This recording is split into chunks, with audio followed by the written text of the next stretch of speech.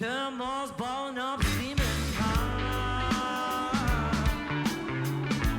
We should never let her get to this point, no return. Seems as though I've hit a roadblock. Wheels ain't pulling up, keep dragging me down. Got a lot of fuel to burn.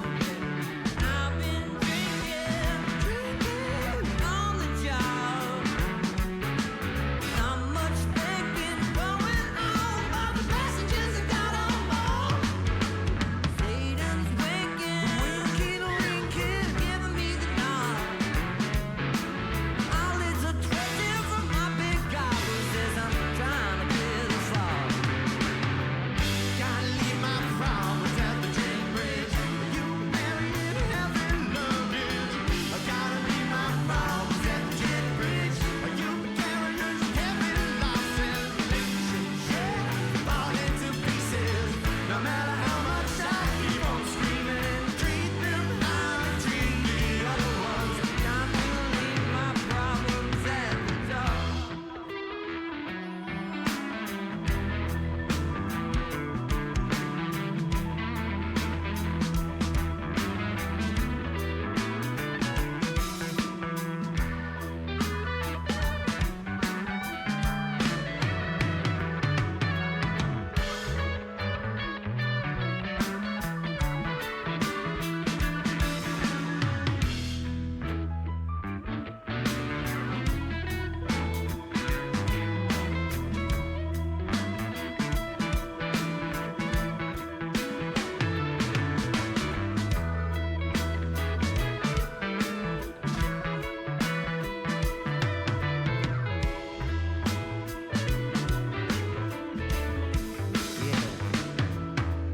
I'll just keep on winging it.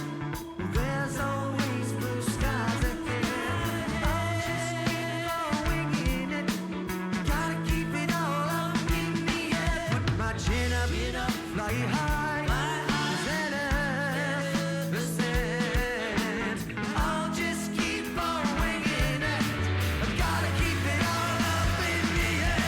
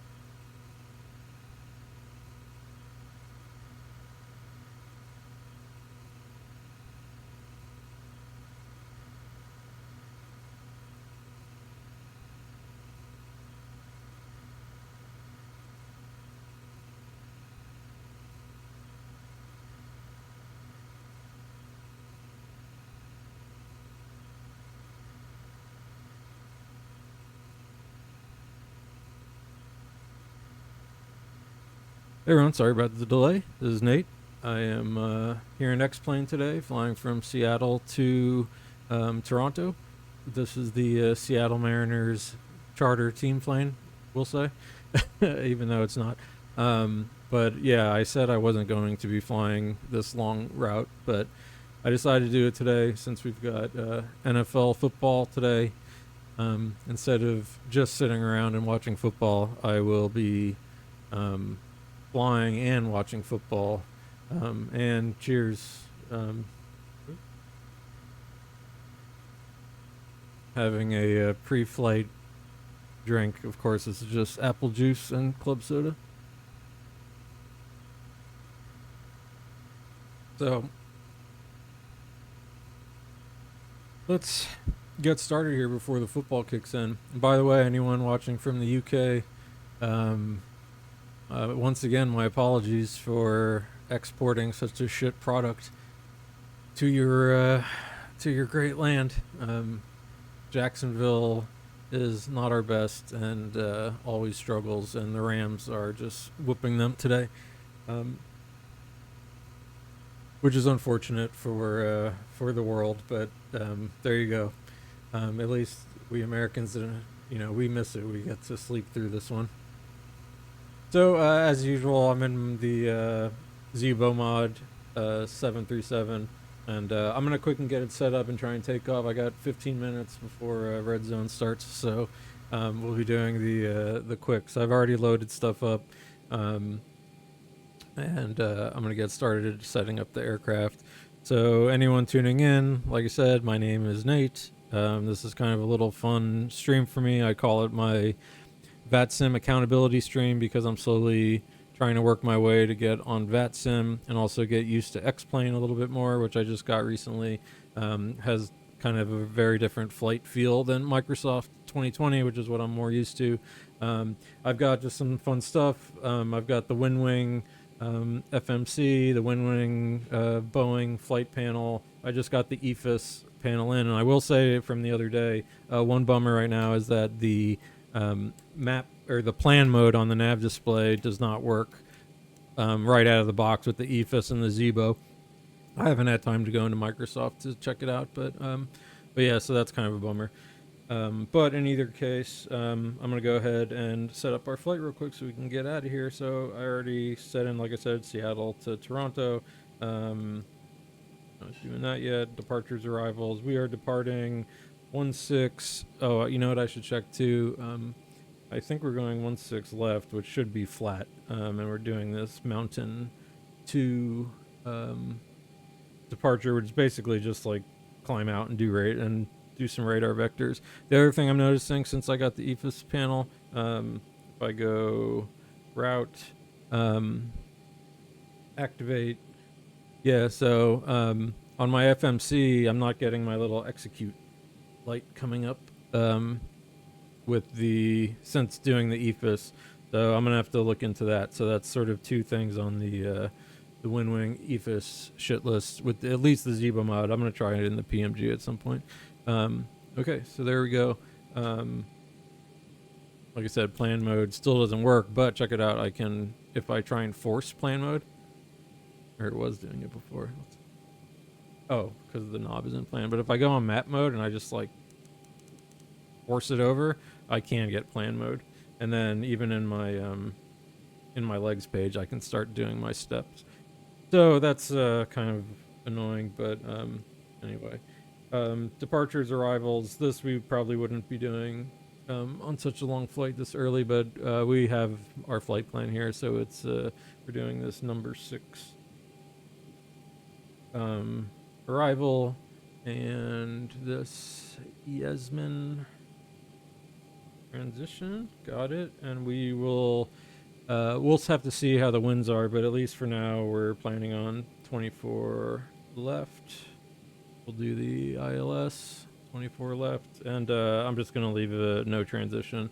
But yeah, see, once again, I got my execute here, but not showing anywhere else. So that's kind of a bummer. So we'll go back to route. Did I execute that? Arrivals. Okay, active. Active. All good. Let's set up the aircraft. We're going to be heavy today because we're flying. This is about a 4-hour flight, as I recall, something like that. Just enough time for getting us through the main football, and then I can take a nap, as is traditional in the sort of mid 4 o'clock window. Yeah, let's keep setting up the aircraft. I'm gonna go into my operational flight plan. I can kind of show you that here to get some of our infos. So the reserve fuel today is 5.2, and the cost index is 23. So that's like the price of gas. And we will be going flight level 370, which the computer likes too. So 370, And our cruise winds today, I'll do the average, but this time I will actually remember to like download our descent winds at 55. So actually, we'll be getting a little some gust. The weather over the U.S. is sort of shit right now. So when we get into the Midwest area and Toronto, we should have some nasty weather to deal with. The other thing I'm gonna do here is go to my route and modify route. All right, everything's all good there. Init ref. I'll go ahead and do our calculations here too. So I'm gonna do the runway analysis that we get here in SimBrief. That's it. Yeah, runway analysis because Debo doesn't have one. So let's just plug this stuff in here. The outside temp in Seattle is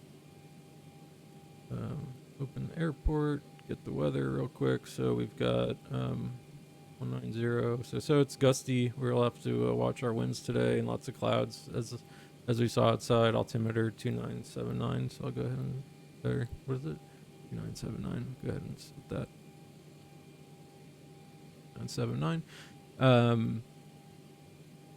And what am I looking for? The temp is 11 degrees. So the select temp on the analysis is 51. So 51, and it is 11 degrees outside. Go there. SimBrief likes take off 1 today. Actually, just the regular DO. Like 1051 bleeds on wet. The runway is wet, and so our V speeds will do climb 1. That sounds good. Take off, flaps 5.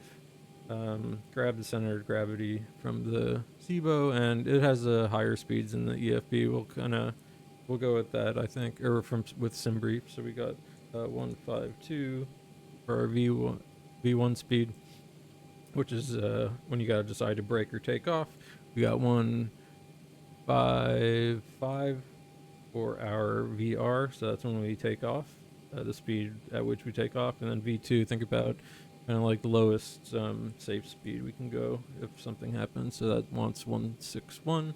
So boom, everything's all set here. One thing, I do not have my routing all set up yet, so we will do that. I haven't done this because usually our flights have been so short, but I will look at our flight plan here. Where are you? Ooh, lots of stuff to type in here. Oops. So anyway, let's do this. So we're taking them onto mountain to departure. We're vectoring. Then we will go. Wants us to do this VOR, but I'm just going to go direct. I guess I should keep route continuity after the vector. Oh no, well it has the vector. So let me just type in. So we're going to go direct Zadon, and then I'll use the legs page to type in the rest of stuff.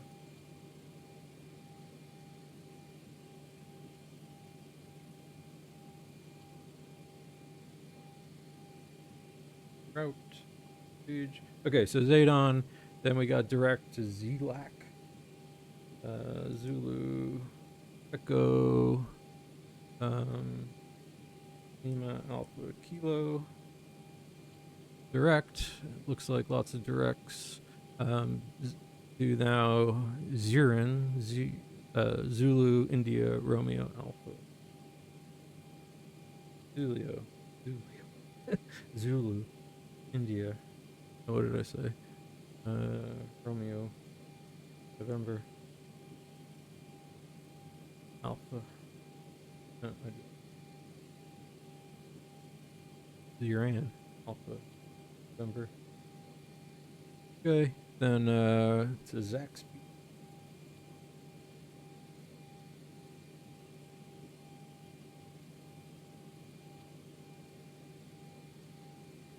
After Zaxby, direct to Blows. Okay. So the other day we were stoked. Today, Blows, which is actually fitting because we are going to have some shit weather, as I recall, looking at stuff. Then direct to BTF, which, let me just check something.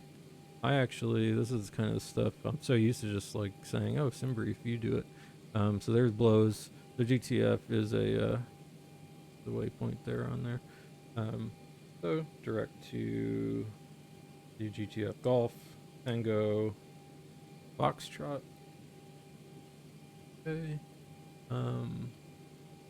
Go back to our OFP, and I gotta get the football on. Which is more important, we got 8 minutes for red zone.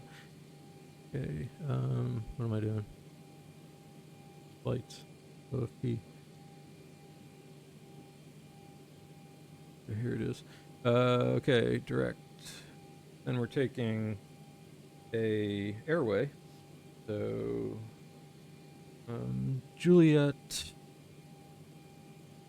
36 to Dick Delta India Kilo.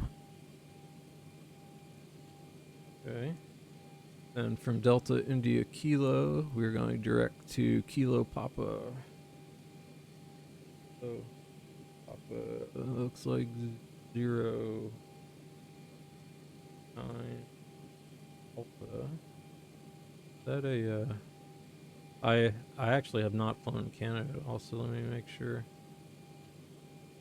Okay, it is a waypoint. I'm not, wasn't totally sure if that was an airway or not. OFP. Okay.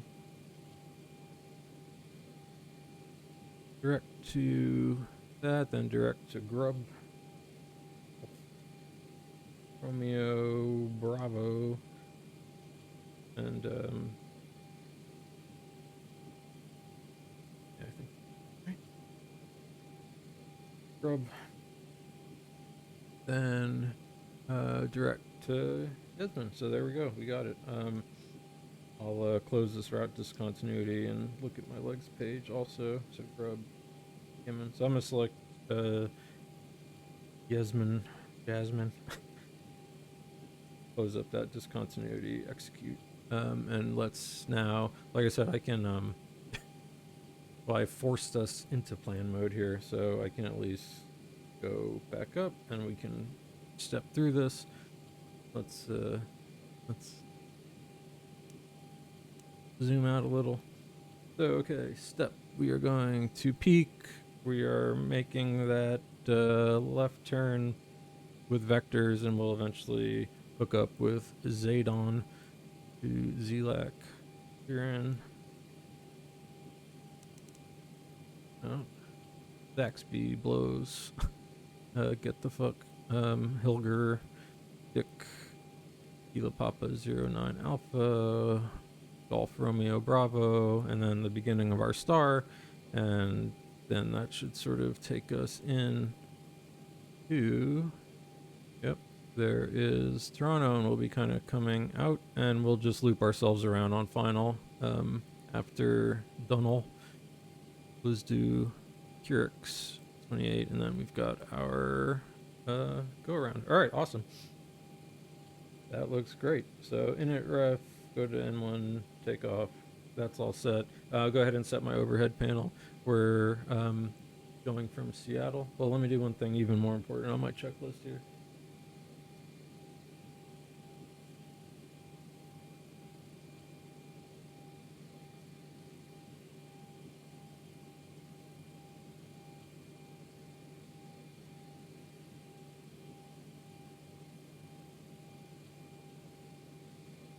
All right, 3 minutes 50 seconds till red zone starts. I don't think we'll be able to take off that quickly, but I tried. Actually, I didn't really try. Okay, so we're good on the plan. Let me see what happens. Yeah, just go back to map mode. It's a bummer that happened. So runway, we are taking off 16 left. Look at the charts one more time. Close this out. Okay, so 16 left is 164, so we'll set our course.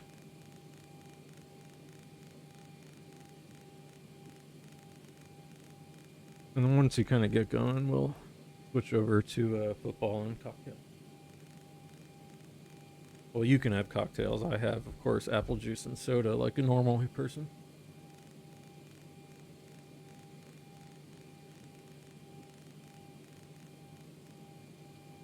Okay, 164. Let me read our takeoff. So we're 6 left climb and heading 165. Heading 165. So we'll just be doing a manual takeoff, go into heading mode, and vector ourselves once we go above peak. So we just want to be above 3,000, and then it starts getting quite high. So I'm going to go ahead and, even though it says kind of as assigned by ATC, I'm happy with just going up to, let's see, I'm happy just going up to at least, let's say 12,000.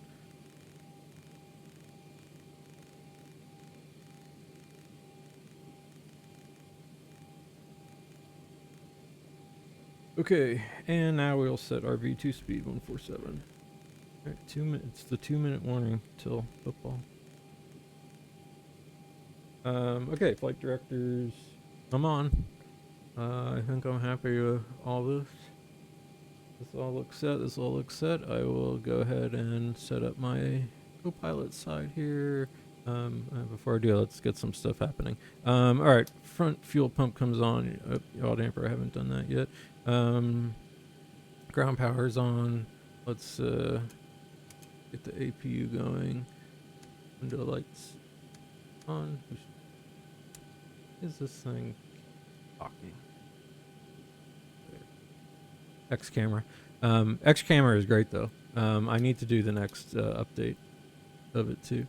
So we said we're going up to flight level 370, and the landing altitude in Toronto is, I got that in the charts, check, info, it is 569 feet, 569, so we'll say 600, get the, get that light on too, APUs come in here, alright, things are looking good. Like I said, let's get our co-pilot side going, give them the legs page, and then I will give sort of a more zoomed out view for us there. The co-pilot side. I will zoom in for me. 10 miles.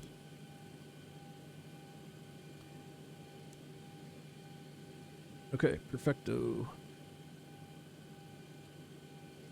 Okay, so I've already set all the weights. Let's get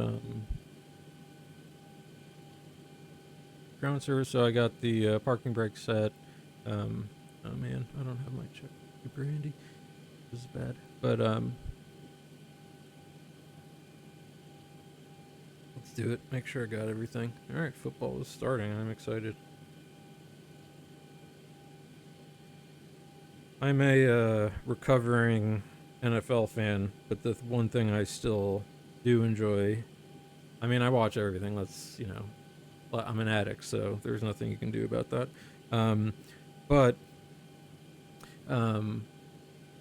Sorry, watching some football. But I love Red Zone Channel, actually. It's a very relaxing way to kill a Sunday, and so that's my usual routine. Okay, let me do my checklist real quick, just to be good about this. Okay. So we're getting ready for pushback. Let me go ahead and close the doors. I already did the pre-flight stuff. All right, check. Deny. Okay, looks good. We can. Did I seatbelts on? Yeah, before I do. All right, let me just do before start. Flight deck door is closed. Fuel we had checked. Okay, we got passenger signs. Windows are locked. MCP is set. We have our takeoff speeds 152, 155, 161. CDU pre-flight. Fleet rudder aileron trim is free and 0. Taxi takeoff briefing I did myself, but we can do a quick one real quick here. So in Seattle, and we're going to check to see also if the runway still has that hump in it. This one's not too bad. We're going to push back. I should look at those closer charts, but we're going to take just Bravo full length to, I'll take Delta actually, and we should be good doing a toga. And then as far as our departure, we are just heading straight out on 165, and I could dial in the VOR if I wanted, but we're just going for peak above 3,000. That should be no problem. And then kicking out 071 heading. So we'll do that and keep our climb, and then I'll kind of vector us out to Radon or Zadon. So that's our taxi takeoff briefing. Anti-collision light is on. Okay, so let's get going here. So let me get better pushback going. Let me get rid of the chocks. Oh, I didn't turn the APU on. That would suck. All right, APU comes on. Ground power comes off. Let's get the APU bleeds on. And all right, APU comes to life as I usually try and show. The APU is kind of this extra engine in the back that supplies pressurized air and electricity to the aircraft. All right, so we got some kickoffs going. All right, 7 hours of no longer commercial free football, but still pretty good. The commercials I've actually found are pretty innocuous so far. So let's go turn our VORs on. And okay, we got the barrow set. All right, better pushback. Where are you? Ground services, better pushback. We will ground to cockpit. Please show me where you want to go. Where are we actually?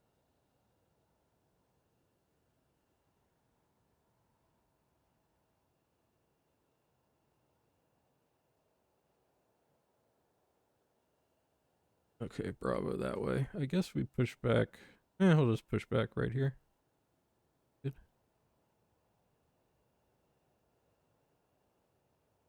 Ground to cockpit. Tow is driving up. All right, tow is coming on. Our hydraulics on. Probe heat can stay on auto. Probably even need it today. And let's get all our fuel pumps on.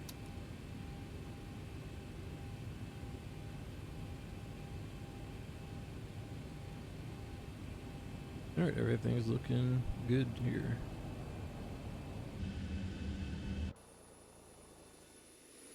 So the one thing I will definitely do also is get the winds handy for myself here. So 190 gusting at 16 or 16 knots, gusting to 23 knots. So we'll have okay, all doors and hatches are basically closed, be having ready to connect. headwind. So that should be all right.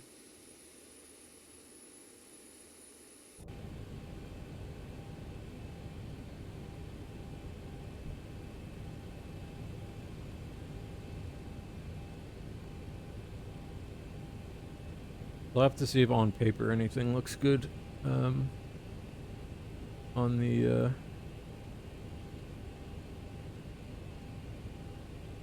NFL. Did that guy say he's ready? Already watching football. Oh, there we go. We're lifting up. So connected and bypass pin inserted. Release parking brake. All right, let's get going here. Parking brake is off. Go ahead and starting pushback, and you may start engines. Okay, so we'll start engine 2, get the ground on. And we are watching the N2 rise. Oh, and I did not turn the packs off. Bad boy. Alright, there it goes. Choking the system out.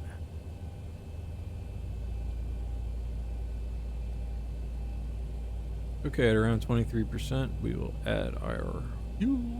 Here it comes. Monitor rest.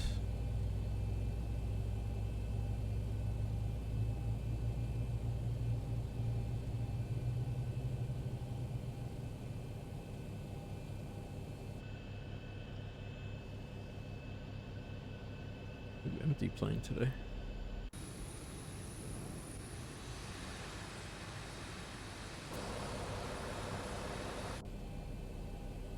Alright, so engine 1 started, looks good. Let's go engine 2, ground.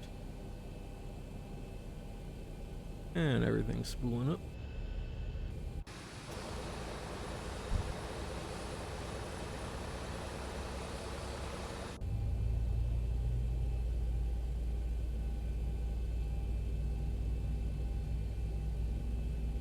And get the fuel going.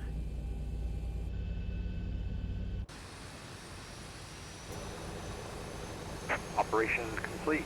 Set parking brake. Alright, there's our engine starting up. Alright, we got the Titans of 3 on the board. I guess I'm rooting for them to beat the Patriots. Alright, parking brake set. Disconnecting tow. Stand by.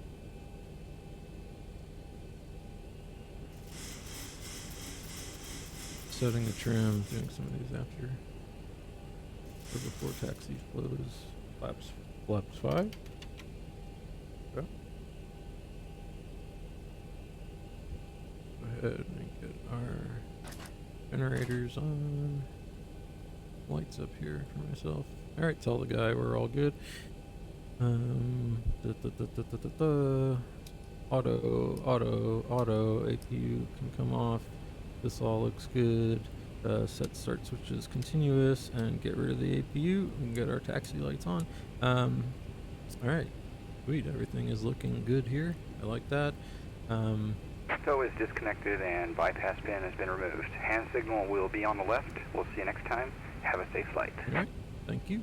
Okay, I'll do my flight check to make sure my stuff is all plugged in. Full left, full right. Full left. Okay. Neutral. Alright, that looks good. Get rid of the sys page. Okay. Everything feeling good. Let's do our before taxi checklist. Okay, generators are on. Probe heat is auto, which should be okay. I might have to put on. Anti-ice is for now off. We may need anti-ice. We'll check that. Isolation valves is on auto. Engine start, which is continuous. Recall is checked. Auto brake is RTO. Engine start levers, idle detent. Yep. Flight controls are checked. Ground equipment is clear, so we are all good. Let's start our taxi. And now we can watch some football. We got Caleb Williams in the red zone. 12-yard line. Hand off up the middle. Got about 4 hard yards there. Still 1st and 10, so they can get a... so my buddy is a big Bears fan, so I tend to root for the Bears. I am, unfortunately, a Dolphin fan because I was born and raised in Miami. But they just moved the chains on the Browns. It's going to be terrible weather there. That's we might be flying into some of that. Okay, so let's start taxiing here. And then this we just take sort of straight out. Do a quick config test, yeah. No beeps.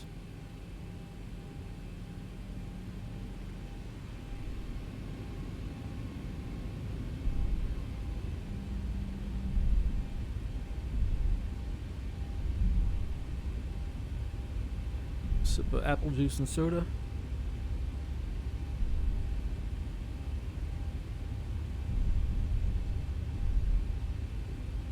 Okay, so we will come up here,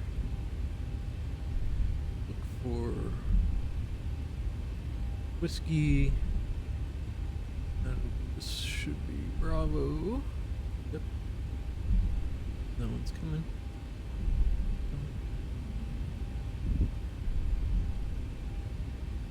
Oop, I have my moccasins on, which makes taxiing difficult. I get no grip. Have to oh, and with a windy takeoff, so this should be interesting. All right, let's go. Let's see. Yeah, we still got this hump in the airport, which sucks. But it looked like that was some kind of when I was doing a little bit of Googling, it looks like that's the thing.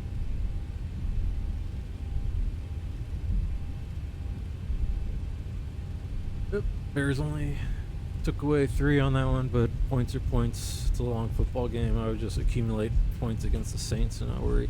It's really hard to taxi with the shoes I'm currently wearing. Yeah, leather-soled moccasins turn out not to be the greatest for taxiing. Now I'm speeding too. This is, oh man, I'm being so bad today already. But we were trying to, we're expediting. We're gonna, alright, where am I? Nope. Oh, is this taxi, this runway's also all jacked up too. Alright, well that should be fun. Maybe I should have just taken that. Alright, so this is, like I was saying, these, in Seattle here, it's pretty whacked out. Although, okay, that's not bad. I thought it was going to be this big hump. But is this, what do we got here?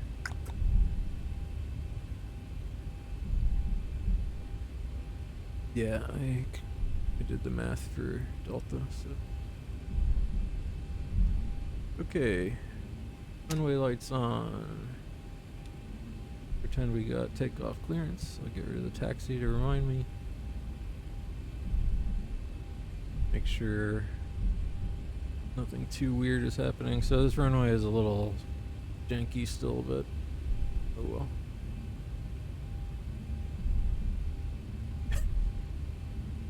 Alright, we'll be going uphill. So let me get to my center line there.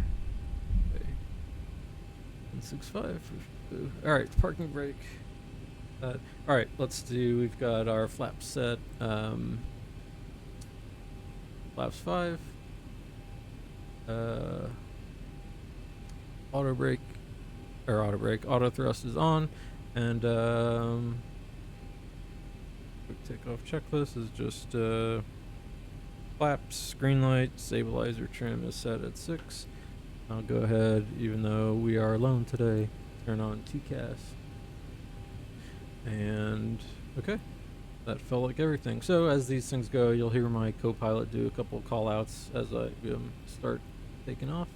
And once we hit that first waypoint at peak, I will, well, I'll probably just go into heading mode anyway and hang a left there. So otherwise, everything looks good. I'll have to remember to bug up and do all that good stuff. But we'll speed up to, let me check the departure one time. Don't give me any speeds per se. I'll just go up to 250 right away. We'll fly fast and furious. Okay, so let's take off. Everything feels good. Here we go. Okay, release the parking brakes. I might start rolling backwards actually on this. Spool up to about 40%. And N1 Toga. So we'll be getting some wind. It was 190.16, so we'll be getting some wind kind of blowing in just from our right.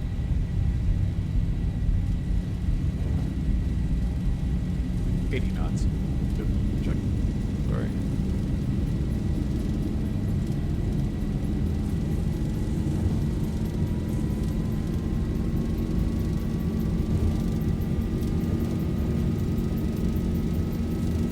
Yeah, I can feel a little bit of the wind now. Rotate. Okay, rotate. Pull back gently. Not Positive that rate. gently. Positive rate. Gear comes up. Trim the aircraft a little bit here. Go ahead and bug up to our up speed. 400. Alright, check. Heading select. Check. 1,000. 1,000 sounds good. I'm gonna go ahead and trim down here for our acceleration and autopilot on. Let's go flaps 1.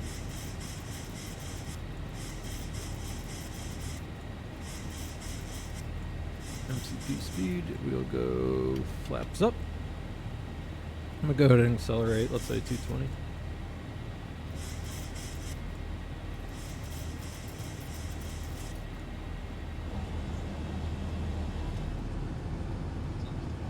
Ugly day in Seattle.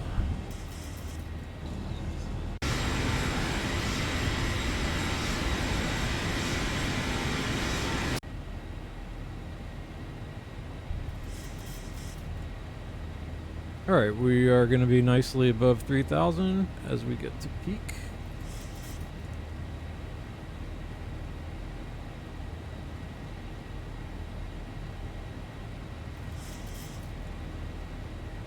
Although I was kind of a bad boy here. Alright, we'll start our turn. It said 1 or 7.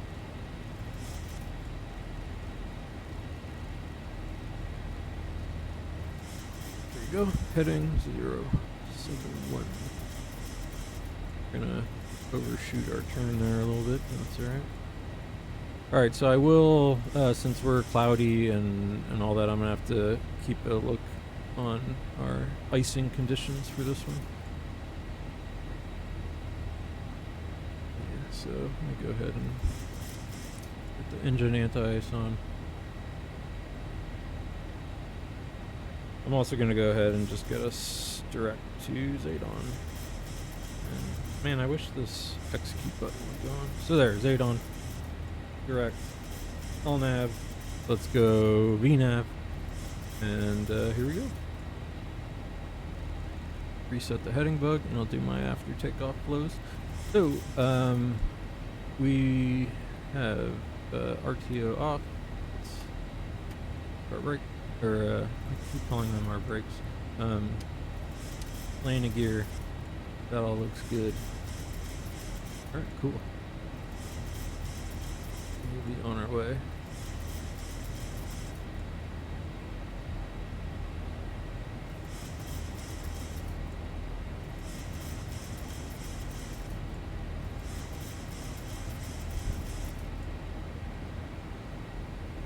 And actually, really, I can just, so we can relax and watch some football, let's just go all the way up to our top altitude.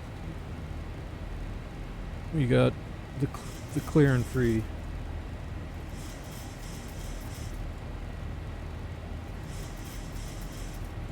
Alright, 370.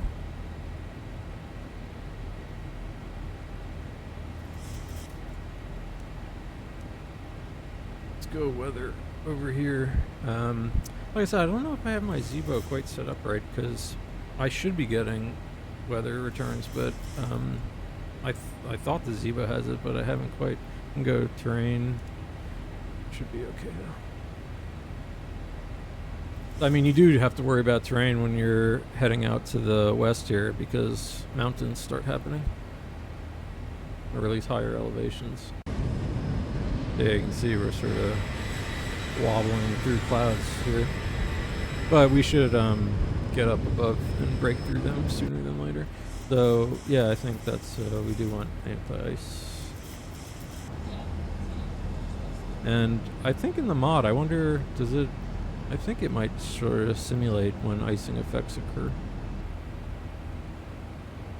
All right, so we are speeding up. We are up and over the clouds. Get the anti-ice off. All right, let's do our after takeoff checklist. Make sure I didn't forget anything. Okay, after takeoff, engine bleeds are on, packs are, did I ever turn the packs on? They're auto, landing gear is up and off, flaps up, no lights, okay, awesome. Now we will pretty much sit back. I'll monitor our stuff to some extent here, look around.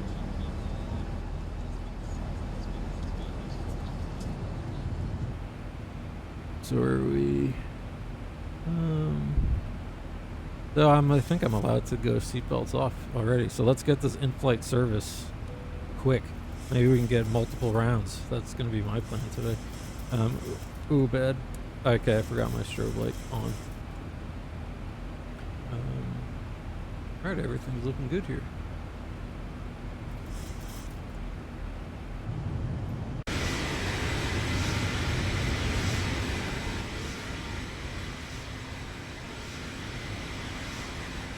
And turn down our exterior sounds a little bit, but here we are getting the hell out of Seattle on our way to Toronto. I am excited about that game later tonight.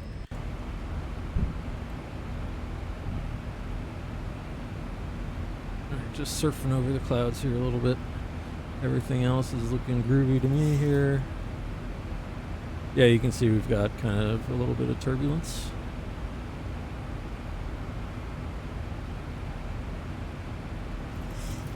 Close that up. Go home here.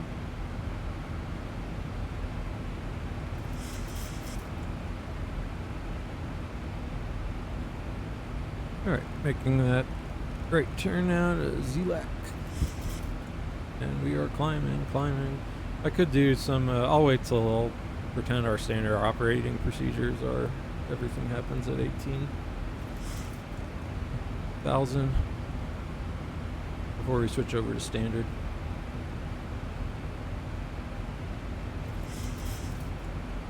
$59-yarder incoming for the Vikings. Drilled it.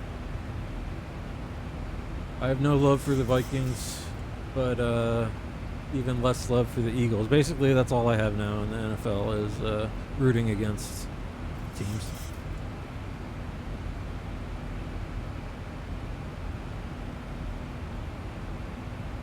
Okay, LNAV, VNAV speed. Once we pass transition, let's we'll go a little sneaky here. I'm gonna go ahead and set standard now and kill the lights. And one last look at the overhead panel here just to make sure I didn't do anything stupid. Looking good. Alright, sweet. So we're set. We're just chilling. We're flying now. And we can watch a little football. So, hope everyone's doing good today. Want to talk a little NFL football? Be happy to do that. Let me actually get my Discord going as well so I can talk to my buddies.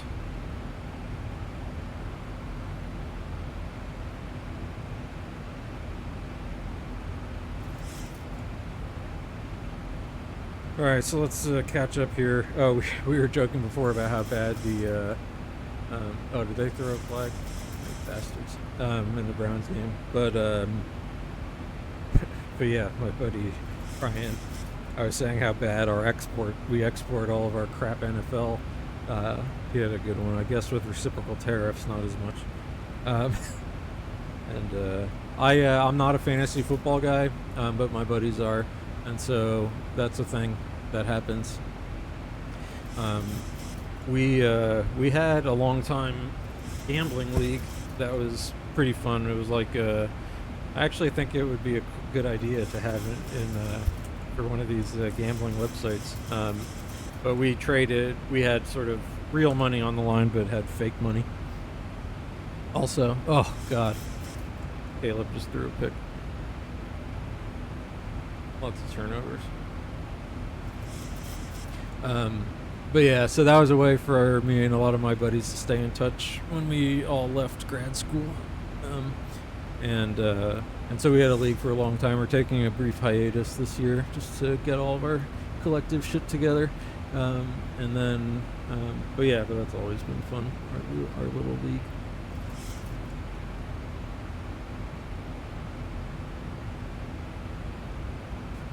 I could show you guys at some point the trophy we gave, although we're a different kind of thing, you know. It's more, well, I mean, not that different amongst people who play all this fantasy stuff. Pretty much, you know, you're motivated by punishment more than you are winning. I don't really care about the couple $100 I'm stealing off my friends if I win.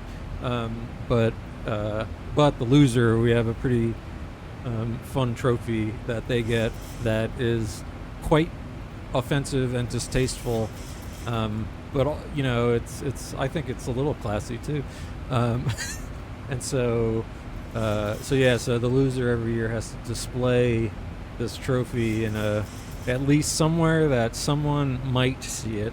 You know, you don't have to put it in your office at work because that might get you into trouble, but it at least has to be in like a somewhat visual. You know, you can't be on a bottom shelf, but it can be on the second to bottom shelf. But it has to be somewhere where people can see it. So you can possibly get judged for untoward trophy. It's the Unterwench, the under maiden trophy. When we first started it, was we're all a bunch of philosophers, so we said whoever wins it is the Ubermensch, because we're all, Nietzscheans. And so we just decided, okay, what's the opposite of the Uberman? Who wins the championship that year? Well, it's the Unterwench.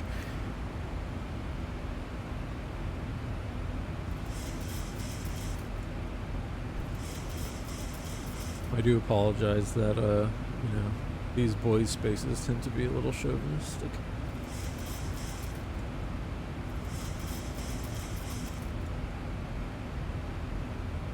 Okay, so kind of a slow day in the league so far. Again, here's our path. We're just sort of flying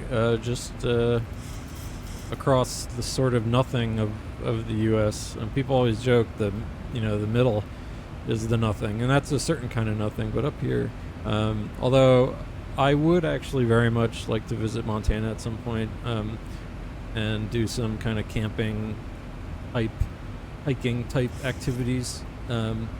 And rub elbows with some weird Montana locals. So, but otherwise this is our flight. We are going. Not much else for us to care about right now. So we'll have our chart open. Got that open. Stream appears to be looking good. Okay, heading is all set. We are getting to our climb speed. Okay, let's sit back, relax. Where's my... And, yeah. Once again, cheers, everybody. We made it. 1 week. I think I was saying I kind of am trying to take... I like taking October kind of off for myself. Oh, A-chain. Alright, Miami with a nice, ripped off a nice little run there just on the end of the end zone. Some razzle-dazzle play to, dropping in a nice pass to Waddle. All kinds of razzle-dazzle, and then he does, it's like, that was a Chad Pennington throw right there. A short Chad Pennington throw. Just like dropped in the breadbasket.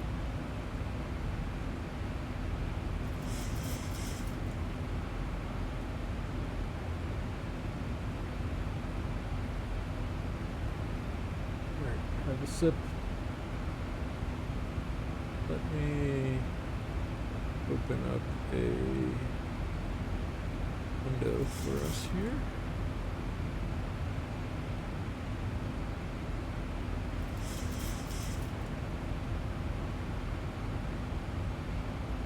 Yeah, I mean, the NFL, if it was smart, it would let me watch Red Zone with you here, because, what better advertisement is this kind of thing? But let's take a look at the games here today. Alright, this browser looks pretty safe to me. No social security info here. So we can take a look at what's going on around the league today. Yeah, Jesus, the Rams. These poor British. And they're, this will be the London Jaguars sooner than later, I think. So let's see. Everything is still pretty close. I've got the Dolphins ending the first quarter, threatening. It's bad weather there today, so it's going to be hard to say what happens with them. But we got Saints, Bears. Weather looks bad everywhere. I'm curious what the weather looks like in Chicago. Let's see what the weather is doing here in the U.S. Play. Yeah, so we've got this huge system pushing through. So right now where are we? All right, so it's going to be, at least in Chicago, it's getting the back end of it. But I know the Dolphins are in in Cleveland, which I guess it's coming, because where is this? Is this Cleveland? Erie? Where am I? Ohio is like oh man, I'm way too far over. What am I doing? Indiana, Ohio. So yeah, so they're in the shit of it right now. So that should be interesting to see. No, that's the wrong side of the border down here. Well, good for them. My buddy who lives in Pennsylvania is about to get hit with the weather. I am in the process of getting hit by weather.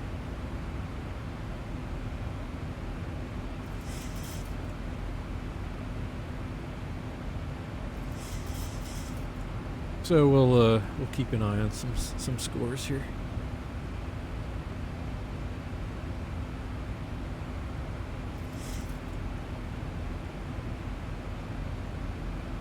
I think that looked like a missed field goal.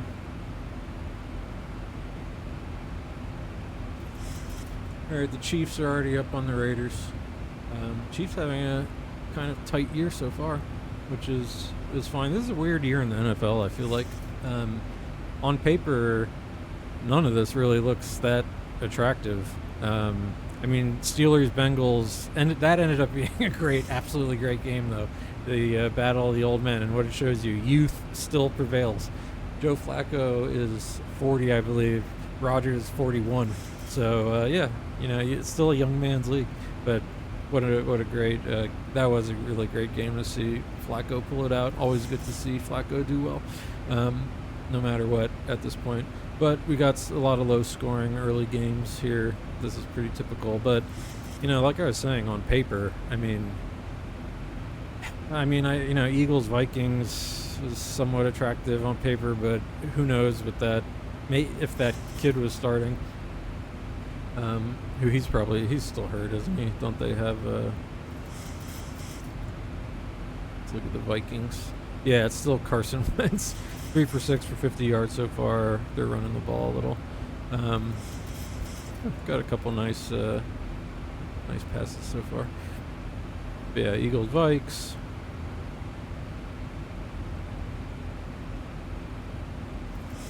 You know, Pats, Titans. Nothing that exciting there. I guess some kind of young quarterbacks going at it. We got some action in the Dolphin game, 3rd and 9.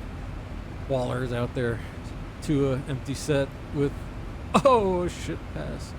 It's actually not the worst pass to Washington to go for the first down, but at least we'll probably tie it up here in the beginning of the second. Although I don't want to use that anymore with them. That would have been a tough catch in the rain. 1,000 to go. All right, 1,000 to go. Let's, I keep saying let's be nice. Flatten out for our people here.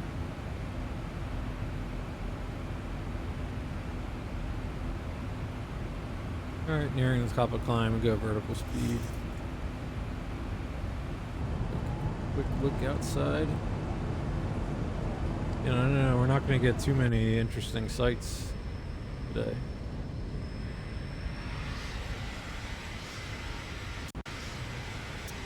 The most interesting thing will happen will probably be whatever sort of botched landing I end up having again.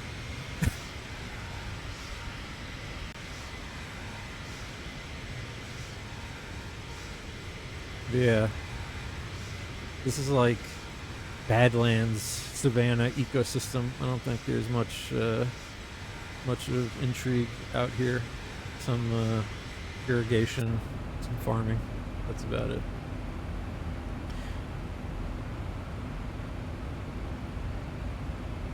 Okay, we have alt acquired, MCP speed, alt acquired. Once we get into out hold, I'll kick back into VNAV.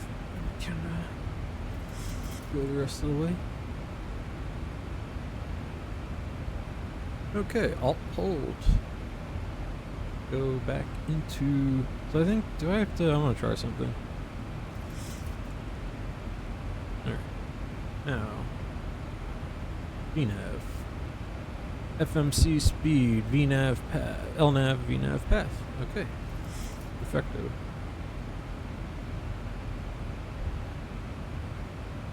The lovely Kay Adams had a wonderful take earlier this week about the Bears ripping off, I think, the next 5 games?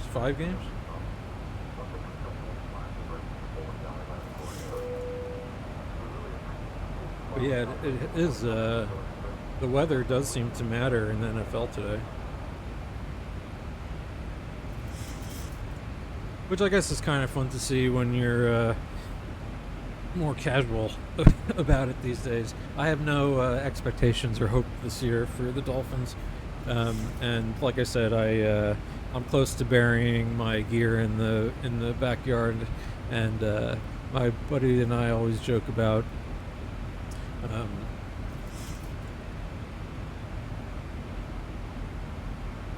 I am the. This is going to be me soon. Oops.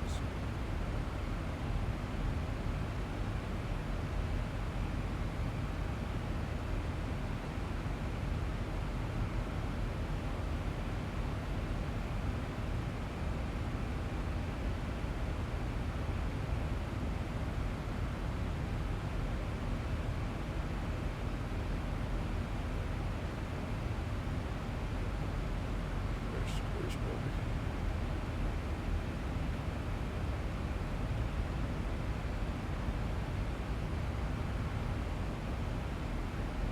The Rob Lowe. Rob Lowe was on our last flight too. Yeah, I'm just a fan of the Shield now. Is the joke that we have, and I tell you what. I mean, I don't even want to talk about it in public, just because maybe even the algorithm will hear, and it'll start stealing them. But I cannot find. I would love to have this hat. It's not the referee's hat, importantly, but I cannot find this hat anywhere. I can find it in the wrong size. There's been on eBay for a while, but I can't find it anymore. Yeah, that would be a good jokey one. Oh God, this is the first time I'm seeing the Panthers-Jets game on Red Zone, and that must be just a god-awful football game. Anyway, there's Rob Lowe, our patron saint of Red Zone channel, is what I'll call it.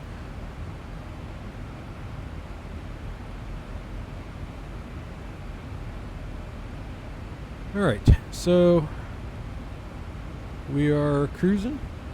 We are watching football. We are having a sip of apple juice and soda.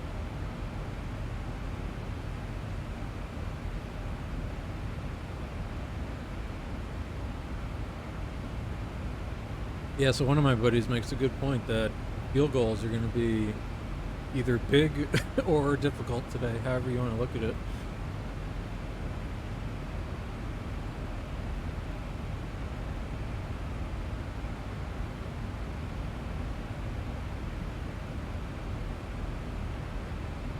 Alright, so Dolphins, Browns are all tied up.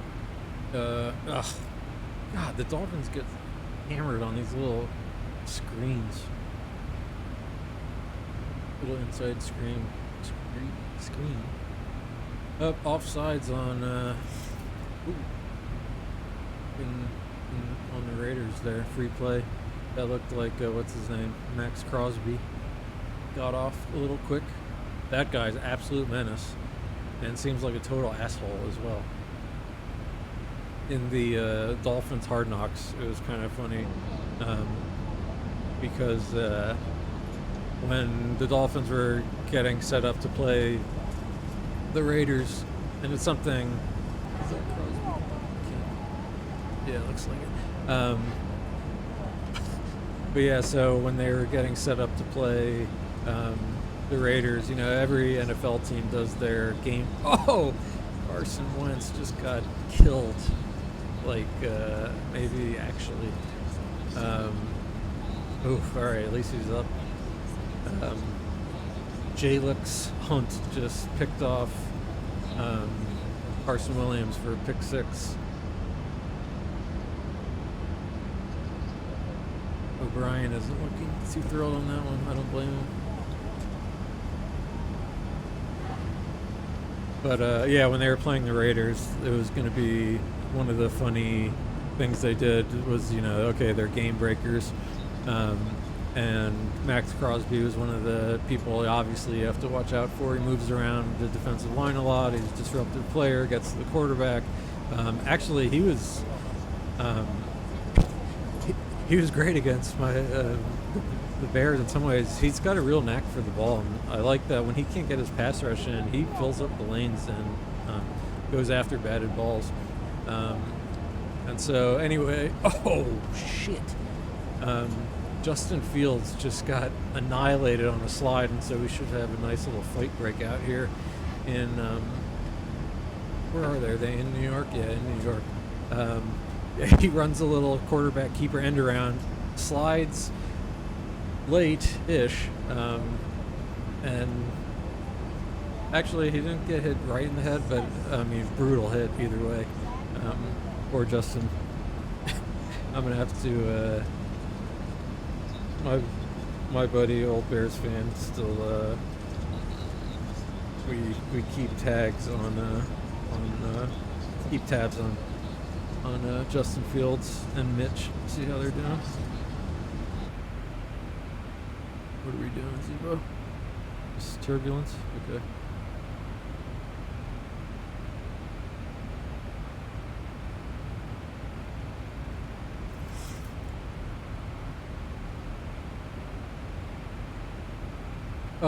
And again, Dolphins giving up just big plays. First and 10. Suck. Got a down player for the Dolphins.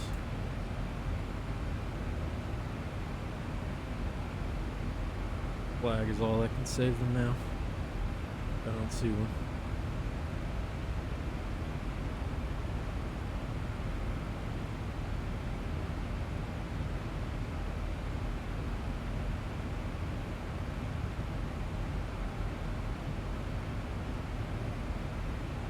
Excuse me for one moment. I'm gonna throw the overlay up and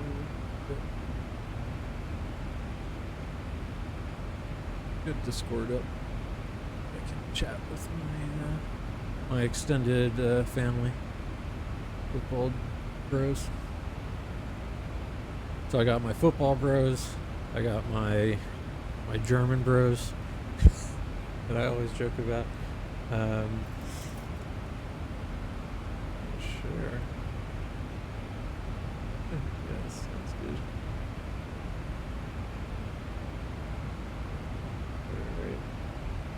I am on Discord and I can go. Can I mute all my, I think I do actually have all my notifications off. Off. That's the main thing. Off. Okay. Beautiful. Streamer mode is enabled. Usernames have been truncated. Alright, well that's nice of Discord.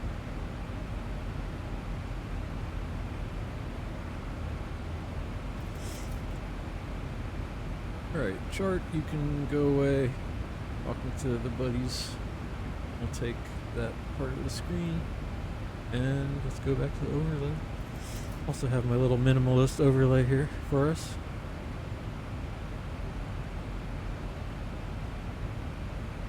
One thing I do need to do is get set up my on the stream here. I gotta download that. I think it's an open source thing, but the thing that pulls your flight info. Cheers everyone.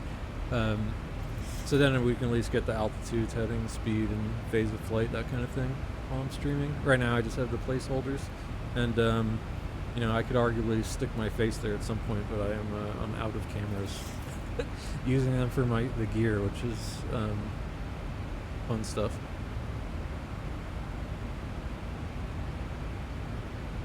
Like I said, though, I am really bummed out about the this EFIS panel, at least with the Zebo. I'm gonna have to check it in the PMDG later, I think, to see what happens there. If this button doesn't work there either, that will be interesting. But I'm guessing it's kind of a Zebo-ish X-plane. And also, I'm using the SimApp Pro from who's Justin Fields. He probably had to go into the tent for concussion check.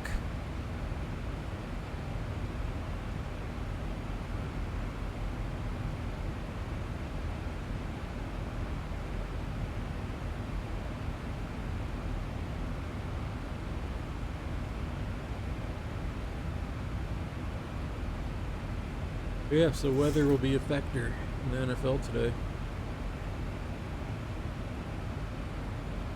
What's Mahomes doing? Throwing touchdown passes? Yeah, he'll do that.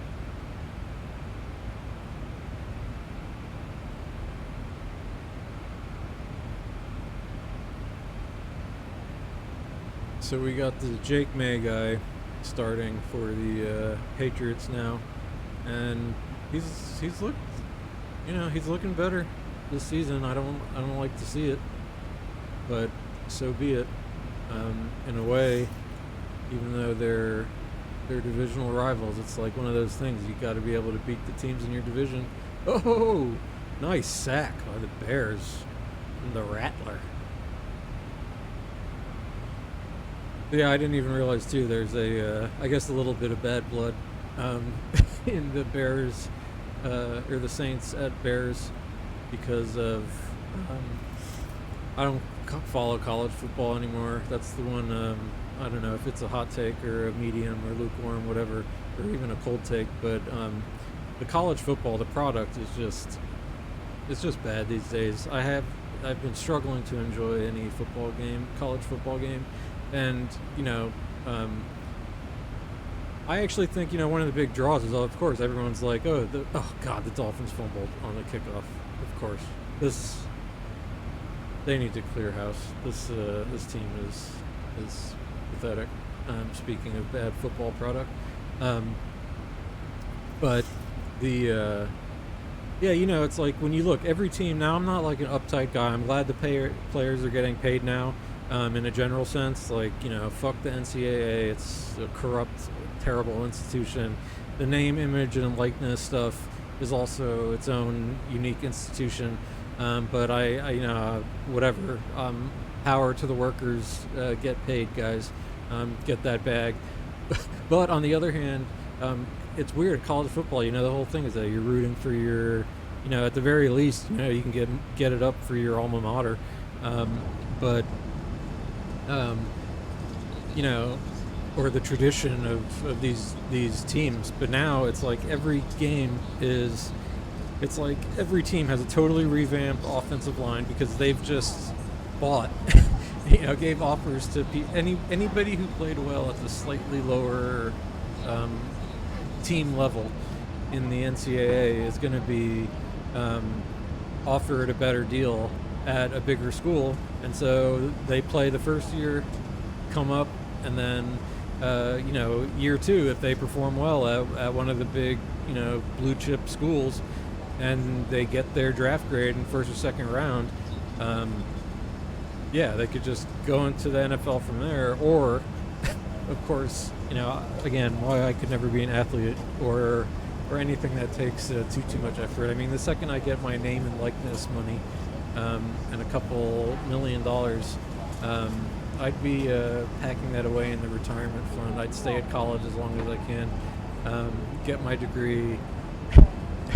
I'd get drafted, and then work my way through my first contract, and try and ride the bench as much as I could. Maybe I would tear my ACL, get paid, and then I'd retire at 22 years old and live a modest little life. But yeah, man, the college game is just I cannot get into it. I don't really like the offenses they're running. The play is really sloppy. And my buddy flashed an interesting stat for me the other day. Now, this is kind of crazy.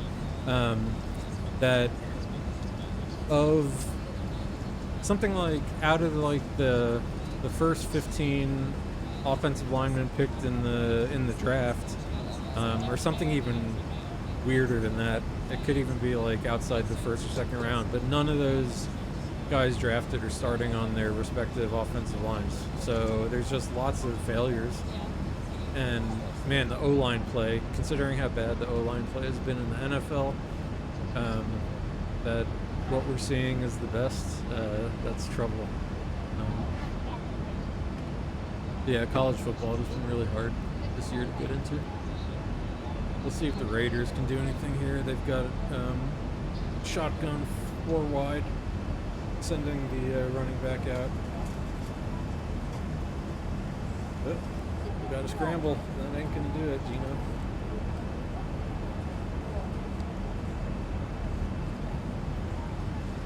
Patriots in the red zone. Doing my own Gus. I always say Gus Hansen. That disrespect. Scott Hansen. Oh, nice catch. May just put one up to, who is that? Up to Hooper. Touchdown. Back corner of the end zone. Linebacker had his back turned, and May just kind of didn't look like a great pass out of the hands, but big guy against little guy with his back turned. That'll do it.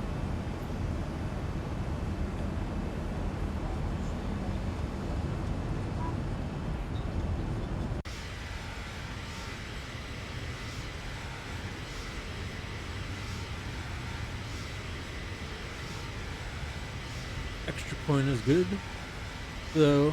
Titans Patriots are tied up. That game looks to have some intrigue. It's the Mike Vrabel revenge game.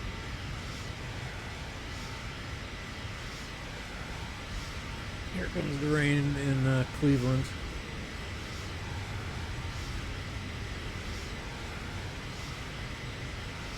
Oh, one thing I noticed on the streams, I'm not sure where it's happening. I might have a filter or something on one of my mics. Maybe it's the noise gate. I'll have to check. Oh, here's the other lefty Hawaiian, Gabriel. How about that? You know, two lefty Hawaiians lining up in the cold, raining Cleveland. Oh, Bears with the pick. Nice.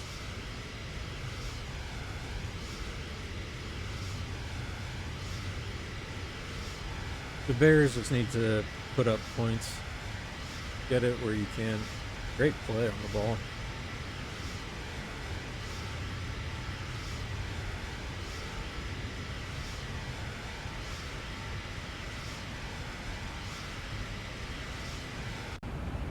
Here we can do our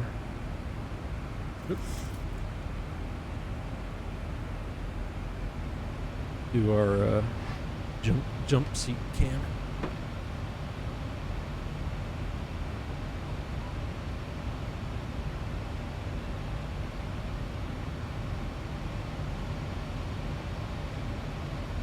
There's no pilot.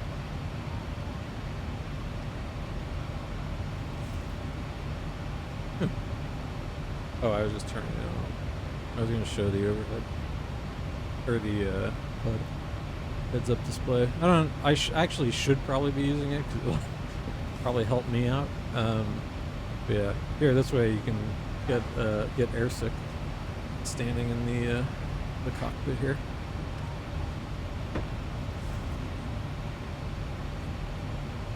But yeah, the Saints aren't very good. The Bears, I want to say, are better than they look. We have to kind of see how Caleb settles in. You know, he's just so inconsistent. Oh, Dolphins getting crushed on the inside screen again. Browns first down inside the 10. Oh, Bears rushing touchdown. That's big. With the Saints, it's just a matter of putting up enough points over the long term. Congratulate my buddy.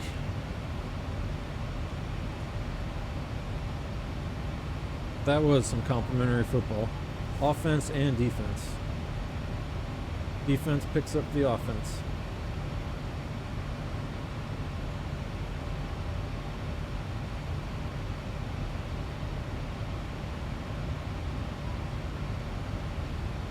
Oof. Dolphins with the nice stuff of that Gabriel. I'm not really... I actually had no idea who that dude was. Because I don't... Like I said, I don't follow college very much, and I don't follow the... Oop, camera cut out in Cleveland. But yeah, those two poor Pacific Islanders... I'd be rethinking my life choices, standing on the blustery, rainy, cold. Wonder what the temperature is in Cleveland. I'd check real quick. Although I wouldn't be questioning it too much because they're both filthy rich. I'm a bottom line kind of guy when it comes to that stuff. But all for the best.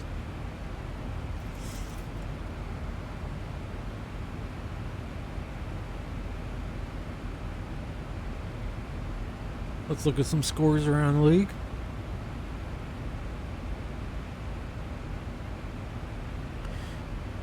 I mean, all these games are going to be close today because, these seem to be pretty bad teams for the most part.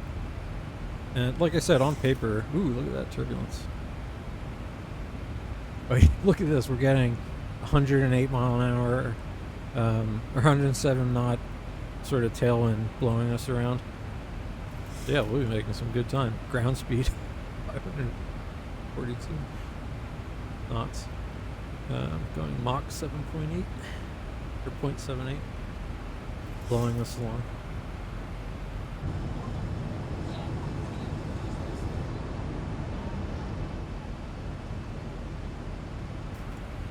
I feel so alone. Let's get some configure, customize. Would that be a realism? Are passengers realism? Or are they general config?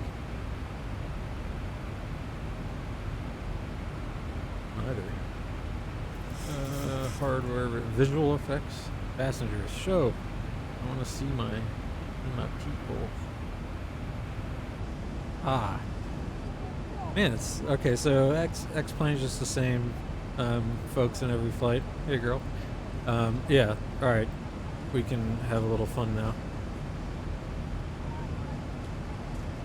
All right. Who is that? That is Rob Lowe, if you ask me. Where's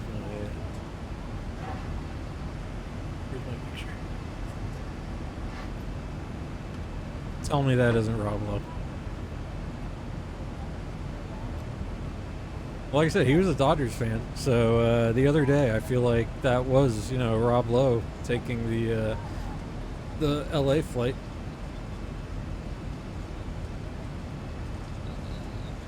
But yeah, that's Rob from now on.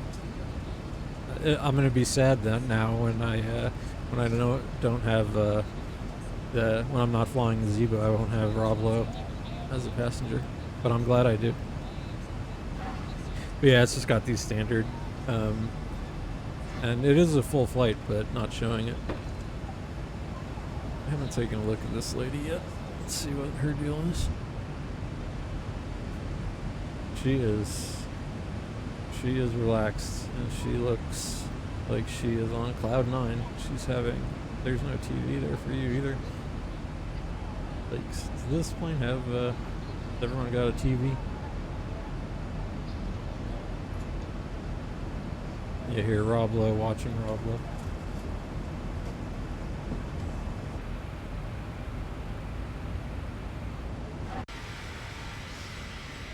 So yeah, we're getting jostled around up here.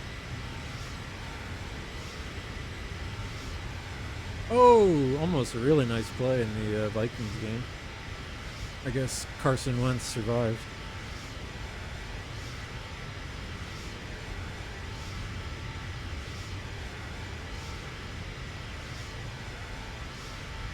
Yeah, Justin Jefferson almost made it was going to be a tough catch. Guy had his hand in there.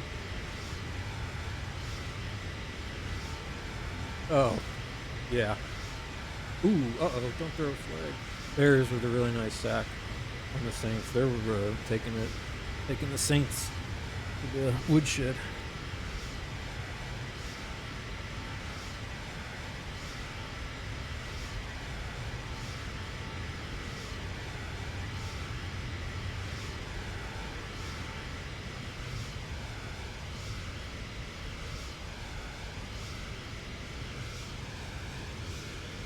I want to come up with some extra views for X-Plane at some point. I don't really, I don't use the built-in ones.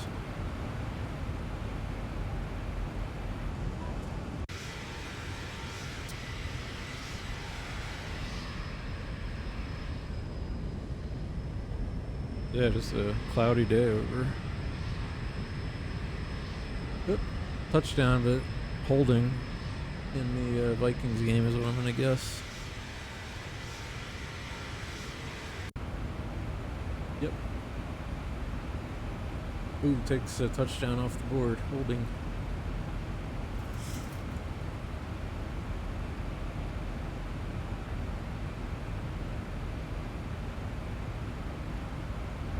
Alright, so we're flying all along here. Let's do a little stuff while there's some downtime in the game. So, top of descent is a ways away. It's 1800 Zulu.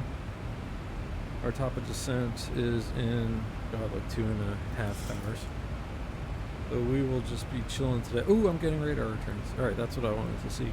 I, for some reason, have not been getting any. Oh, yeah. Gotta have my EFIS now. Let's see what kind of, let's zoom out, see what kind of radar returns we get here.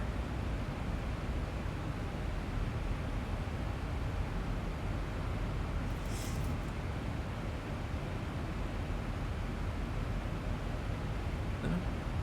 I haven't messed, I'm not sure if it works yet again in the Zebo mod. So we got auto. Turn up the gain a little bit, norm, auto.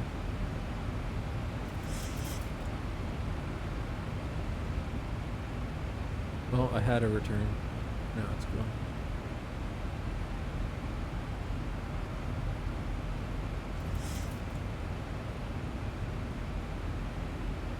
Maybe zoomed out too much.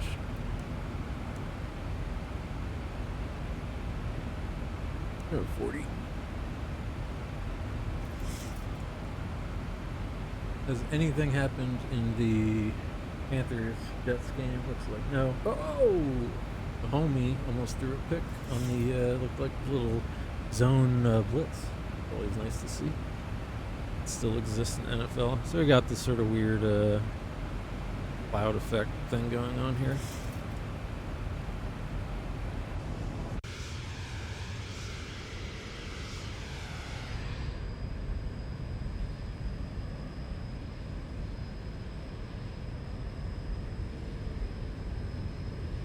So here we go. We are flying over some topography.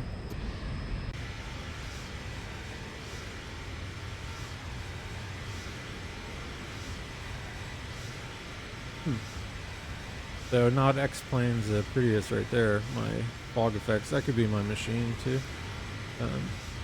Here we go. Little break in the clouds. You get to see some Earth ground contact. So yeah, we are over the. These are the. I do like this cloud effect. I think X-Plane, it looks really good when there's breaks in the clouds. Look at that, the way the clouds just mass that cloud mass. I really like that.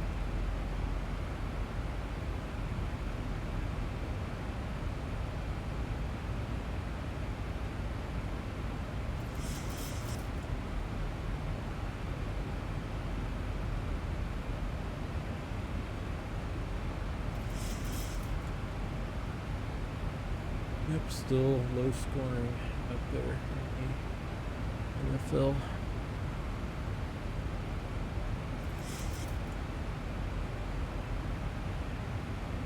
Everybody creeping into the half. That score looks wrong. Yeah, there we go. Bears. How's Caleb doing today? Rattler 3 for 9. But Jesus. 3 for 9, 4 yards, and a pick. Holy cow, that's a nasty stat line. Does he have any rushing? 5 yards rushing. All right, bad. I can't deal with that, Bears. the 5 or 10 56 yards and a pick. One of them wasn't his fault. I didn't see which one.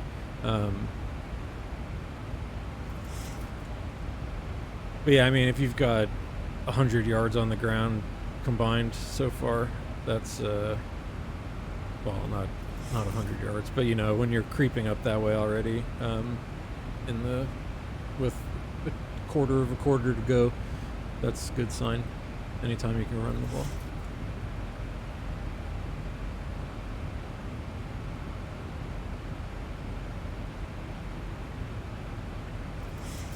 We'll do some. Yeah, like I said, I wish I could. I wish we didn't live in such a world that they try and take and control. Ooh, that would have been a nice play by Caleb. You know, we could watch Red Zone together, and that would have been nice, but they don't let us. That'll get me a quick yank on Twitch or YouTube, I think. I'm not fucking with the NFL, I'll tell you that much. Yeah, but Twitch that was funny when the first couple streams I did, jumping. I got immediate copyright,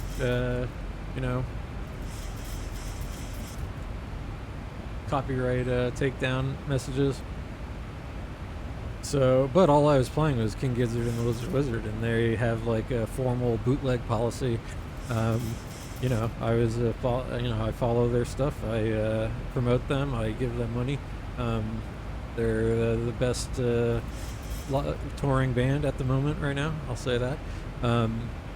But yeah. So I was playing a couple of the songs that I like to open the stream and to close the stream, and got instant copyright strikes on both Twitch and YouTube. I was like, oh man, that's a bummer. I would think the Giz would be would go under that, but then of course I saw where the actual requests come from, and so my channel is banned and may not be seen in Russia and Belarus, because it's immediately you get hit by copyright strike from the bots, because they must just have the studio albums all locked and loaded, and the second their algorithm hears it, it does it. So I had played 2 songs off the studio album, but I know Giz has all their, the band themselves release publicly for free consumption their live stuff, so I grabbed that, and since then no copyright strikes for me, and I can have the full songs. And luckily it's great because there's a perfect little run of songs from the Chicago 24 Couch Tour, their marathon set. They do Mr. Beat into Sad Pilot, and they even do a little Sad Pilot jam at the end of Mr. Beat. And so, since the point of this stream again was like, this is my accountability stream, Mr. Beat is a good one, so I don't miss a beat. And then Sad Pilot, of course. Well, now I am not thinking about the passengers I got on board, because and I'm drinking on the job. My apple juice and soda.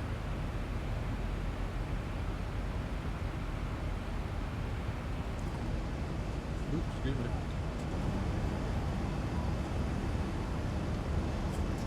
I'll tell you what though, one of the reasons I got into The Sims is just, I really, I'm the kind of guy who can sit down with a cocktail and just enjoy myself, sitting, thinking, looking, watching life go by or happen as it may be, and I do love it from 37,000 feet. I just think this is so cool. This is the seat I usually try and get to. I guess I don't love it if it's this bumpy, but it's okay.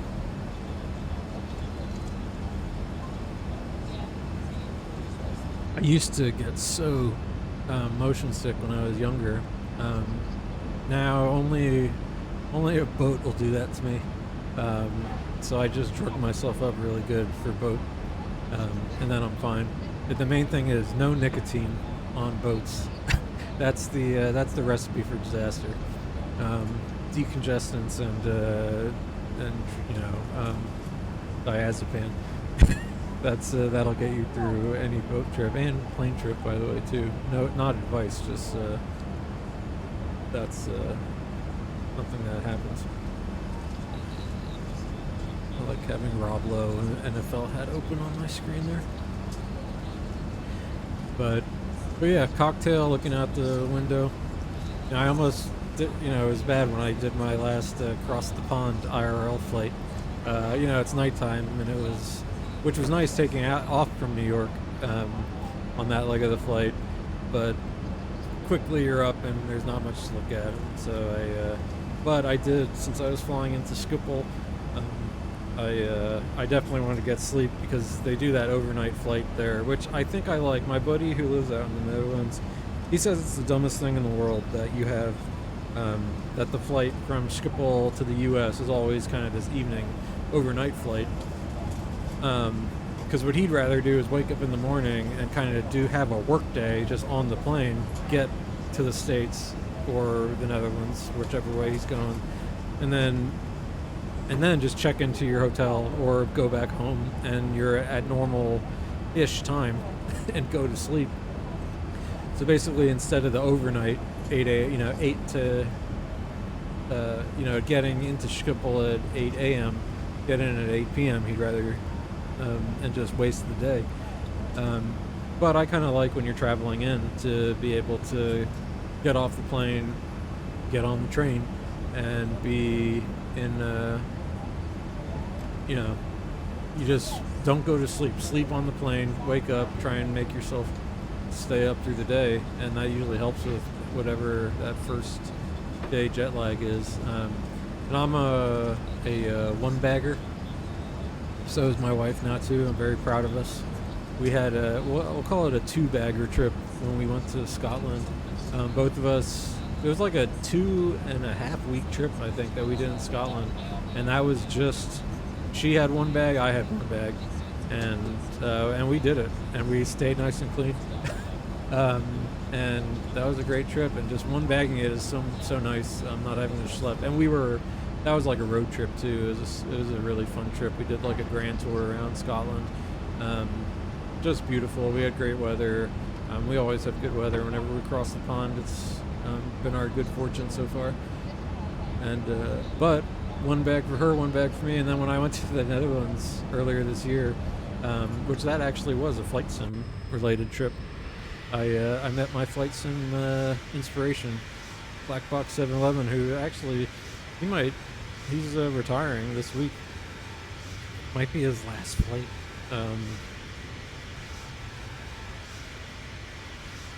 Like right now.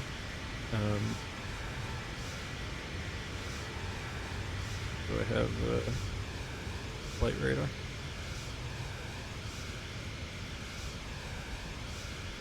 So no shit. I guess I shouldn't say, but let me go to the chat and see. I won't say anything because it's I respect the guy too much to post something. But I do see an interesting flight on flight radar on its way, and man, I'm just huge congrats to BB, Captain BB Blackbox, who so one thing I was going to say, I had the pleasure to meet when that was the whole point of that Amsterdam trip, or I always say Amsterdam trip, even though I don't even spend that much time in Amsterdam. But we, so I kind of wanted to take a little time off anyway, and I always keep like this alert on my phone for whenever flights are inexpensive, and always around the shoulder seasons, I see the, turn the volume down a little bit so we can bullshit a little more. And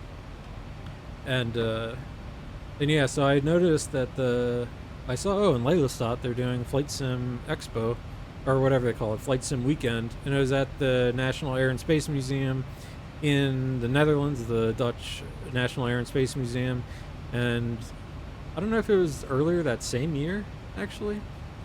Did I go? Yeah, I went to the Olvar, it's like this the satellite station, or not station, museum of the Smithsonian, where all they keep. It's kind of like the really cool one for the anyone who's interested in aviation and the aviation geeks. Super cool. I could bust out some pictures at some point. Do a little slideshow because I got some good shots from that part of the trip. But anyway, that museum was really great, and I had a great time there. And they have a tower you can go up into with the ATC going. It's real fun. There's other kind of nerdy plane spotter people there, and also just people who don't really, just there because it's a museum, and you can share some of your sim knowledge. So that's pretty cool. Let me see. And yeah, so I saw like flights were inexpensive, and I saw that there was this flight sim weekend going to be there. So I had asked at some point in the, like I said, for whatever reason, I follow mostly like European flight simmers. Only just recently, the other day, I've been trying to kind of tune in more and see who's out there flight sim wise. I was trying to see if any U.S. I know like there's some streamers, or at least YouTube US guys who I see, but I like kind of live stream so I can chat and bullshit with people and try not to be too much of a pain in the ass or too chatty, oversharing like this. But yeah, I found some US guys the other day, so I gave them a follow and checked them out a little more. But anyway, the whole point of this is there are these, I really got into Black Box's stream. That's where I learned how to do a lot of this stuff, and it was really a big inspiration for me to be doing this. And so I had asked him there, and then at some point, someone said that it was kind of cool, so I was like, oh, okay, I kept that in the back of my head. And then at some point a little later on, Black Box and some of the more regulars from the stream kind of all started talking about going, because they're all in Germany, or also a couple of them live in the Netherlands, and yeah, so everyone started talking about going. So I was like, hey, maybe I can kind of combo things. And so what I ended up doing was I was just finishing up a big book work project, and I had to fly to New York anyway, and so I was having that part of the trip kind of covered, at least to the extent that it's a write-off. And I was I was actually meeting up and doing work for part of that trip.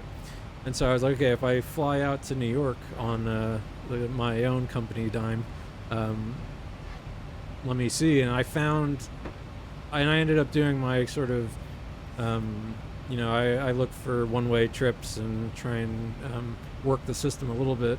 Ended up, I think, round trip, at least to go across the pond and back, ended up being like under $400 US, which was pretty incredible. And then my flight to New York, again, covered by business, but I was just kind of a little one way from my home base, and that's not too far.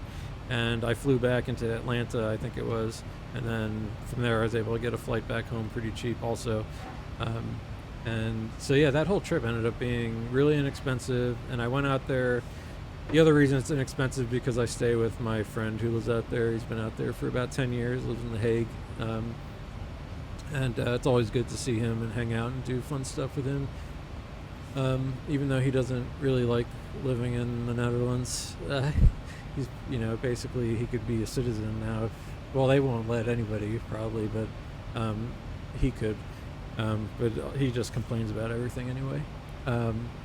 So anyway, but I go and I stay with him, and we had a fun time. But so I got to go see him and travel around the Netherlands, go to some of my favorite spots, and then on that weekend, I also that was kind of half workish too. At least I tried to bill it that way because he had a conference going on at the university that he teaches at, and I said, hey, I'm a guest speaker. Put me on the thing. So anyway, that was cool. I got to meet some folks at the university for their conference. For part of that, and but I snuck away and went to Lelystad and met up with, I guess, about a half dozen folks from Black Box's stream and the man himself.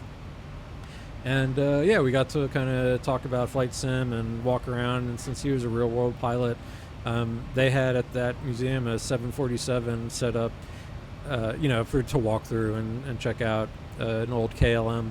And I think that was actually his, when he was the first officer, I believe. He flew first officer on a 747. And so it was kind of cool. He was telling us how it reminded him of the old days, as it were. But yeah, so it was cool, and we met. There were a couple people like me who were just nerdy flight sim type dudes, and then I think like at least three of the guys were real world pilots. So BB, and then one of the another person, longtime member of the chat, was a pilot. And it was cool talking to them and meeting some real pilots. And one guy, it was cool. We had people in all different stages of their, career. Like I said, just like enthusiast type people like me, had full-on pilots reaching the end of their career, pilots who were kind of in the middle of their career. And then there was someone who I think I'm friends with on Discord. We haven't talked in a while, but I did see him post in one of the flight sim discords the other day that at the time he had just gotten his license to start flying in Europe, but the airline he wanted to fly for was not hiring or had some sort of backlog thing, and he was kind of bummed out and was going to take what sounded like interesting, like this medical, take a job with this company that does like med flights. And I was thinking in my head, I'm used to in the US just these kind of local flights, like, oh, you'd be flying emergency services. Dolphins having a rough day out there, going into the half. But yeah, when he ended up kind of showing me a little more, and they do kind of long flights, taking people kind of cross international to hospitals, and I guess for if you've got to get a big surgery and the expert you need to see is halfway around the world, then that's you take one of these flights. And so I think he did that, but I saw the other day he got a job with his with his dream commercial airline. Dolphins missed the field goal. But he had dreams made. Dolphins are ruining dreams by the moment here. So yeah, the dichotomy. But yeah, so that was a really fun flight sim thing that I got to do, and got to combo with a little vacation for myself, and to see some old friends and new friends, and that's what I call if any of my black box folks happen to be watching or tuning in. You're my what I refer to with my other friends as my either my German bros or my flight sim friends, internet friends. Football is not that exciting today. Watching Red Zone up there.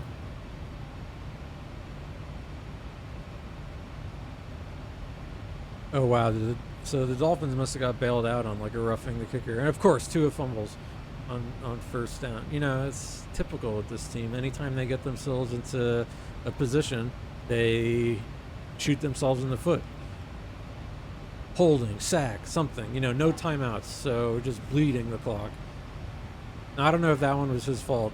I didn't see the snap that well, but still, it's just typical. Something like this always happens. All right, well, they did at least stop the clock. Maybe, if they can score, then it's just a one-score game going into the half. That's the best they could possibly ask for.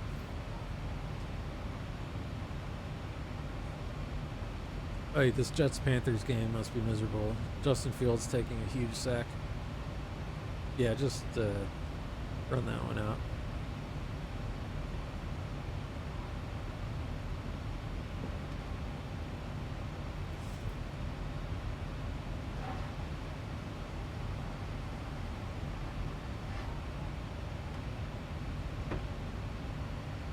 Plane looking weird out there.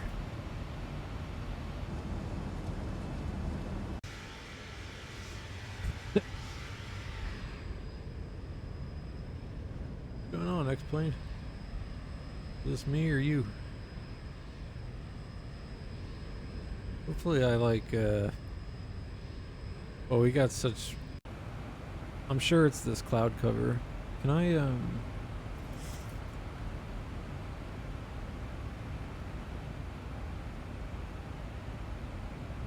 oh wait, wrong one. Alright, let's go... Let's go manual. Where's the tilt? Alright, negative 5 degrees. I don't know.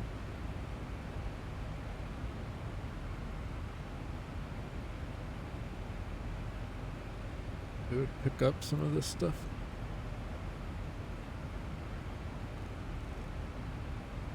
We are getting hell of a tailwind. So I guess this is just kind of how the clouds seem to be rendering in.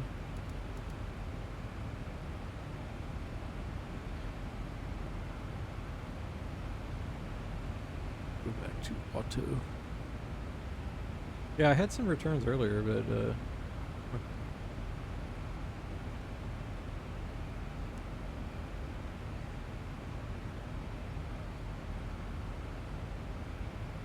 oh, got a little ground contact.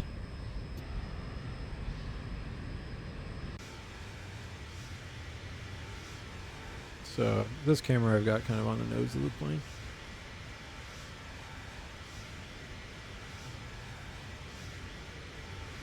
Let's see what we got here. Is this actually civilization?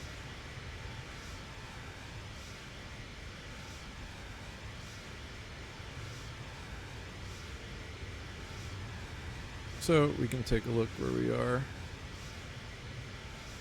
on our maps. Yeah, we're flying over Montana. So is there anything in this part of Montana? Jordan, Montana.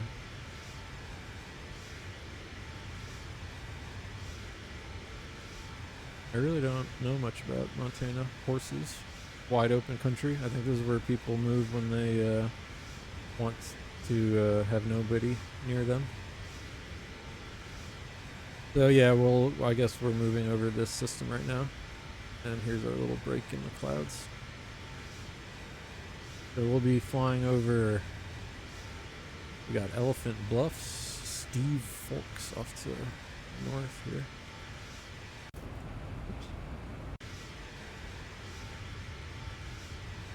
Yeah, so this is just like Montana Badlands. I'd probably like it out here, actually. I'm not gonna lie, I like barren spaces.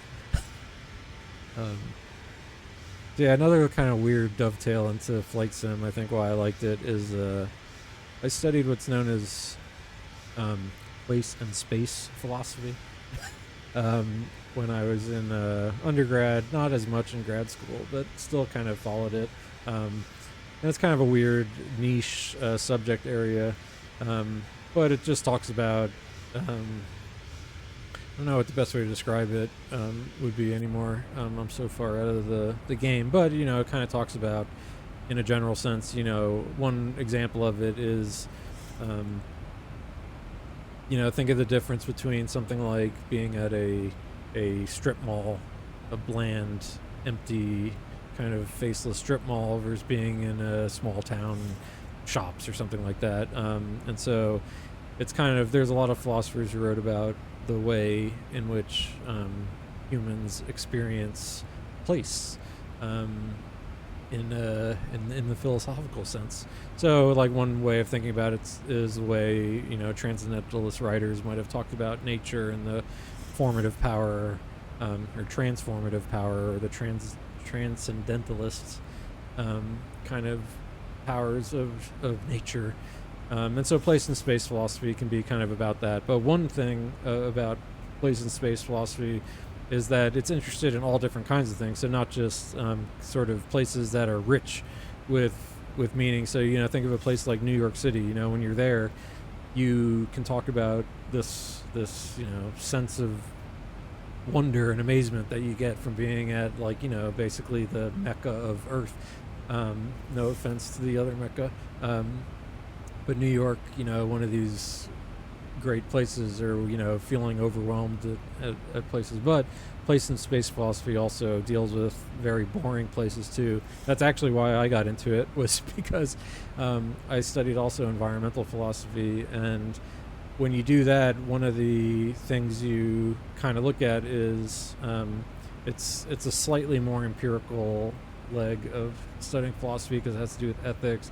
But you look at things like planning and zoning, oddly enough. And for instance, I studied the history of wilderness preservation, so I had to look at laws and the history of things like that. But also with planning, about how these spaces are all there's non-places too. And so the Badlands of Montana, where there's sort of nothing, is another kind of space that these folks would study. And so when I went out to Utah after college, believe it or not, that was the reason I went out there, was for this extended project that had to do with with the fact that Utah is a lot of nothing out there. It's a lot of nothing, but a lot of something, and how people write about the West and kind of conceptions of the Southwest. And a lot of it was through film. And so that was kind of part of the project. We went out there to go to some famous places where movies were shot, and we did some camping. We stayed at the Navajo reservation, and yeah, a great trip. And I really have a love of the American Southwest ever since going out there. But that was a place and space conference, was kind of like the crescendo of that. We stayed out there for a long time. It's actually one of the biggest decision points in my life, because I got offered by one of the park rangers there. They needed a cabin, an assistant fire watcher. And at this point, I was applying for grad schools and getting shit canned from all the ones I wanted to go to, and hadn't heard back from just one, and that was going to be the last one. And as I was leaving Utah to come back to Florida, where I was at the time, I just had to hear back from one more school to see if I got in, and it was weeks before the semester is starting, and nothing. So I had to sort of ask, hey, did you guys accept me? What's going on? And it turns out they were oops, So great start to that. But that was my decision, to take a pittance of money and go to grad school for philosophy, or take a pittance of money, something like $50 a week, but room and board and food all covered, and spend a long dry season out in Utah at it's one of these satellite parks, so it's protected, but excuse me. But I kind of made friends with the ranger who was out there, because we stayed out and visited that park a few times, and yeah, he was they were looking for someone, and I said, well, let me think about it. And when I got back, so that was my decision, to become a park ranger, fire watcher out in the desert, or try and go to grad school and become a professor, at least what I thought I wanted to be at the time. So I did that instead. I took the safer path, but I'm glad I did. I met my wife shortly thereafter, and now I lead a pretty good life, so I can't complain. So I don't wonder back what would have been. I'm just saying, so it's not a regret thing, but I did have an interesting, I consider that one of the bigger decision points in my life. Park ranger or professor. Not even park ranger, just a fire watcher. But yeah, basically that would be the doing this all day, but from a tree stand or from a big tower. Which, like I said, I like that.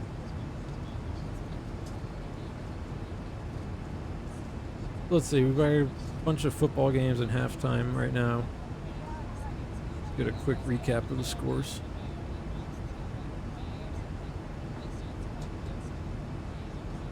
Alright, the Patriots-Titans is the game that is slightly intriguing. There's no way the Dolphins can do something good. This is probably just a game of comical errors. Eagles-Vikings, I just can't get up for. Two despicable, unlikable teams. So, but Pats-Titans, I bet that's a decent football game. From what I watch, it is. I hate that this Drake May, man, he's got the size. But he just hurt himself. At least he's walking it off. I don't like seeing starting quarterbacks go down, because the NFL, the plummet. I mean, look at what's happening to the Ravens. Lamar goes down, and then they just can't win a game.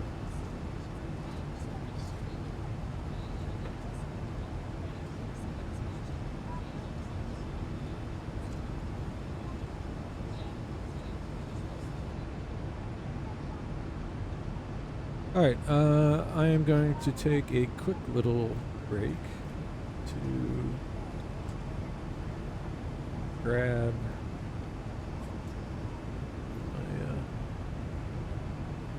my minimalist overlay here.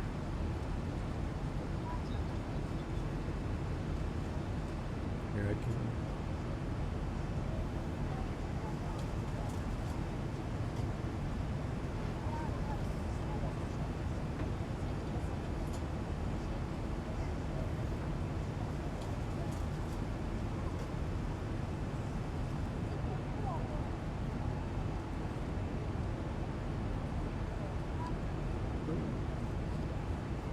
Excuse me, setting up OBS. Excuse me. Looks good.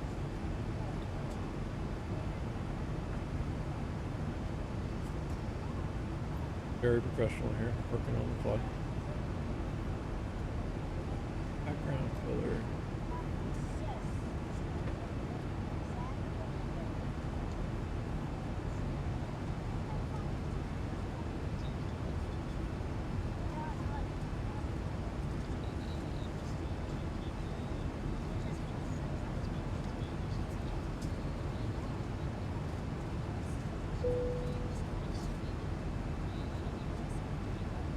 Sorry for the dead air.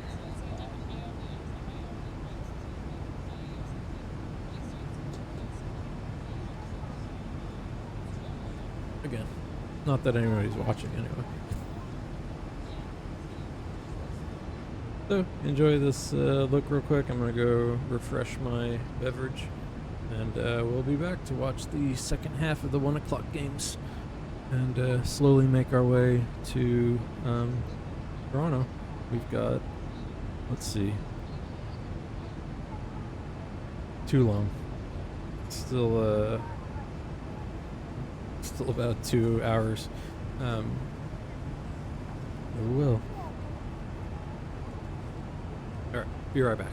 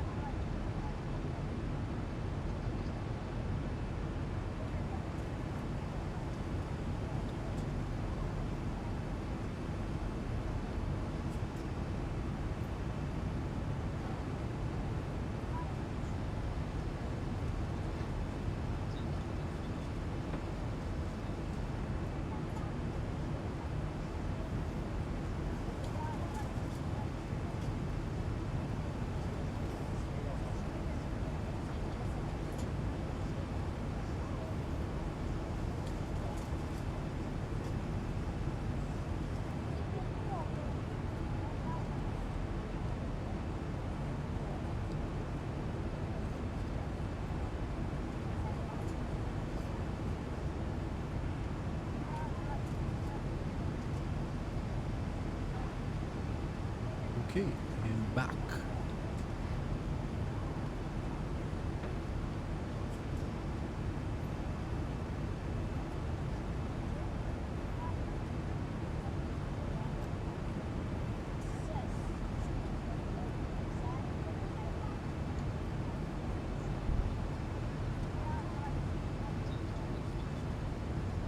Yeah, so we do have one-score games.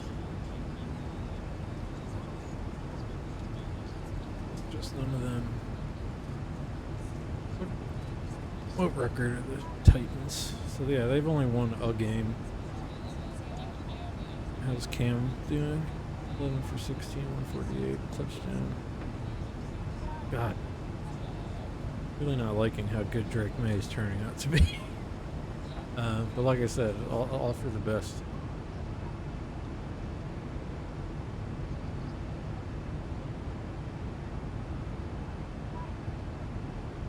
Alright, cheers once again, everybody. Apple juice and soda for me. In-flight beverages for you. Complimentary.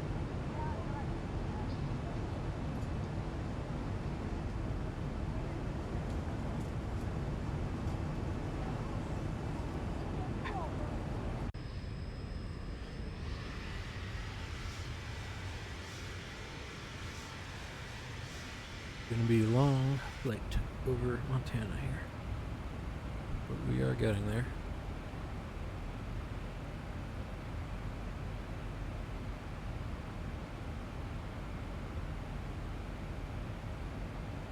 The Chiefs killing the Raiders. I guess that was going to be somewhat expected. Although not, I mean, the Chiefs are not a lock this year. But it seems kind of like that's, you know, that's this year's NFL. I don't know if anybody's great. Some teams always think they are. I mean, I respect the Bills for thinking they're the team of destiny every season, but for fuck's sake, you know, it's not going to be automatic for you fellas. You're not that, you know, way to believe, but.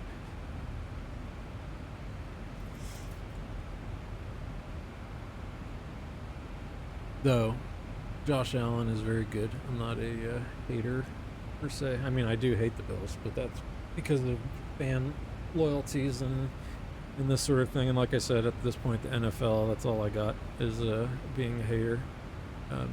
I root for my friends' teams to win, which is sort of, well, oddly enough, you know, all my best friends are basically at each other's throats. Bears fan, Packers fans, so I got these sort of Midwestern connections, so I have to enjoy their little rivalries, but I pull for the Bears and the Packers when they're playing.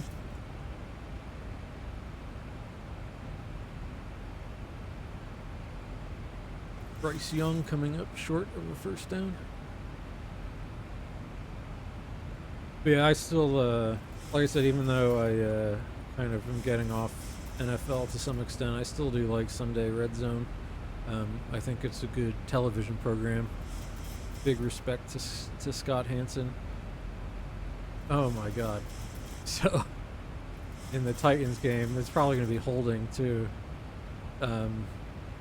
So it won't come off the board, but Cam Jordan just dropped back and got stripped. Yep. Ooh, got stripped. Fumble was picked up right into the end zone. He was already in they were backed up. Or where were they? On just their own 10-yard line or so? Or 15. Gave up a touchdown. What happened here? Yep, just slipped out of his hand. That's the... Now, they're going to look at it, I'm sure. His hand does not look like it was coming forward, though. In the NFL, they have this weird empty hand rule. But I do not think his hand was coming forward when he lost it. It looked like it was still on the way back. Anyway, so the Patriots just took off now. Yeah, lol Titans, indeed.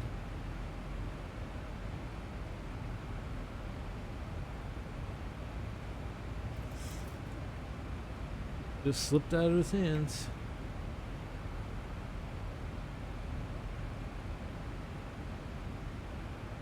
Or Cam Ward, Cam Jordan is the defensive lineman.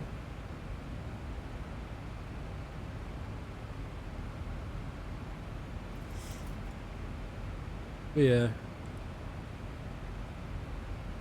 Fuel. So that's our center tanks are empty. That's not the bad, the scary fuel like we're gonna crash. But just we've slugged down all of our center fuel.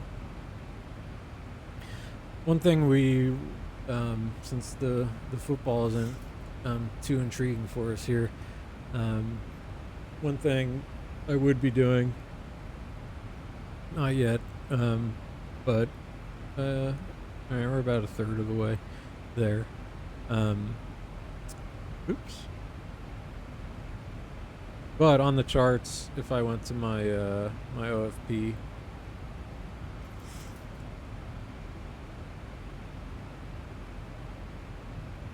if it loads, I'm curious. Even the stream might be a little.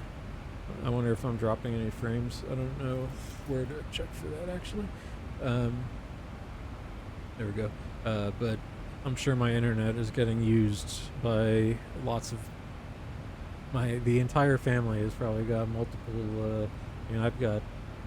I'm streaming, I'm watching, and I'll be running multiple TVs later too, because I'm stoked for the baseball game. Chicago starting to slip. Gotta coach them up.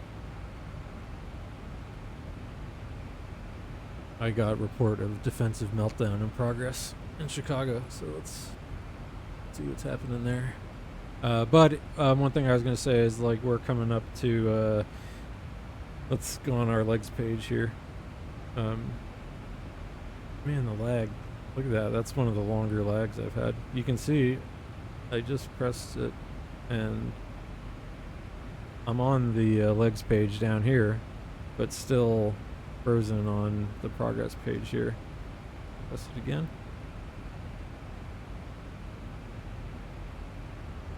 So you can see it's there but not updating.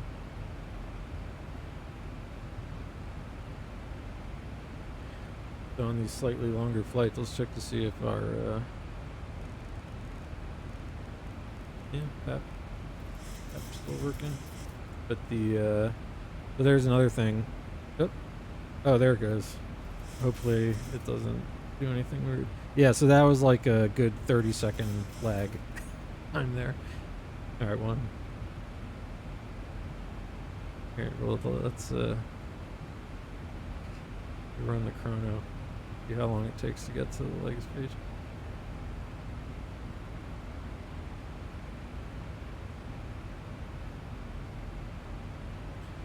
All right, so that was about probably 20 seconds altogether. But one thing I was going to say is we can look at kind of where we're headed. So we're 103 nautical miles away from this Kilo Papa 09 Alpha waypoint. And if we were to look at the flight plan,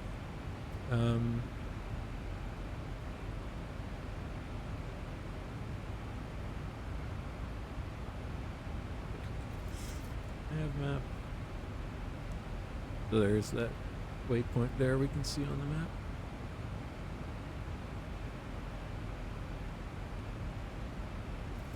Bring up the chart, and so if we were to look at our actual flight plan here, we can find that waypoint. Top climb, Zach speed, those, Great Falls. This is the airway we were on. Here we go. So it tells us we're so estimated fuel on board and our actual fuel burn. So we would we would be ordinarily checking our fuel amount. So if we're supposed to have 16,000 And if we look, yeah, so we have enough fuel still. Oh, one thing I'll do now that I'm thinking about it is, even though we don't get cruise when it's one, all right, let's start the chrono.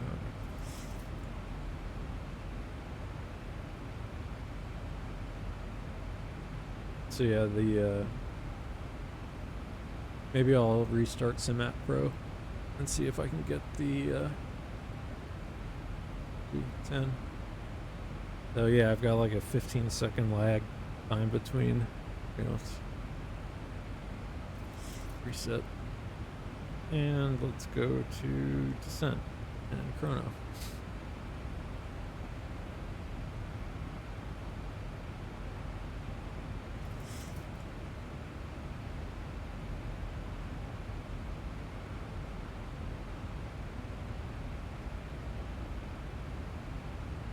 Come on. Come on. Alright, so it takes like almost 25 seconds to for the flight computer to update right now. So let's, I do want to fix that because that will be annoying, and hopefully we'll be able to do it. Let me open up SimApp Pro here. This is the WinWing software that is, no, I don't want to shit on it too much, because it has worked pretty well out of the box for most things, but sometimes it can be janky like this, and in a perfect world I'd probably just be using MobiFlight for all this, because it just kind of works. It's more transparent. I feel like it has less impact on the system, a little bit more intuitive to use as well. So you'll see all my instrumentation turn off here because I'm going to close SimApp Pro, or it just gets stuck there. And let's fire it up again. Yes.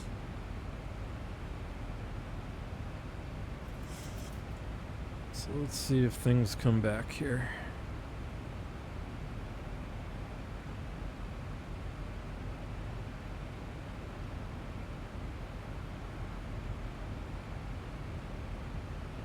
Let's see. Alright, so now we're back. Yeah, I guess the SimApp Pro just doesn't like... Alright, it's less laggy now.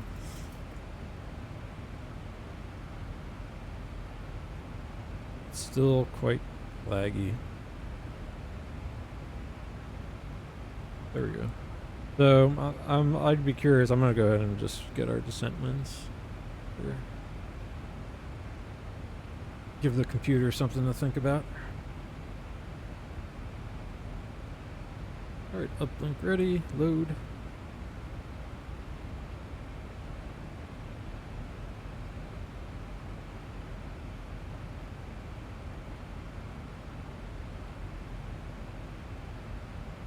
Alright, so we got our winds for the descent. Once again, in the Zibo right now. Since I'm using the EFIS panel, I'm not getting my execute light to light up, which is slightly disorienting when you're at least looking down. So something's up with the EFIS. I'd be curious. I'm gonna have to go check to see if someone's made a profile for the Zibo. Someone probably has, and then. Not for the EFIS, this is sort of new, so it might not have much yet, but I've been messing around in MobiFlight, so I might maybe have to make something for the EFIS panel.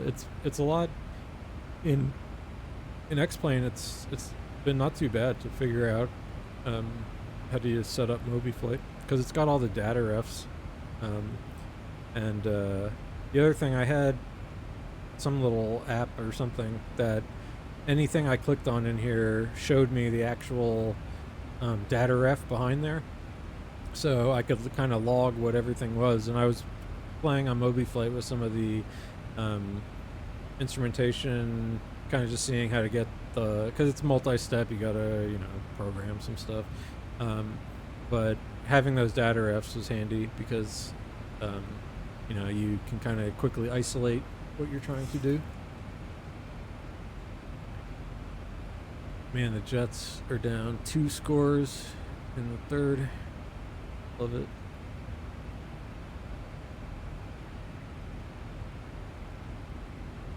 So the Saints do look like they're coming back a little bit. I mean, they could. This is a big drive here, 1st and 5. I'll start.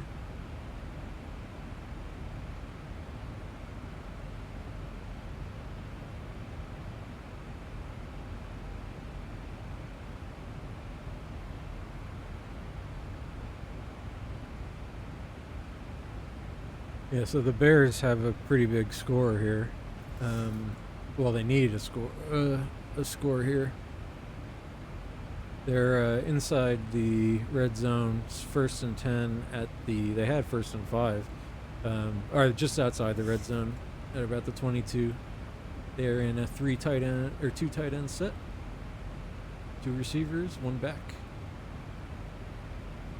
And oh wow, really nice run. Little counter up the middle. And now they'll be 1st and goal at the 6. 7 here is huge.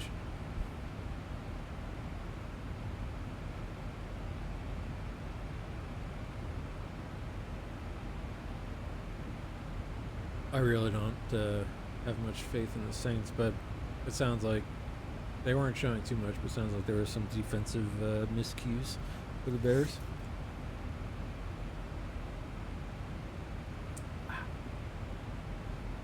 All right, look at the progress again. Well, so we actually, at least the top of descent is in like an hour and 45 minutes. Yeah, I usually don't do these longer flights. Luckily, how I have my sim set up, so I've got all this gear here. But here, let me pull the mic back so I can really get into my reclined position. I do have it pretty comfortable, even though I don't. It is more comfortable when I have my Airbus set up. So I do have the WinWing Airbus stuff too here. So that at least I have nothing in front of me. Now I've got my TCA yoke out, so it's sitting here. But I can get. Oh, I don't want to. I gotta keep my feet off the flaps there. Otherwise, that could be bad. Reset the heading. But yeah, if I sit back and relax a little bit here, then this isn't too bad for one of these longer flights. If I got the football going. Well, the Bears got 3rd and goal now. Not too much success on those first plays. Let's see if they can bang it in here. So on 3rd and goal,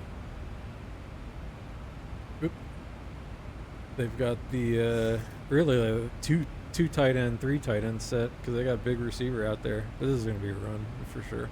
Yeah. And this is a big decision here. Big decision. Do you go for it?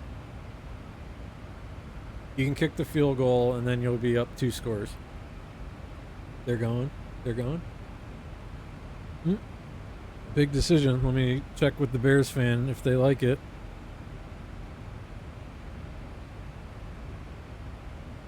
Let's see if they like it. All right, 4th and goal from the 1 and change. I hate this play. Even in today's NFL, blah blah blah. Oh, and he fucking fumbled the snap.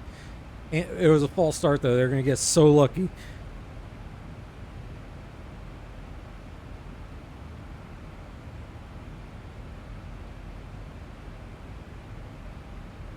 All right, that's the football gods right there. Let's see what happened here. So they got tight end in motion. Terrible snap. I'd have to see if Caleb's hands. Let's see from this reverse angle. I mean, that snap looked okay. I say right now my TV screen is a little against them streaming. I have the my Red Zone NFL ticket stream dialed down a little bit, so it's not eating too much bandwidth. But so I couldn't really tell if Caleb, but it looked like he had a pretty bad. That was more on him dropping the snap, but honestly, that was for the best because I think, I mean, 7 is huge there, but I like going up 2 scores against the Saints.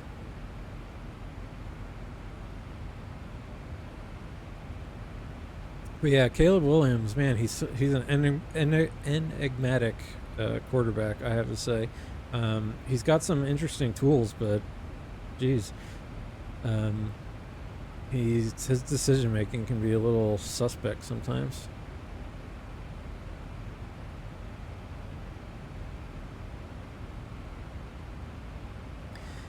Dolphins are getting their asses kicked and stopped on 4th and 1. Holy crap. They are so bad. Dolphins are so bad.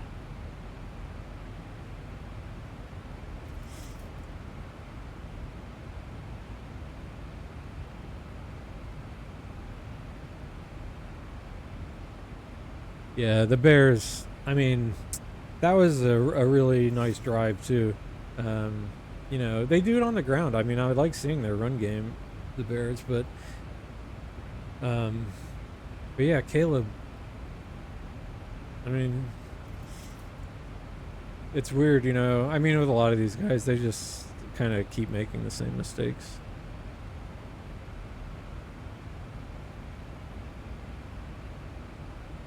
Which is unfortunate, but such is life for the young NFLer.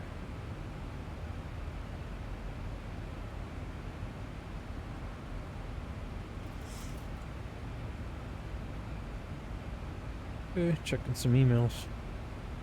Something else to do. Although I really shouldn't.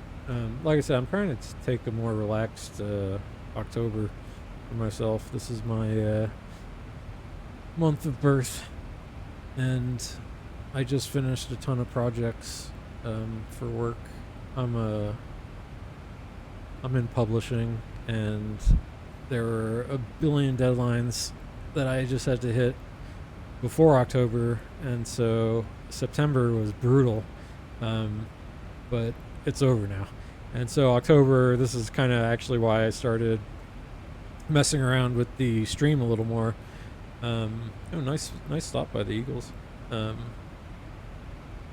But yeah, so that's kind of why these streams popped up this week, because this is kind of when I joke with my friends. We call it post church. So for anybody who had the unfortunate youth of having to grow up and go to church on Sundays, or worse, even other days. But yeah, you know, the second that church service or synagogue service is, or a mosque service, whatever you want to, you know, whatever you practice, begrudgingly because your parents are making you. Oh, that's a touchdown.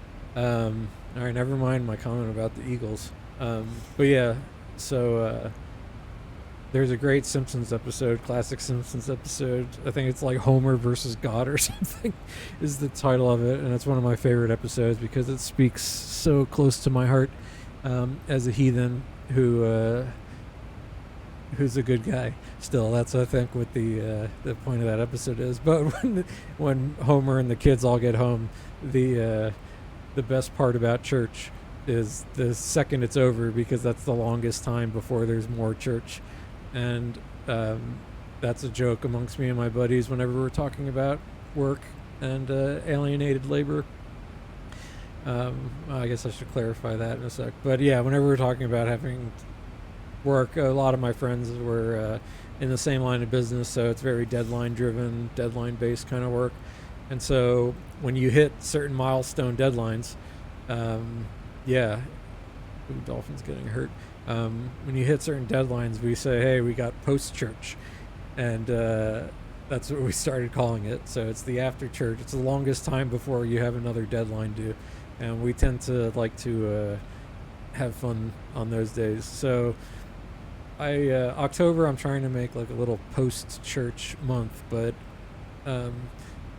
it's not really working out because I just have work to do. So it's not like I can take a month off anyway. But luckily, I have some cool projects going on right now, so it's I'll never enjoy work. I hate work, even though I'm ostensibly doing the job best suited for me, that I'm good at, and I enjoy it in the abstract. But in a way, I wish I wasn't getting paid for it, because it sullies the whole thing, not unlike some other professions. But yeah, so post church, I'm trying to enjoy a little post church first half of the month here, and eventually I have to take down this stream setup, which actually ended up coming together pretty well. I've got a cam set up for this panel, and playing around with OBS has been pretty fun. So I started using OBS. Oh shit! Did they have a pick? I'm gonna have to see my stream or not the stream, but my my football crapped out. But I'm curious to see what just happened. I think something bad happened in the Bears game. Unless, is he about to throw a pick? Rattler? Oh, what an asshole. Yeah, he just chucked it up, and that was it. I don't know about this guy. Let me give some congrats to my buddy on that one. Yeah, the Bears are just killing the Saints on defense. So hopefully they can tighten up. Always like it when the Bears win. I feel good for my friend. He feels sports as strongly as I do. So when the Bears lose, although, like I said, I've been trying to I mean, I'm a huge baseball fan. I'm sick. I watch like 90% of I think I mentioned the Rays are my favorite team. I probably watch like 90% of their games. I love baseball season. I love baseball.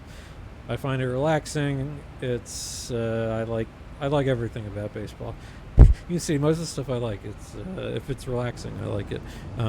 So like this. Oh, we got some nicer weather now. So this is nice. Let's see what else we got going on here. More engine view. Everyone enjoying their flight so far? Do my little walkthrough. Gotta get used to my controls. The new cameras. So the one thing, I am terrible at video games, just in a general sense. I love video games, I grew up with them, but then I took like 20 years off from them, and thanks to the pandemic, I came back. To much chagrin of my wife, I should say. I do feel bad sometimes. I should be spending time with her on our day off here. Instead, I'm flying on FlightSim, but she's taking the day off too. Or at least can have some time to herself too. Yeah, I mean, during the pandemic is when I finally bought a new computer and built a computer after a long time of just being basically a laptop guy. And yeah, so I had built that computer, and during the pandemic, that was when I started gaming again, and it was great. It was great to come back like 10, 15 years later. I was a huge like Counter-Strike guy back but this is like way before Counter-Strike was a thing. And back when you had to like you had to mod, you had to get a patch, a crack, because Counter-Strike, when it first came out on Half-Life, it was left-handed. And so, like, you had to, like, crack it to be right-handed. I could not play left-handed. Your gun stuck out from the left. But anyway, I played Counter-Strike a lot. And, man, me and my friends, we played Team Fortress Classic. This is, like, right in the beginning of when Discord and voice over IP kind of stuff was coming out. And it was maybe one of the funnest times of my life as a teenager back in the late 90s. Playing Team Fortress Classic with my friends, and we had our Team Fortress clan, and man, we had a blast doing that kind of stuff. But yeah, we did Counter-Strike and Team Fortress Classic, which I actually enjoyed. I like Counter-Strike a lot. We had a ton of fun with that. But I was a huge Team Fortress Classic guy. Day of Defeat, Frontline Force, I think was the other mod. Is that what it was? Anyway, great stuff. But then, once I went into college, that was kind of it. I stopped gaming. All we had was we had a PS2 in college and my N64, and we would basically get stoned and play Mario Tennis or NHL hockey. 2000, whatever that was. Let's call it 2000. I don't remember. I'm bad with years. And like I said, we would get stoned and do this stuff, so I don't remember too much. But I do remember playing tons of Tiger Woods golf and sports games my roommates loved. I was never really a big sports game guy, but I loved the NFL, and Tiger Woods golf actually was great. It actually started getting me to play golf, something I really, really enjoyed in grad school. I got close. I was starting to break 90 playing golf, and then when I moved away from Florida, that was it. I don't know if I've swung a club maybe twice since I've moved out of Florida. That's like 10 years ago now, which is a shame because I was starting to get better in golf. I mean, some parts of it are like riding a bike, but man, I would probably be a shit show on the course right now. But there's a little par 3 that I want to go play at some point. Not now, of course. I think about it, and it's the winter here in the Midwest. You don't play golf. But yeah, in Florida, man, you could play some really nice courses and just play in the evenings, and with risk of them calling for sundown. But during the longer summers, you could play a pretty nice course for cheap, be one of the last people on the course, and that was always fun. But yeah, I played that kind of stuff. But then really in college, just didn't play video games at all until then in grad school. At some point, all I did was when I started getting into Linux with my friend, I was just curious what the gaming was like if you're running a Unix system, and that's how I found OpenBVE, which is one of these open source at the time train sims, and that I found really great. And that was the one game I kind of played a little bit in grad school, but for the most part I didn't touch games. What we did a lot though was when me and my buddies would get together in grad school. I mean, it was like we'd have sleepovers. They're different when you're in your 20s. But we would play lots of Nintendo, actually, just straight up Nintendo. We'd have Tecmo, Super Bowl tournaments, and all that kind of stuff. So that, retro gaming, I guess we did. But, after grad school, I got a job and ostensibly became something like an adult.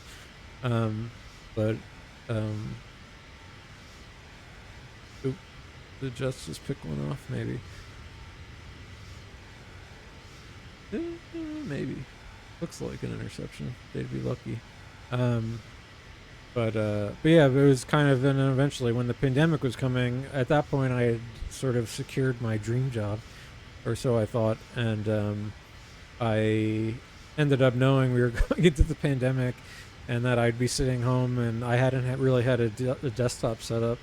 So I said, oh, you know what, it's been a while. So I put together a rig, and that was my first, I went all out at the time.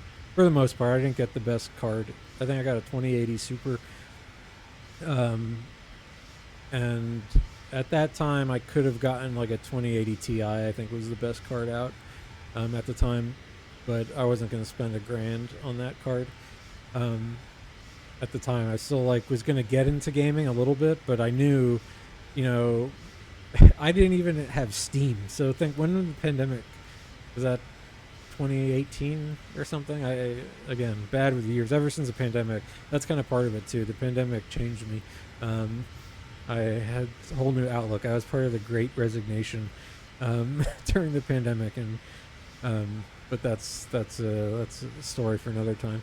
But yeah, so when the pandemic came, I got back into gaming and got Steam, and my buddy gifted me a bunch of stuff on Steam. But what was great is that all the games I wanted to play from the years, they were all like, I think when I first came into Steam, it was like that summer, I guess, sale. My first Steam summer sale was like the coolest thing I ever did in my life. Buying all these games for 50 cents. And so my Steam library is still like everyone else, overflowing with things I've never even loaded up, but I've only spent about 50 cents here and there on all these great classic games. But yeah, that's when I kind of started getting back into gaming a little bit, and that was a great. I really enjoyed that machine. Now I've upgraded this one, kind of slowly and then all at once at some point. But once I got back into flight sim, it was like this. You really need a good rig to run smoothly. And X-Plane, I get pretty good performance. Microsoft, a little bit less so. It also depends on the airport and sceneries. And right now in X-Plane, I'm pretty vanilla on the scenery. I'm just running that Sim Heaven for the, I don't know all the language when you're talking about, excuse me, all the language when you're talking about X-Plane, the orthos and the sceneries and all that kind of stuff. X-Plane can get a little complicated for the layperson on that front, but the Sim Heaven is all the land, the scenery, the basic sceneries, and then I'm running that X-Plane map enhancement, and I got the pro version. And I really just run those two programs, and it seems like all my scenery is pretty good. At some point, I'll mess around with getting like nice sceneries for some of the airports, but for here we are flying still over Montana. I'm sure. Maybe we cross somewhere. Let's see.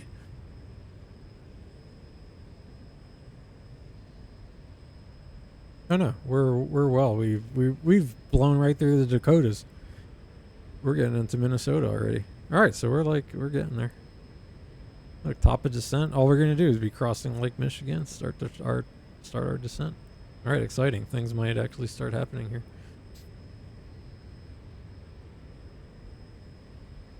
And actually, flying over Wisconsin. Are we gonna fly over just the outskirts of Minneapolis? What is this?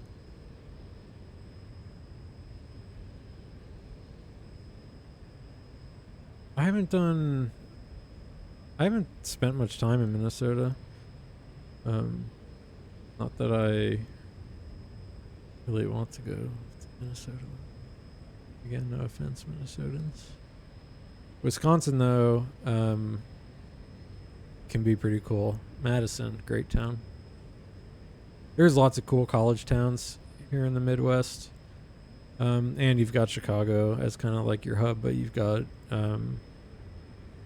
University of Wisconsin-Madison. We've got Indiana University Bloomington. There's University of Michigan Ann Arbor. I mean, not that I'm going to talk about Ohio State being like a cool college town, but it is there. What else we got here? Who am I forgetting in the Midwest? Michigan State is okay campus. So I love visiting college campuses. I think if you're ever like traveling and want something cool to do, find where their nice university is and go there. It's going to be a good time. There's going to be probably fun stuff to do for you to check in about also, especially if the semester's going on, follow the youth. But there's always good events and things like that. But yeah, these small college towns around the Midwest are pretty fun places. They're nice. And what else? Oh, Louisville doesn't really count. Louisville is on the border, literally. I don't think it's Midwest into the South, but Kentucky. But Louisville also a really great town, though I wouldn't call that a college town, even though University of Louisville is there. Anyway, this is the weather we're going to be getting into. Jesus, I'm so fucked when we get into. Hopefully, this just beats us out because these thunderstorms are not good for me to be landing in. So hopefully, let's see. Let's check our. Let's check the NOTAMs. Okay, weather. Check the TAF. Okay, I can't zoom in. So we've got right now. Okay, the wind out of the kind of. All right, so I mean, at least it's more like headwind-ish when we're landing. We're landing. Yeah, I guess that is more like a crosswind. I'm looking at the.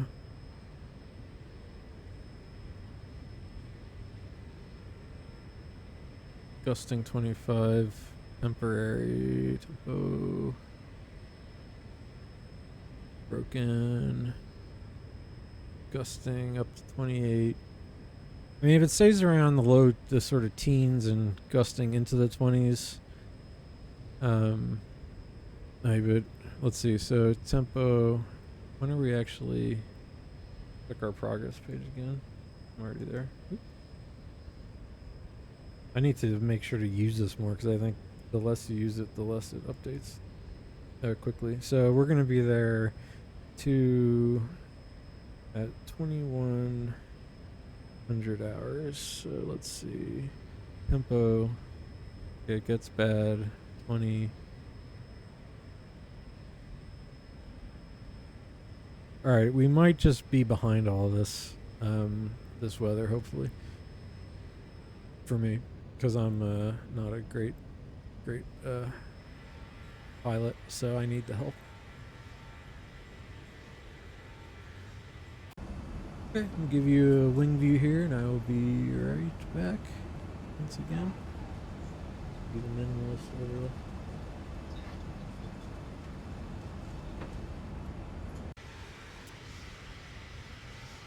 Alright, I'll be right back. I'm going to refresh my apple juice, and we will continue our flight. And see, we don't really have a good witching hour here in the NFL, but we'll do our for the league and see how the scores are going. If there's anything worth following harder. Alright, I'll be right back.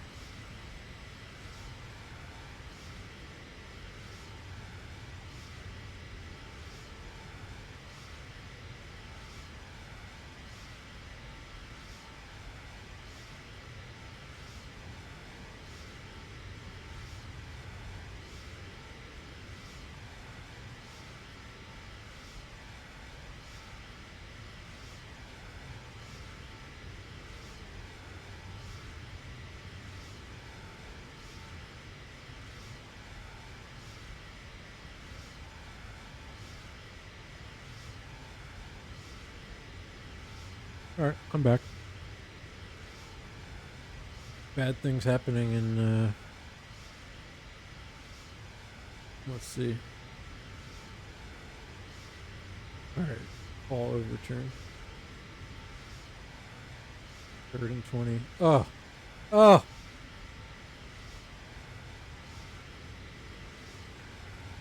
Oh, maybe this flag illegal lineman.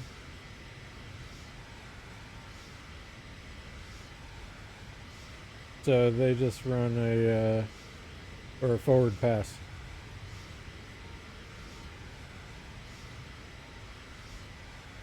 So the Saints just ran sort of a trick play, a little hook and ladder play on 3rd and 20. That would have been brutal. But it looked like a forward pass to me.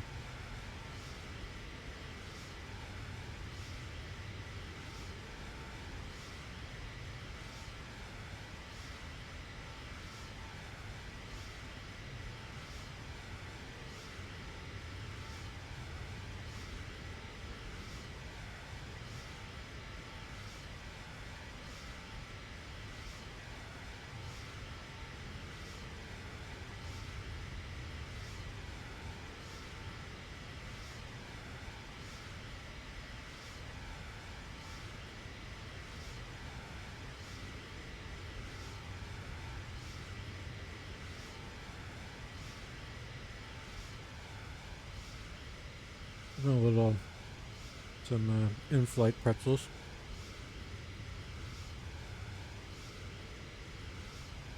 Yeah. Eagles. Charmed as usual. Patriots pulled away. Dolphins are gonna have to fire everybody soon. They don't got it. Panthers, Jets, couldn't care less. Alright, Saints, Bears is the... I'm going to go ahead and... I think I just care about that on Red Zone. Or instead of watching Red Zone, I might throw the end of the Saints, Bears game on. It's going to be close.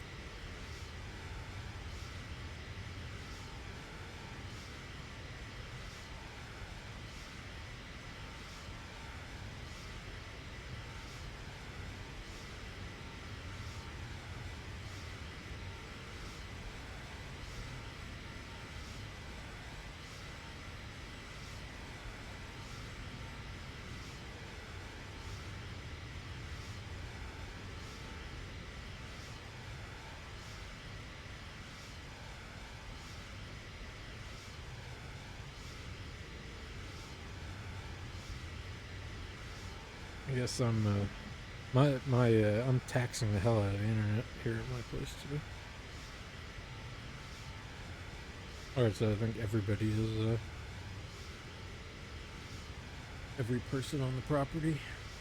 Oh, big by the Bears. Just ripped off a nice first down. They need another score.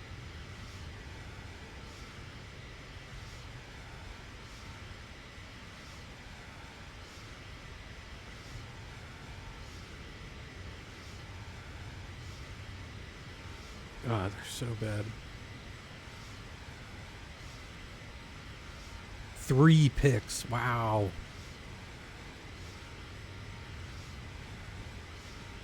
Holy shit.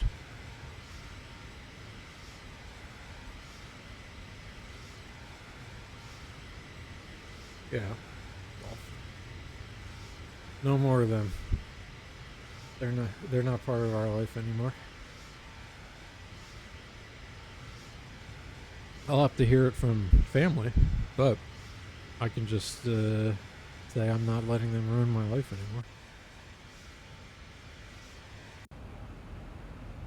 Alright, so one thing I did notice that we'll probably, we could start kind of doing some descent planning. We're getting there.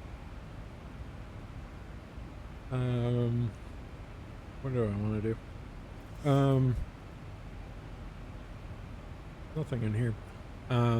So one thing I can see right now is 24 left is no longer in use. It looked like they're doing 20.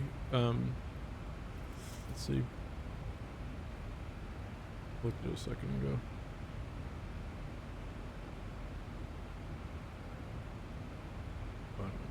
Left to get the airport info out.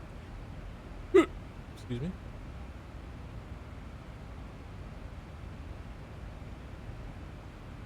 Yeah, like I said, internet is taxed.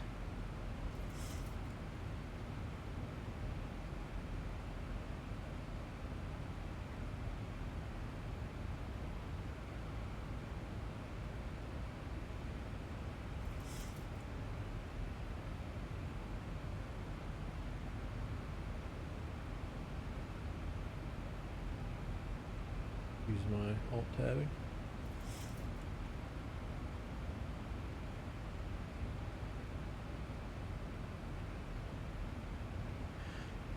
Okay, so it looks like they were now landing 24 right.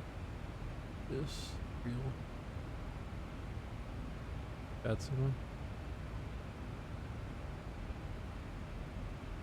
Alright, so 24 right. Information Juliet right now. Wet. Overcast.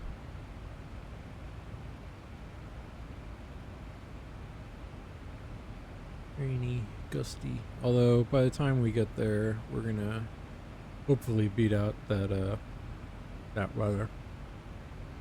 So I could come into our departure arrivals, and change our arrival runway to 25 right, Teresa?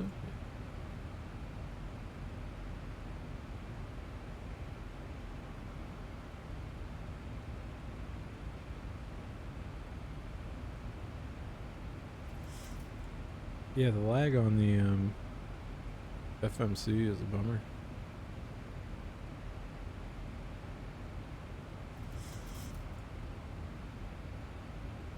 You can see it here.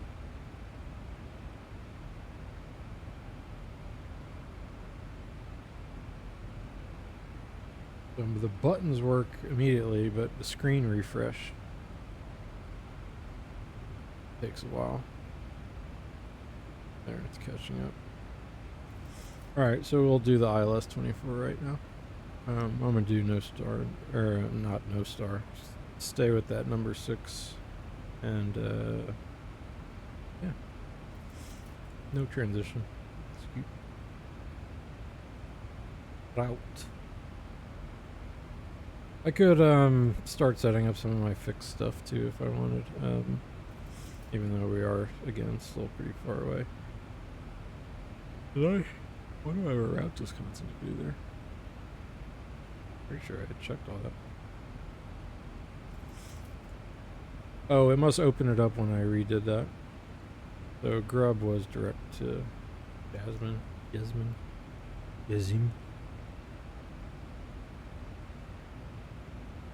Okay, all still good.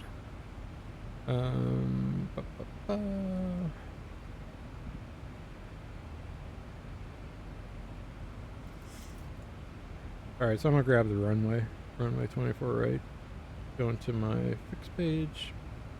I'm gonna plug that in, and I'm going to just give myself some infos for it on my nav display. So let's find the reciprocal. It is 2. I can start doing some of this stuff too. 237, so math 057. What did I say? 237. Sorry, I was doing math at the same time as turning a knob. I am a knob, so that's was tough for me.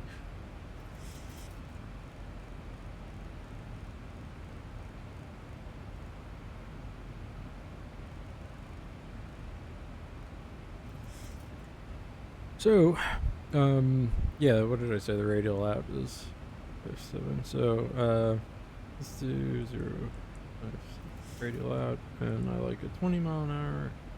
God, I keep doing that 20 mile ring, nautical mile ring at 10. And just for kind of situational awareness, I'm a 5.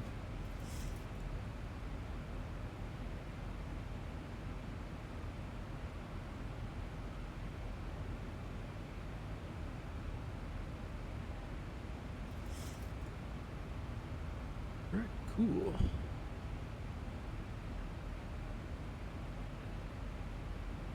Guess are we international normally? Technically. Okay, so don't know all the conditions yet, but I will do one just so we have something kind of ready. Even though I was looking at the weather, the TAF, and it looks like by the time we land, we should be. Go to the progress page. It looks like that really nasty weather will have passed by then.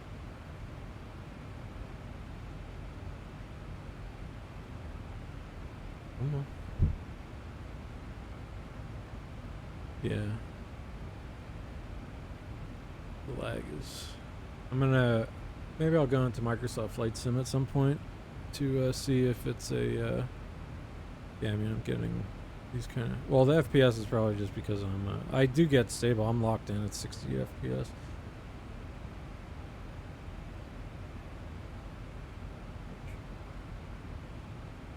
Alright, there's our progress. So we'll be getting there at 21, a little past 2100 hours. And it looks like the tempo. So this kind of shows the future forecasts.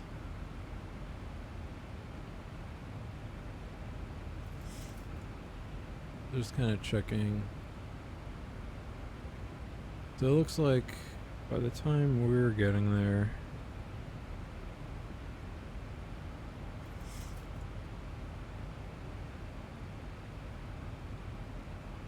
well, it's still going to be shitty weather. This will be a tough landing for me.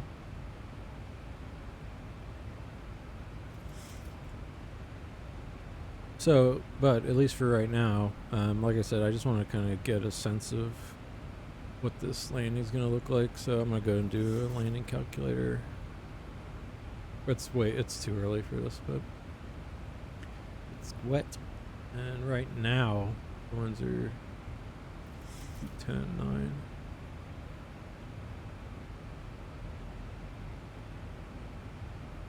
9. Yeah, gusting 19. It is 19 degrees. The local QNH is 2937.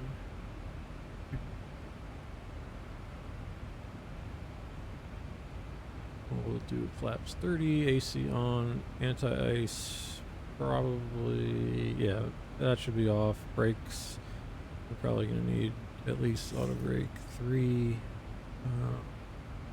By the time we land, let's see, how much will we weigh? We can go into our computer here, init ref. We're currently 134,000 pounds.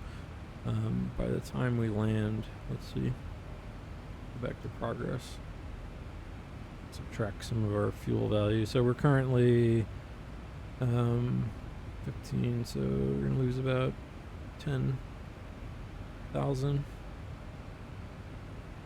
Yeah. 9. So, what did I say? So, interrupt 134.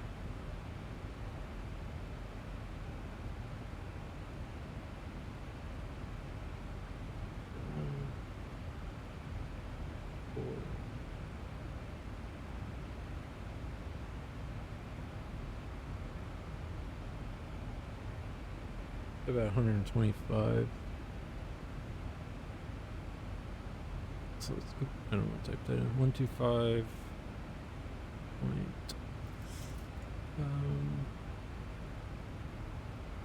Something like that.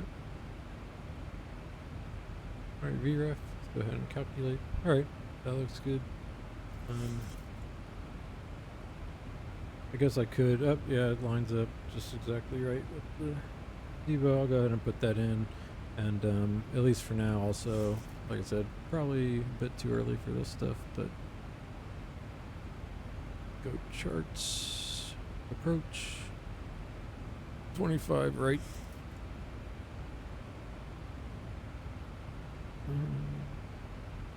Or 24 right, excuse me. ILS, let's spin that. Take a look at it.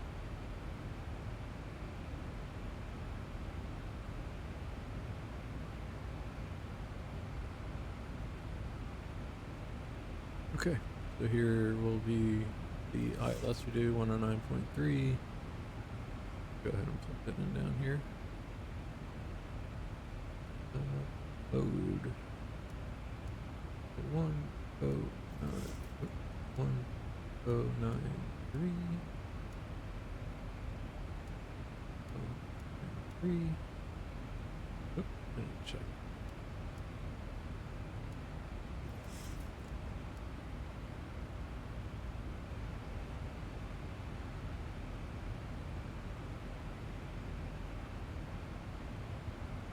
Okay, so 237, forwarding shop. Missed approach here is going to be at 800, 796. Go ahead, dial that in. Down here, 098. I do like the EFIS panel for this. I hate dealing with the barrel knob.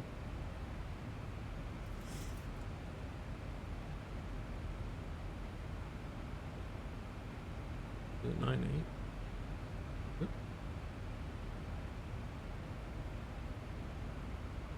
Yeah. Oh, 96.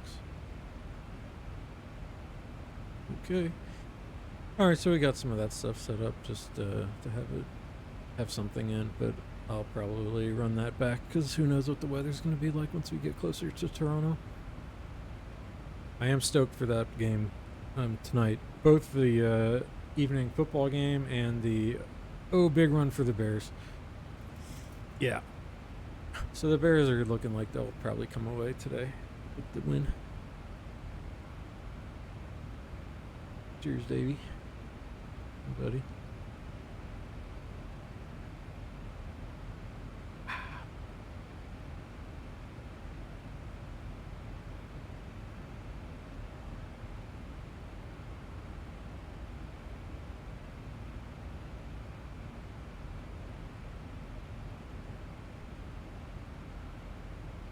Yeah, no real weather returns popping up here. For a second I had seen some and then it went away. So I'm curious as we're getting closer to the shit here. Although there's nothing on the radar right now.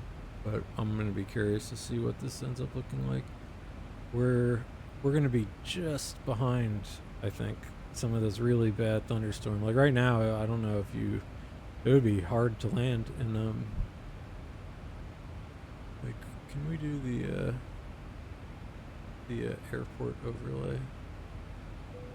Taxi airport, do the overlay.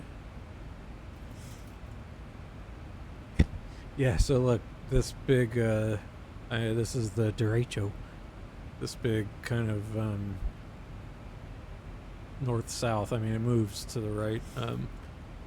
But it's right where we're going. It's slamming the airport right now. So IRL, we can even check to see what's going on there. IRL, what aircraft are doing.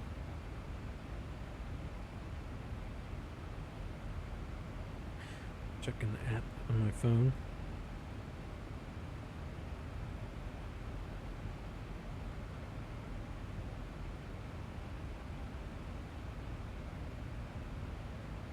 Flight radar is mad at me right now. Let me go off.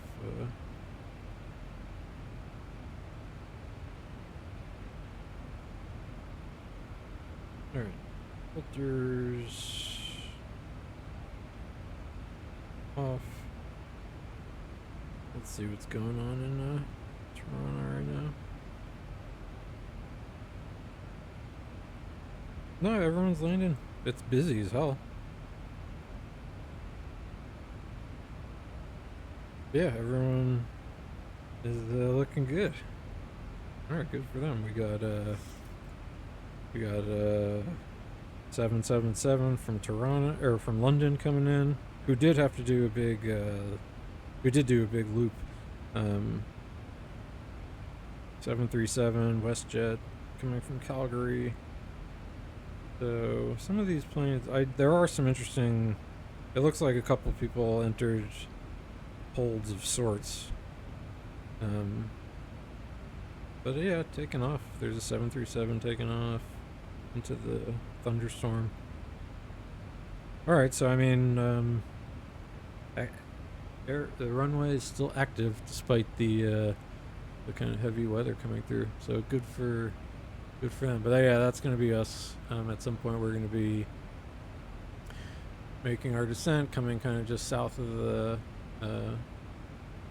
airport, going over Toronto, and then we'll just vector ourselves back into that landing. Is it offset? Oh no, that's just the go around. But yeah, but like I said, hopefully the weather is all behind us, or in front of us, I should say. Alright, over Wisconsin.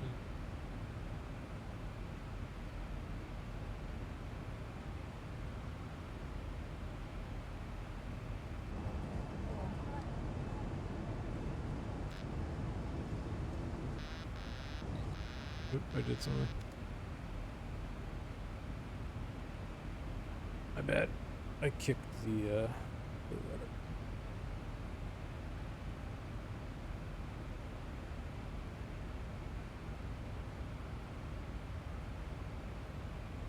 Yeah, so it looks like the 1 o'clock football might be all wrapped up. At least in terms of these games actually being competitive. Let's see. Because the Bears just got that first down.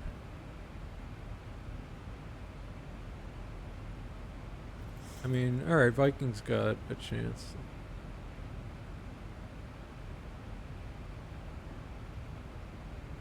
Hey, man. God, I feel... Again, not my team anymore, so I'm not going to worry about it.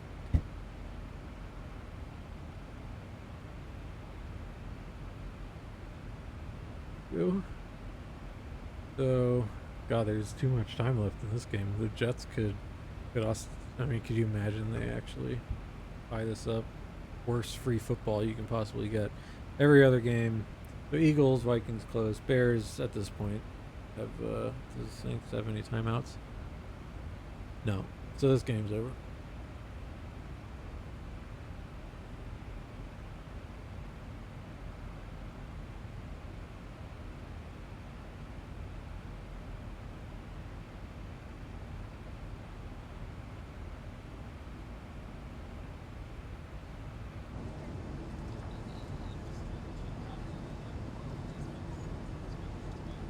Yeah, so how was Caleb's day? 14 to 25, 164 yards. Not too good. But, Jesus, how many yards did they put on the ground? I mean, it's hard to lose a football game when you put that many. You rush for over, what is that, over 200 yards? Wish some of my Bears friends, congrats.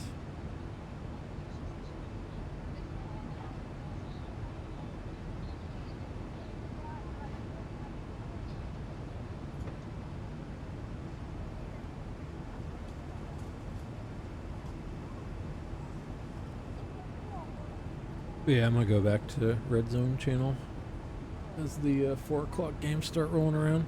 That's something we can do.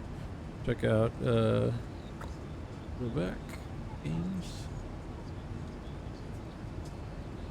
So, who do we got in the 4 o'clock spot? Colts, Chargers. That, I mean, this will be interesting to see if the Colts kind of have what it takes to go on the road and knock off the Chargers. I don't know. The Chargers are one of those question mark teams for me. Giants, Broncos.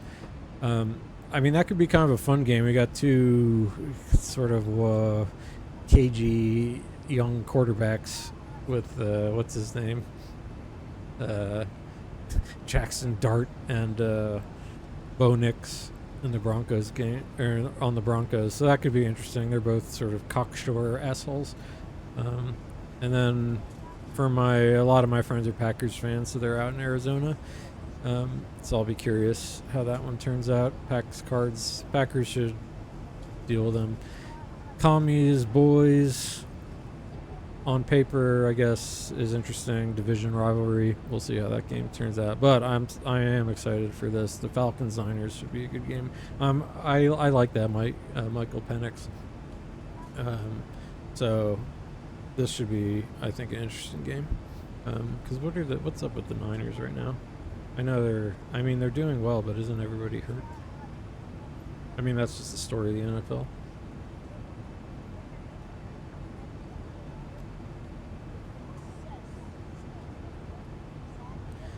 Yeah, the Bears had 4 takeaways today, man.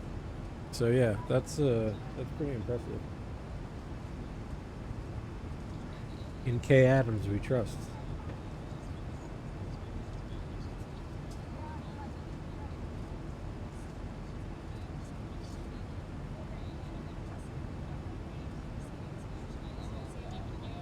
But at least, I mean, the Vikings have a off chance. First down wins it for the Eagles, more or less. So I'm watching that one. See what happens.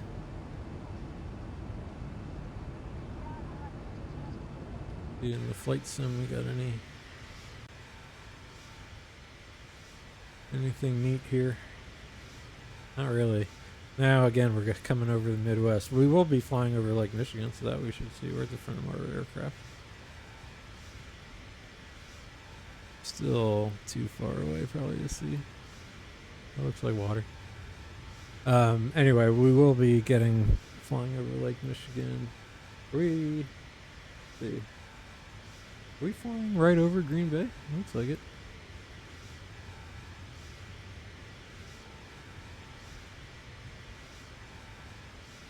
Yeah. Okay, cool. We'll be flying over Green Bay. They're not playing there today. Maybe we can get a peek at Lambeau. Green Bay is quite the town. It's a neighborhood and a football stadium, and that's what they do there.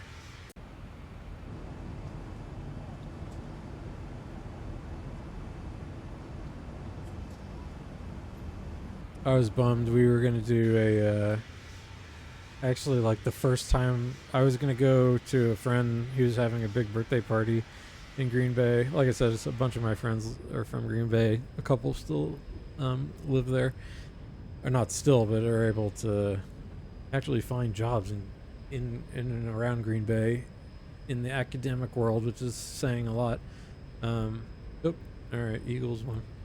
Don't score, just... Yeah. All right. All the games are foregone conclusions, although I guess the Jets do have a chance.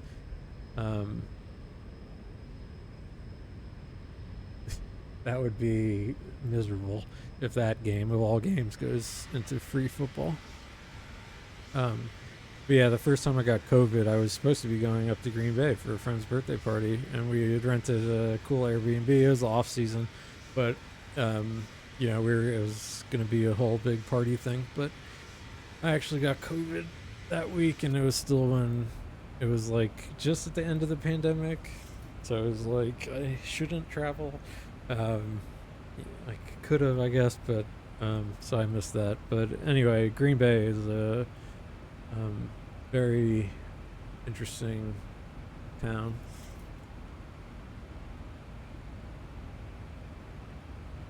I mean, football, sports bars. That's what you do there. Wisconsin is quite the drinking culture. They are my buddy who's he was born and raised in Green Bay and back there now. They make an old fashioned classy drink. You got bourbon or rye whiskey, You got some bitters. You got an orange wedge or orange juice. You got a maraschino cherry, and yeah, so that's the classic old fashioned. Now there's this Wisconsin old fashioned, which is a major degen drink. So instead of being served in a rocks glass straight, up on the rocks, or up on the rocks, up in a rocks glass. So they make their old fashions in a Collins glass, so it ends up being a highball cocktail, which doesn't surprise me for Wisconsinites. You can order it, sort of the classic. Now, one thing that is cool about it, about Wisconsin at least, is that they're regional in a way, and so they are local, I should say, and so they all have their recipes for various stuff, and so it's this cherry bing that my friend calls it, and that is basically a cherry cordial. It's their own version of the maraschino cherries, and or the cherry flavor to add. But anyway, you can get it either dry or sweet, I believe is the categories. But it's kind of funny because dry, in other words, a quote unquote not sweet version of their old fashioned dry is with like 7-Up, I think, or Sprite. Yeah, it's 7-Up actually. And then a sweet is with Squirt, which is this grapefruit, lemon lime kind of grapefruit soda, which believe it or not, I actually like. I've got it in the house right now because I don't know, it feels like a good Midwestern thing to have around this time of year. It's good with Old Overholt whiskey. It makes like so I've been drinking these degen Wisconsin old fashions, which is, I've got the Old Overholt rye right now to stand up against the Squirt, and I've been using these Fee Brothers barrel aged bitters, which I highly recommend for anyone who likes an old fashioned. Not my again, this is my you see I got my plastic airplane cup. This is my apple juice and soda, not anything else in soda. All right, here's Green Bay below us. Let's look around Green Bay. I should do a loop. All right, so here's Green Bay.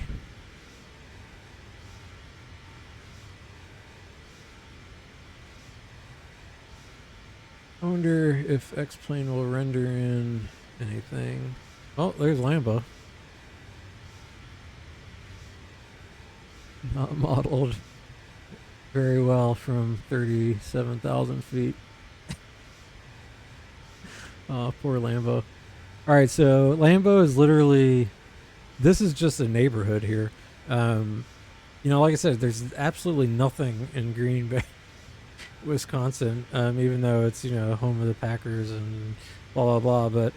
But, yeah, Wisconsin is just this little town. And there's the airport, where I guess maybe the Packers fly into there.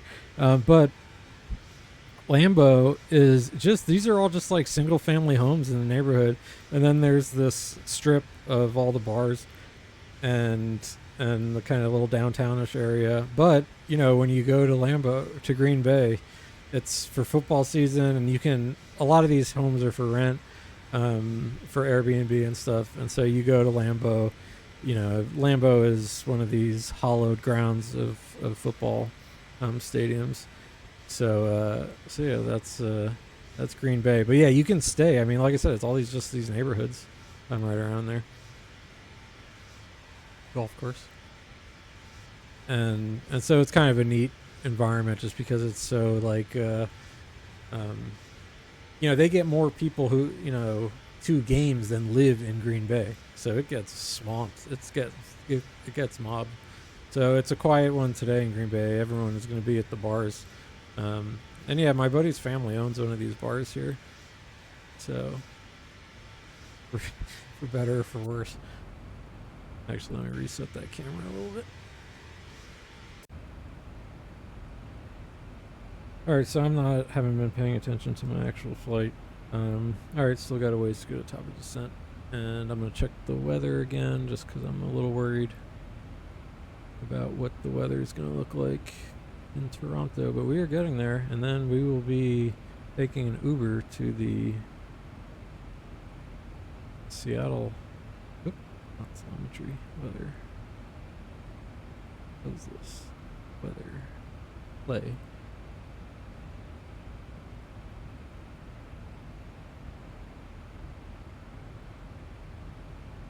Okay, so we're getting into some of it, but this shouldn't be bad for us. And yeah, by the time we actually got to Toronto, I think the squall line will have blown through. So I'm happy about that. But we are getting over to Lake Michigan. Some people call that a beach. There you go. A lake. I'm from Florida, so I'm biased. We have beautiful white sand beaches, both coasts. And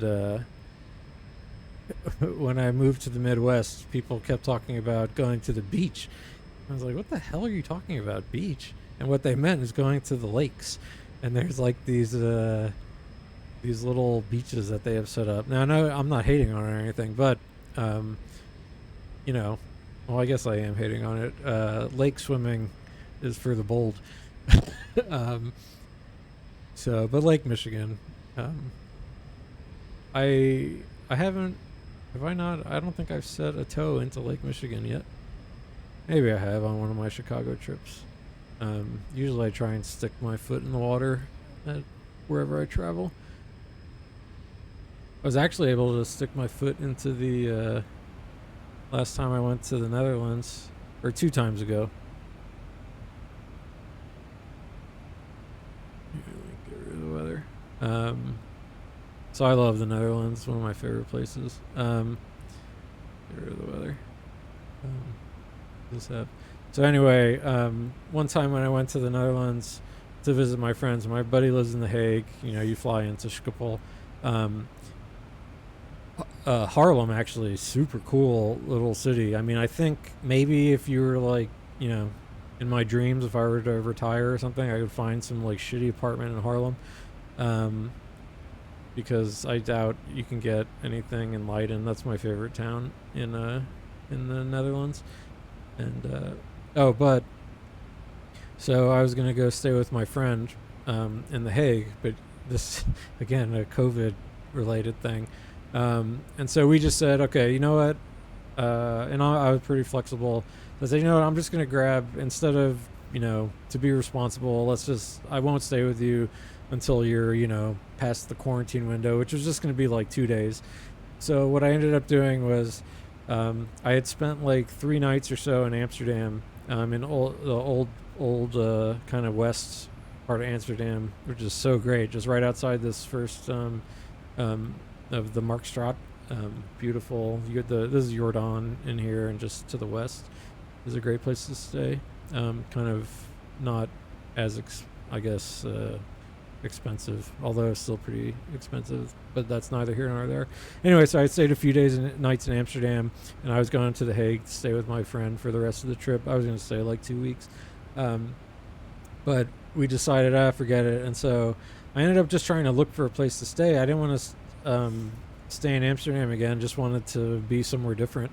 And believe it or not, this is the weirdest town in the world. So Zandvoort is this little beachside community in the Netherlands, and there's like casinos and you know, it's very beachy, and believe it or not, it's almost like, it's so strange. It's like if Florida and the Netherlands, it's what Dutch people probably imagine when they think of Florida, is Zandvoort. And I ended up having a really nice time there. It was in October, so there was no tourists there really, so it was sort of dead. And that's the whole reason I went there, is because I was able to get this little beach cottage for like it was like on that day, so it was super discounted. I think I only paid like 35 or 40 euro or something. And it ended up being the nicest family too. I got to talk to them and meet it's sort of my thing. I talked to them, and we became friends. I brought them breakfast the next day because I showed up. The one thing that did suck is I had to take the train. Only went as far as I remember. I think the train just like dumps you off in Harlem, and then you have to catch a bus out to Zandvoort. Something like that. I can't remember exactly now, but you get off at the train somewhere, I think it was this, and then drive out on the bus. So I got like one of the final buses out to Zandvoort, and I know I stayed somewhere kind of in here, past that roundabout, I remember.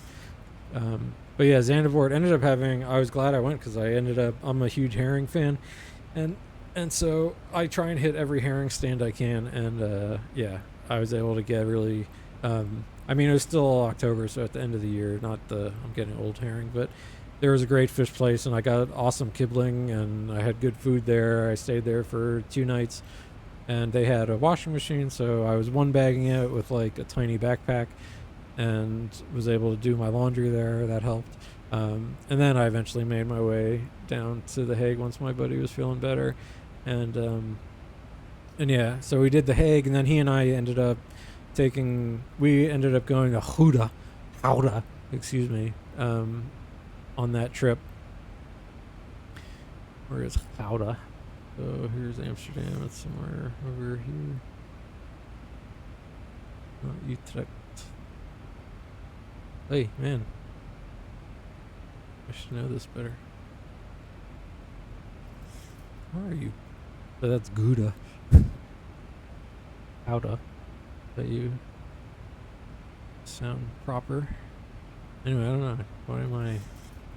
Is Gouda really that small that I can't find it? Anyway, we went there. We were also, at that time of year, believe it or not, the Dolphins, both his and my favorite team, were playing... if I would have waited like a month, they were playing in what was that? Was it in Frankfurt that they were playing? We were thinking about renting a car and driving out to Frankfurt. But it was like not for the Dolphins. We're not doing that. Anyway, The Hague. I like The Hague. My friend has a cool apartment in The Hague, or at least a nice centrally located one. I don't know if it's not nice actually by design. But it's cool. You can take the tram out to the water, and The Hague is really neat on the water. Also, but yeah, I love the Netherlands. But yeah, Zandvoort. I had fish. I got to stay at a little beachside cottage. It was kind of empty. The weather was beautiful. I had sunny. So anyway, why I was mentioning this is I did get to go stick my foot in the in the North Sea. So cross that off the list. All right, where are we? Papa Descent. Still a ways away. 21. All right, so only about an hour to go. Exhausting.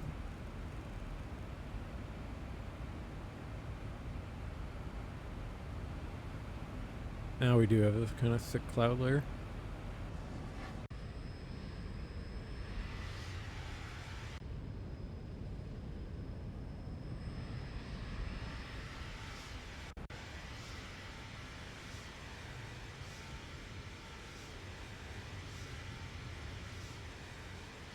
Yeah, so we will be experiencing some kind of weather once we get into Toronto, or at least once we start descent, from what I can tell. Yeah, I foot in the North Sea, but maybe not in Lake Michigan yet. I've had great views of Lake Michigan, though. The last time I went there, I ended up visiting with one of my friend's friends, and my friend was there also, too. And she had this beautiful apartment right on Lake Michigan, right in downtown Chicago. It was an impressive apartment, but it had this big rooftop kind of patio, and that was a beautiful evening. And I cooked for everybody. They had these grills up there. It was a bunch of hoity-toities. To live in there, you had to be a little bit of a hoity-toity. So I ended up cooking a pretty good meal up there. chick who lived there had just bought a bunch of food and had no idea how to cook any of it, so I ended up putting together a pretty solid meal for everybody that was at the party. And so I did my blue collar work there. I was joking with my friend afterwards that I was like the, it was all a scam to get like a pleb to come up to the fancy Chicago high rise and cook for them for free. Yeah, like a Always Sunny in Philadelphia move. But no, it was actually a really good time. And yeah, I got really great views of Lake Michigan. There was a full moon that night too. It was beautiful.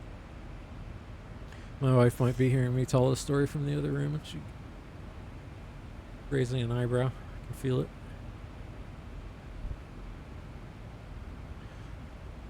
Alright, so we still got 200 nautical miles till the top of our descent.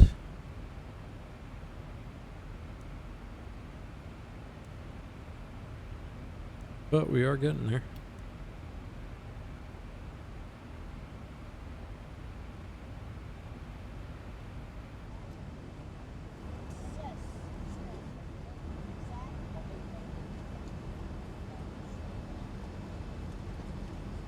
Clouds and just clouds.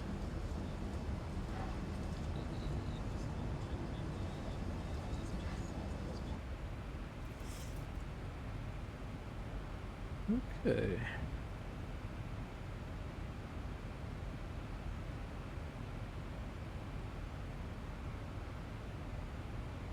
Alright, we're still just cruising along. Nothing else I really need to do right now. Did at least a preliminary calculation. I might run that again once we get a little closer.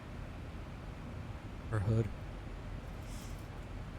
Yeah, wow, look how we were getting sort of almost 50 knots of a crosswind here. So you can see on the nav display, our heading is pointing here, but the wind is blowing us there. So we have to kind of fly into the wind to stay on path.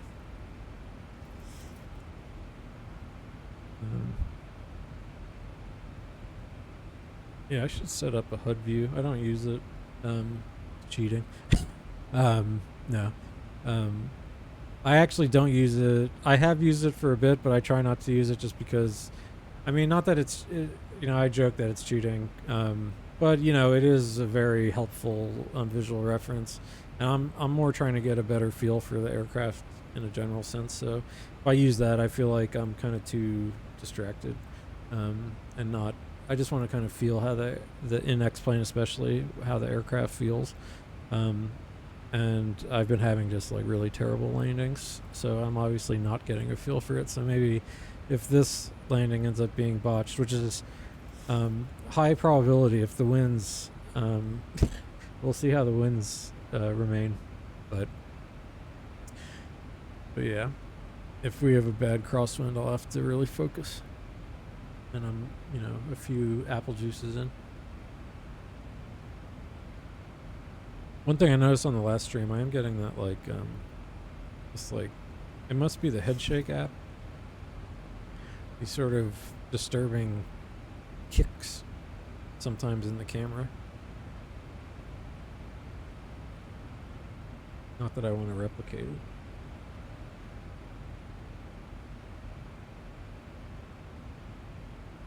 So, what's happening in the NFL? They just got the Colts on. Let's see what we got here. So, everything that happened. Pats won, Eagles squeaked it out, of course they did. Alright, good for the Panthers. Jets undefeated. Dolphins got murdered. Bears, nice win. The Chiefs crushed the Raiders, and second window is opening up.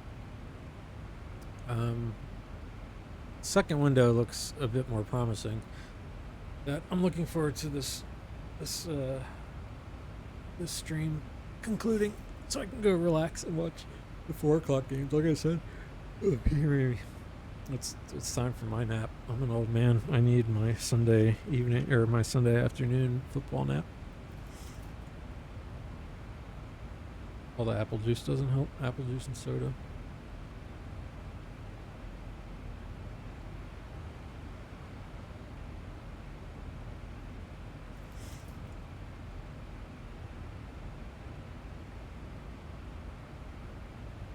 However, besides the football, let's see, what do we got?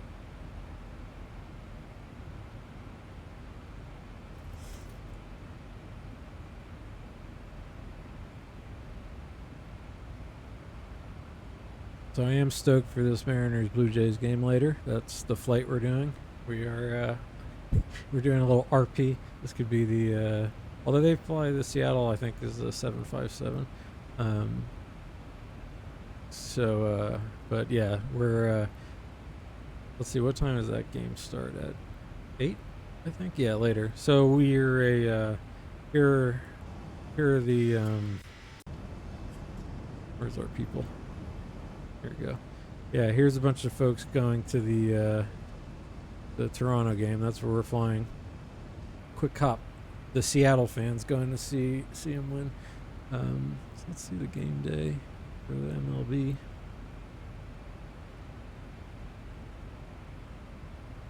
Yeah, 8 o'clock later. So who we got? Oh, Savage. So Gilbert and Savage. Okay. So yeah, 2 good starting pitchers. This should be, I mean, a real important game. Although that series has been kind of odd. Seattle looked so dominant, and then Toronto looked so dominant, and then good for Seattle. They were able to timely grand slam. I hadn't seen Eugenio Suarez actually make a play, and so it was like, God, finally. All right, we're coming up to the first part of our actual star, which we haven't really looked at here, so pull that up.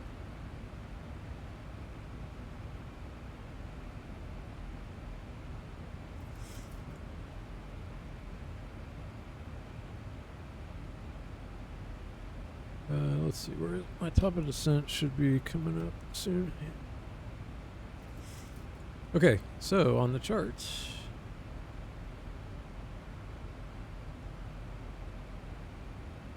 So here's our the star. So it won't show it on Navigraph because this is not to scale this part, but we'll be coming in on this Jasmine transition. Shocked. And I can go look on my legs page. Come on. Yeah, the lag you can see. Bummer.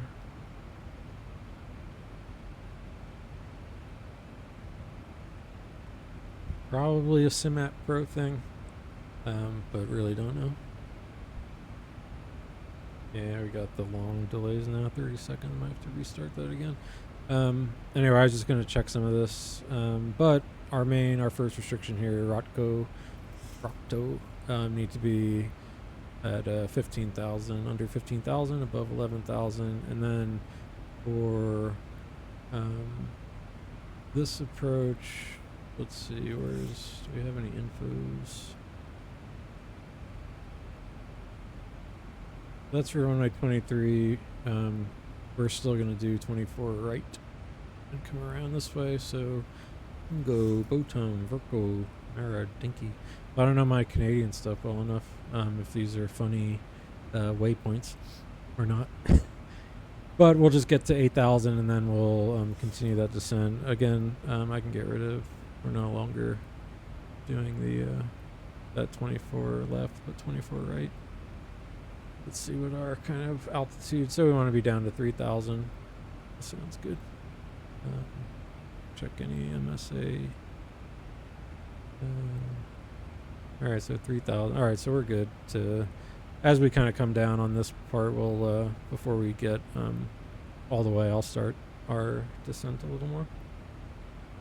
Or at least get down to that, the 3,000 is where we want to be. So I'll just do like a level change, get down to 3,000, come around, and we'll be looking for this Abdal.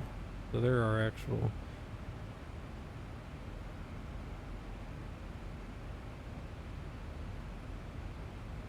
Yeah, the lag in the FMC and the sim is pretty damn annoying.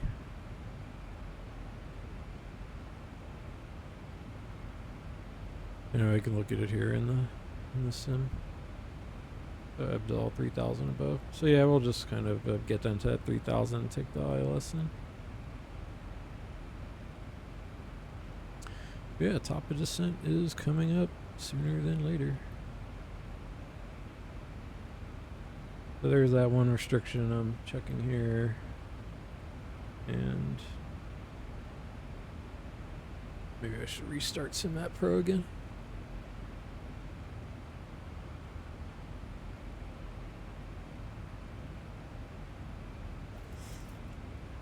Going on the flight sim discords.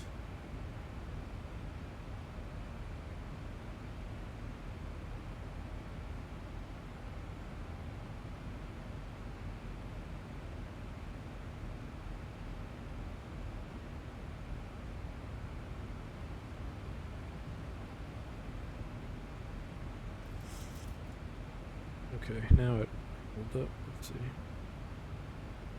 Alright, basically, it seems like if you let it sit for a little while, unless is it when I click off? Whenever it's something I'm doing, depending if I have a program open, let's say, progress. There it goes. What if I'm clicked off? Let's see. Instant. Not instant. Alright, so maybe it doesn't have to do with the focus per se. But in any case, in the baseball game today, Gilbert Savage. Lineups be pretty straightforward.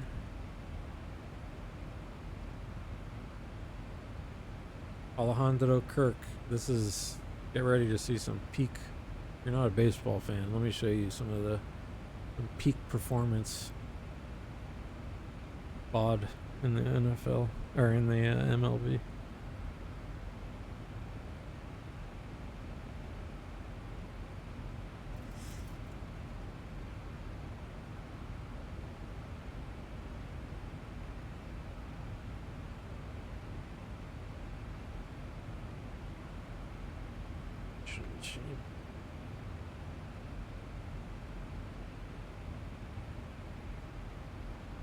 But he is he's having, he's a crappy player.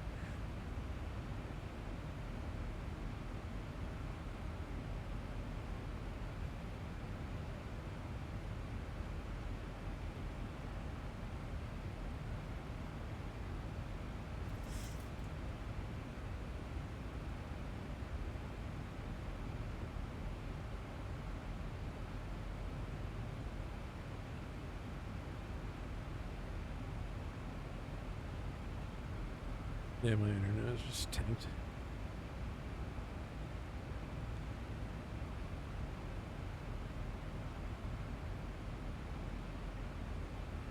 Let me check some stuff.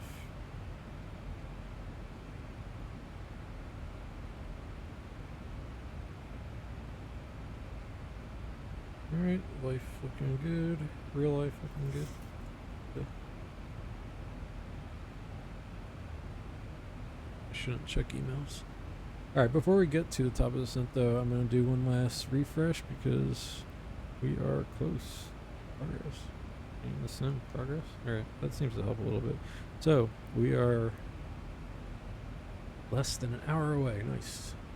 This will be my longest flight in either a long time or ever. Like I said, I really don't like doing these long flights. Too much sitting in front of the computer. I don't mind doing a there and back though. A little more action going on. Alright, well all the 4 o'clock games have kicked off at least.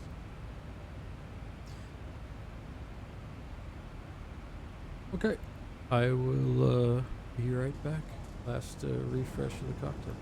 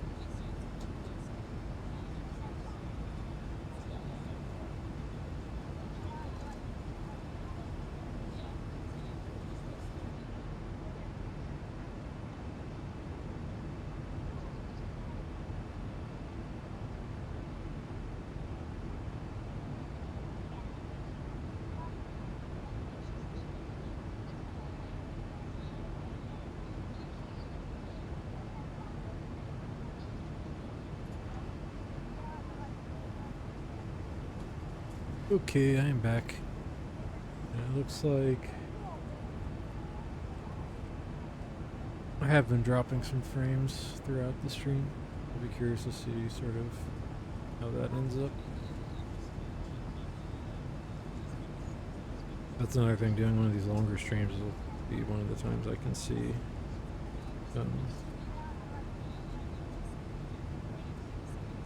what happens. Odd views here. Maybe later.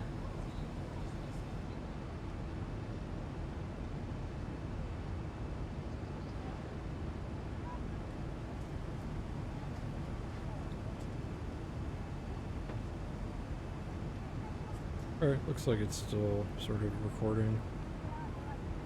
Didn't actually die on me at any point.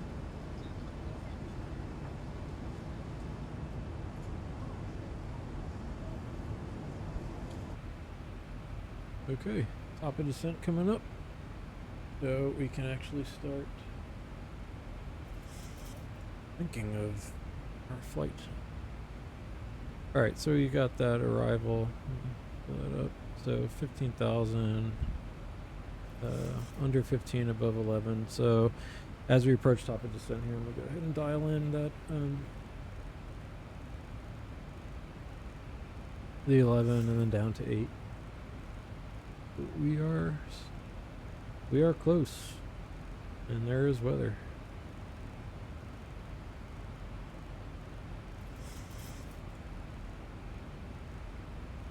All right, 11,000. I haven't touched the heading knob in a while. Do that. 8-9. Got our courses set. Altitude full.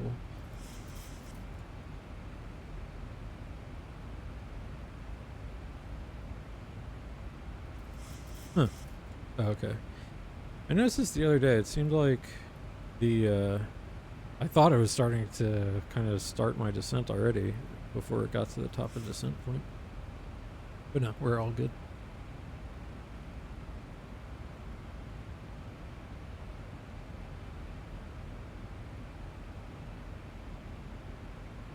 Alright, I got a Victory apple juice and soda here for when we land.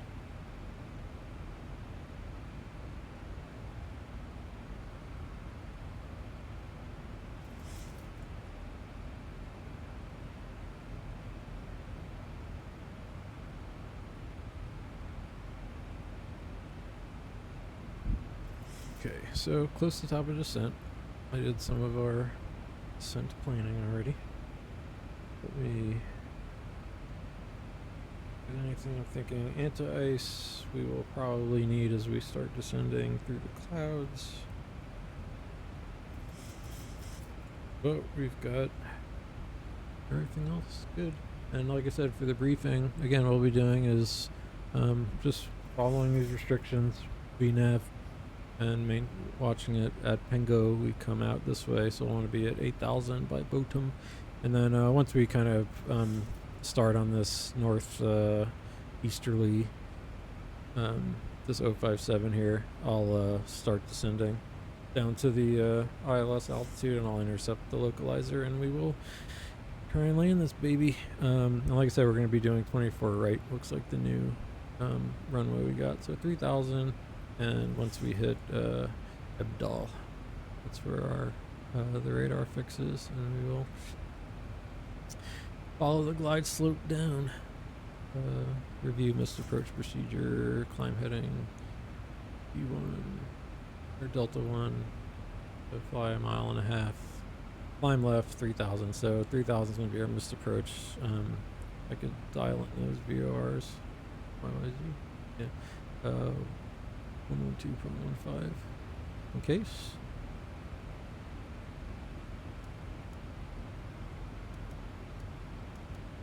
Okay, 1215.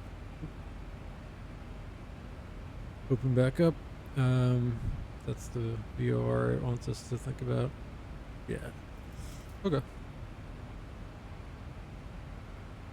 Got our decision height in, altitude. Okay, I feel good about this. Oops.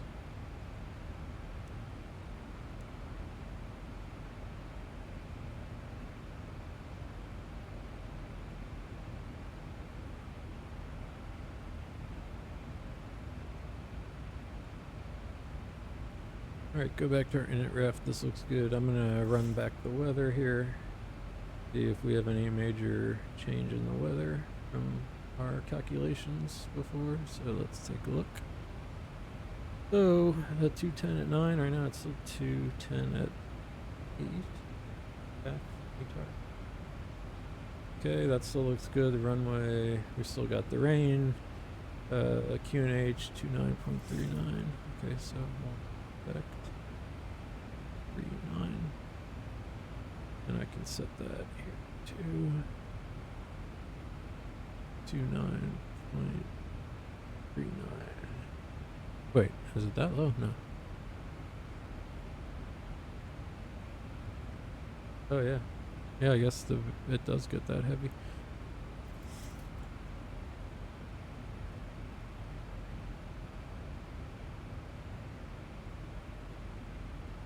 Okay. 2939. Level pressure. Pressure 16. Okay, 3939. 16. Everything else the same. I don't think we won't be needing the anti-ice at by the runway. Run this back again. Okay, no change. Alright, good. Alright, we are close to the top of the descent.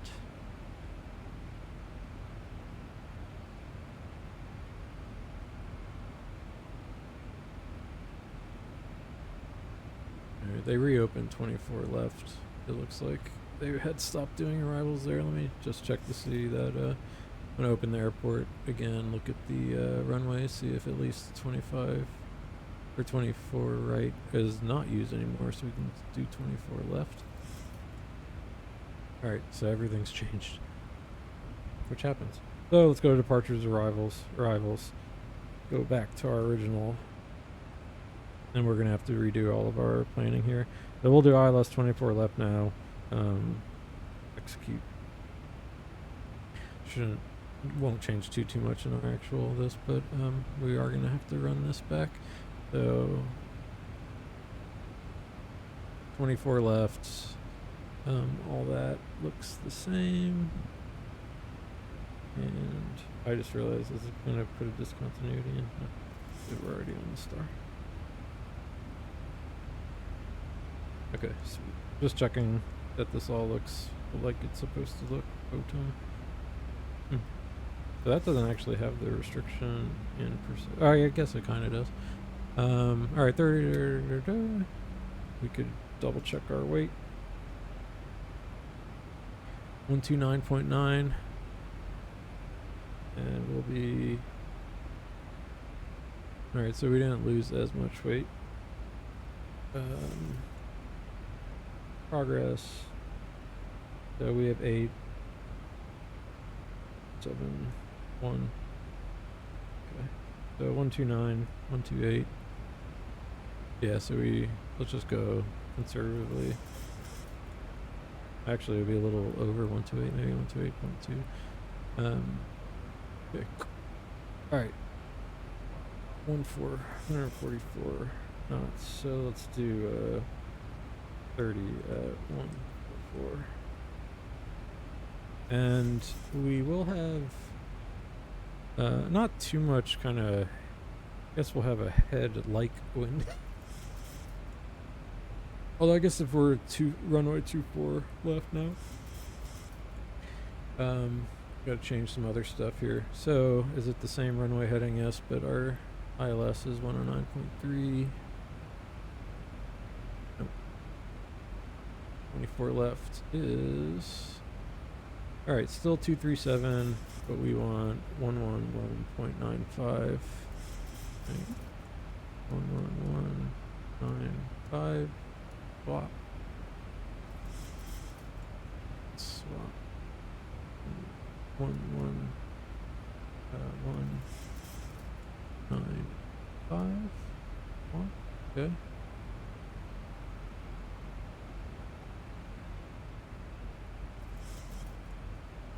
Okay, so we are descending.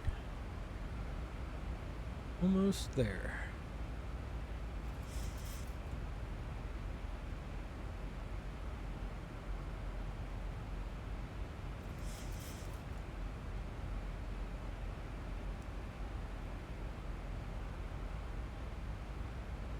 check our banana.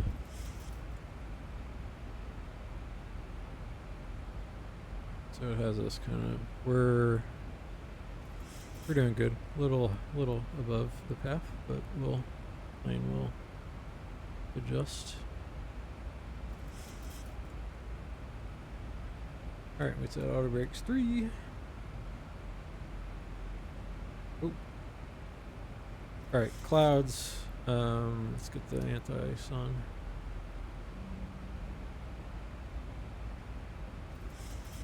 It's cold up here.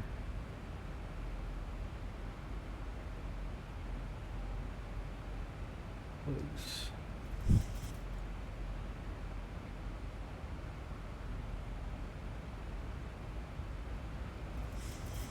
Yep, as usual, drag required.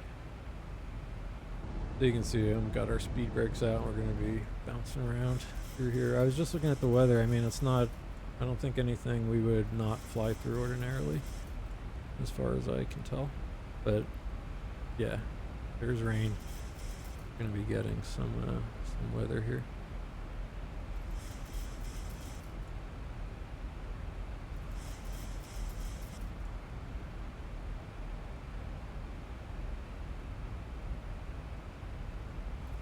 Well, of course now I should definitely turn seatbelts on. I can give the, I like this stuff. Yay. Oh, not welcome. I want turbulence warning.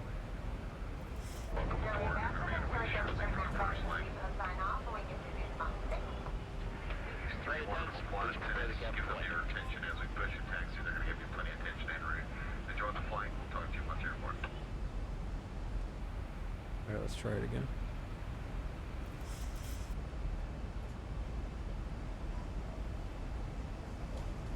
Oh, well, my turb. Before making our call to town, please check at this time. Make sure seatbelts are securely fastened. Bring seats and trays, exit locks, and bring shelf carry-on items. We also ask you to discontinue the use of the snow, all portable electronic devices, and preparation for landing. We'll be coming to you to pick up the remaining service items and any other types of... Oh. Speed brake in. Alright, so we got a bumpy ride in here.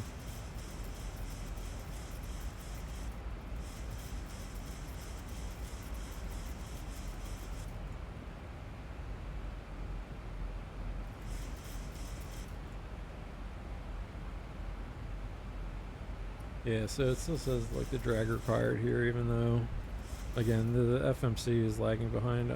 Hopefully this won't screw me over too much as we get close to the landing.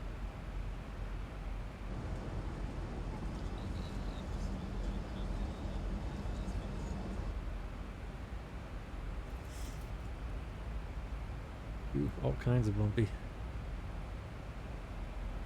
Oh, here we're getting some radar returns here. So there's some weather, but still, you know, we got turbulence. But last time I looked at the actual map, it didn't look too bad. It's 24 left. Photon, Franco, done all vectors to BizDo. Then let's make sure that's also 3000. Yep. So, all right, yeah. So we're doing good here.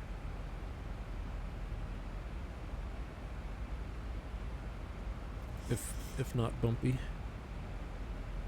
Cool. Oops.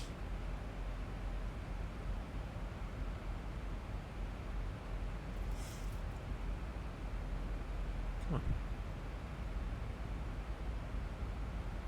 A little bit of lights.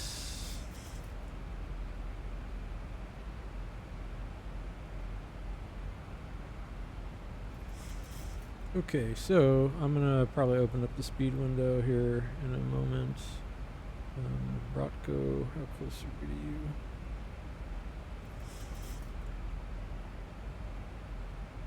Look, the Rotko. Oh, it's so close between those two, so 250. So I'm gonna go ahead and open up the speed window, come down to 2 knots. I'm kind of quick, so I'm gonna give us some speed brakes here.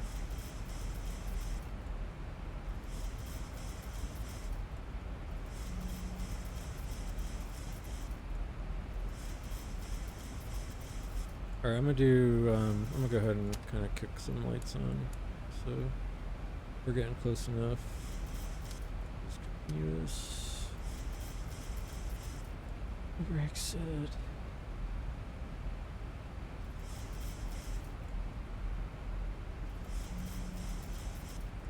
But yeah, so this is actually, now we are getting some sort of gnarly weather returns. I don't think, I wonder if I probably shouldn't be flying through.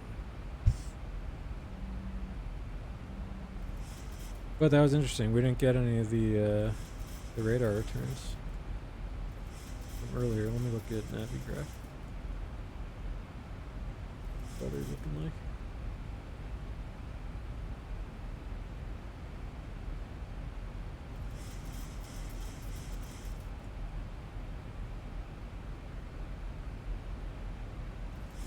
Alright, speed brake will come in.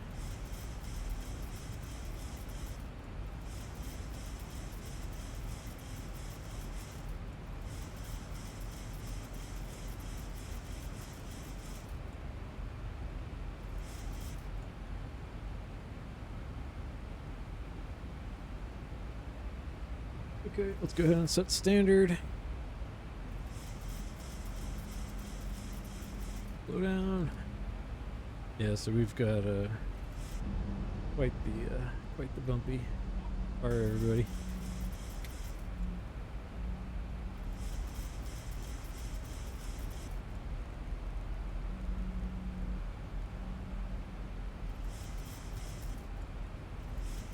Okay, let's get the speed brake in.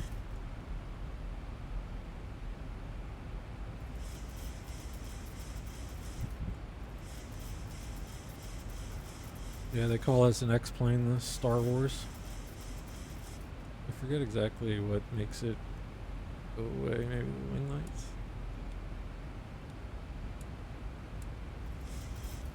I could never use the wipers. Do anything? Yeah, we're good.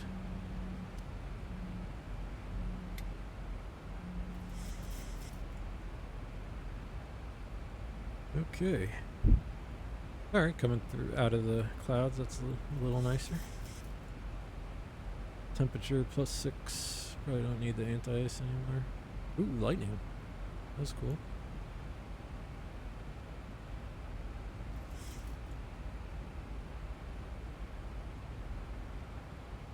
Okay, so we are looking good for this waypoint restriction here at Rotko. I'm going to go ahead and get us down to our next one, which is 8,000. And we will continue our descent.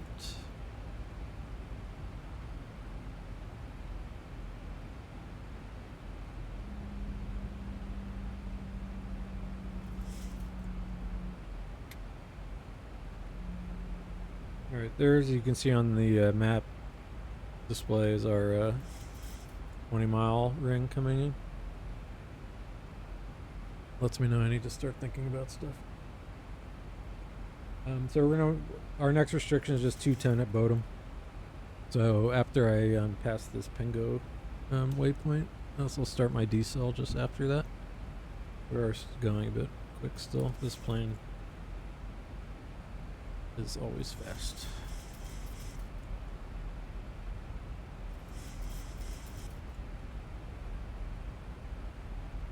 We can get to see any of no, we're just flying through outer space. Check the weather again. Okay. Looking good still, 2939, yep. Light rain, so the ceiling is, so okay, once we get kind of below about, let's see, below about 7,000 feet, we'll at least see.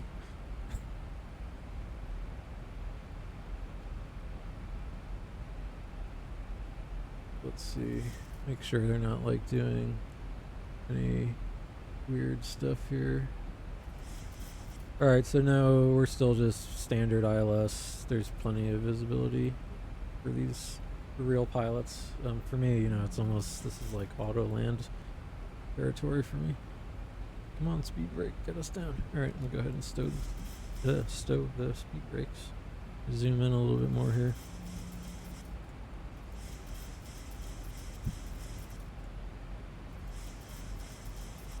Okay, descending nicely. Looks like we're gonna get down to 8,000, no problem by Botum.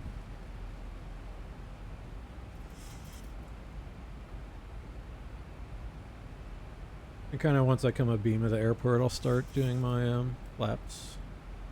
So we got send anti-ice as required. Now we don't need it. Okay. Pressurization good, landing data is all checked. Flaps WB30, VRF 144. Minimums are 796. Yeah, approach briefing we did, so that is good. Okay, I'm gonna go ahead and bring us down to 240.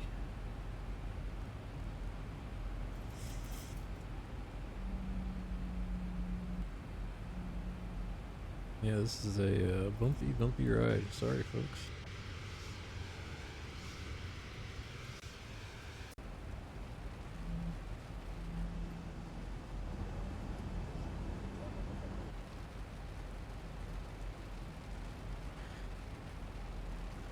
Alright, so we are slowing down.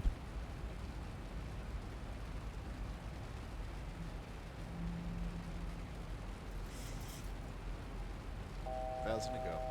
Alright, thank you. 1,000 to go.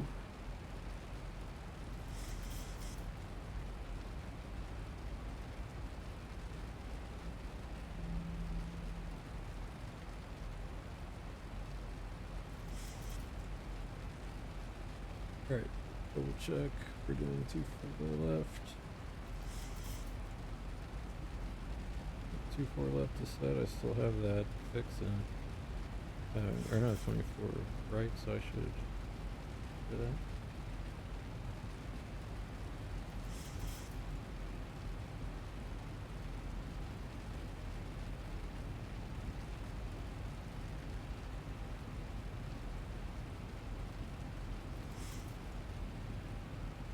Okay, got that center line going. Okay, 8,000.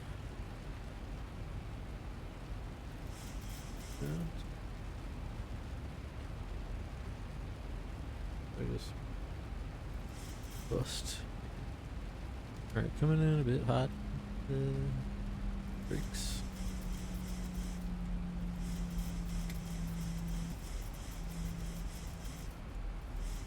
I'll actually go down to our up speed.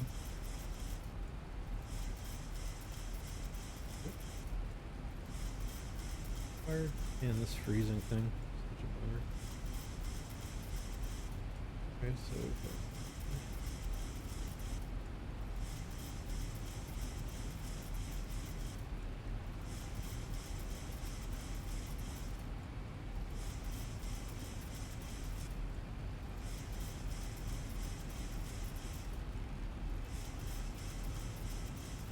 okay, so according to the charts, we want to go outbound here at 157.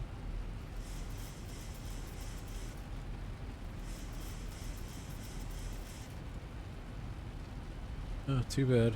Don't get any nice views of Chicago. But, so I'm gonna go ahead and do a couple things here. At this point, I'm gonna go into heading select and go speed. Keeping that off, go speed, and didn't like alt hold. That's a bad one. Let's go down to that 3,000. And I'll go with I'll go or just a level change.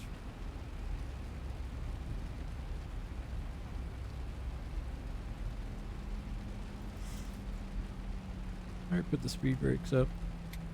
And yeah, we're gonna be shooting for this this Lizdu 3,000 above. So I'll kind of vector us back around. Catch the localizer.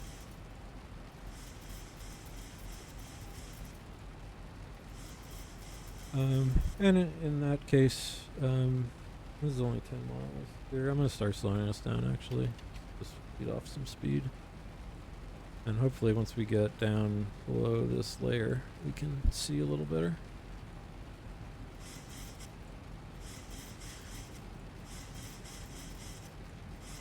Five.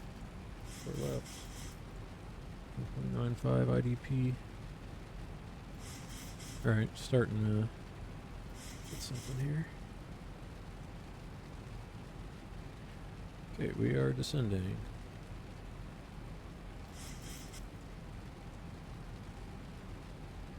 Just our heading a little bit. Got this tailwind pushing us along. And I'll probably come in a little under the ILS. It actually wants you at 3000 at CERTO, which we don't have actually displayed on there. I didn't put in the transition, but we'd be getting some sort of vectors at this point, you know. Head is 060. So I'm hoping the clouds break here.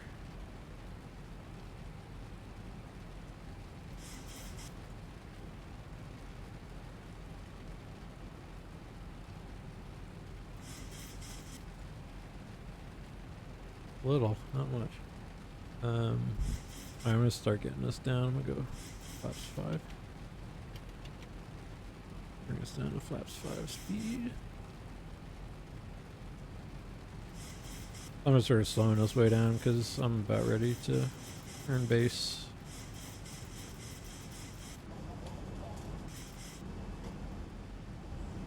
So the airport is around here.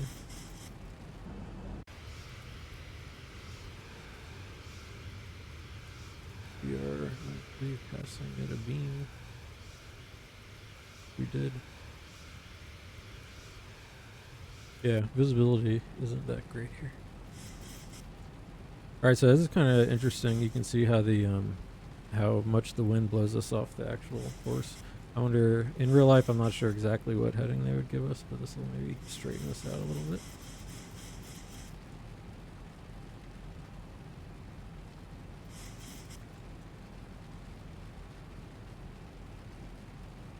Alright, so I'm about 16 DME. I'm going to go ahead and, where am I about? Still a little high. I'm going to let us come down a little more. But we are starting to see slightly more. Alright, do a quick approach nav radios. Are set. If we had an altimeters, the QNH is good, and more auto brake good. Approach with the speed and start flight set on. Well, it's on.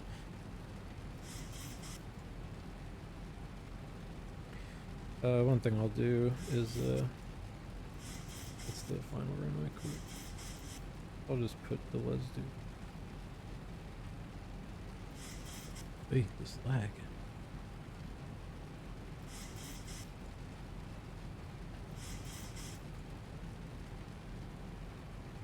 Your X, yeah, it's alright. My EFB's all jacked up here.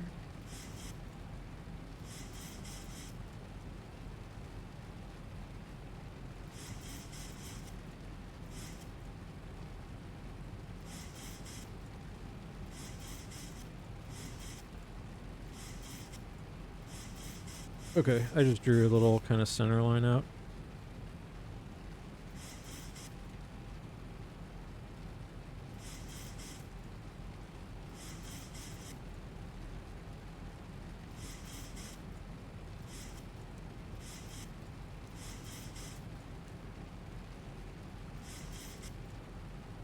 Close. 1,000 to go. Alright, so I'm gonna go ahead and turn. Oh, see, that's what I did. I'm gonna turn base.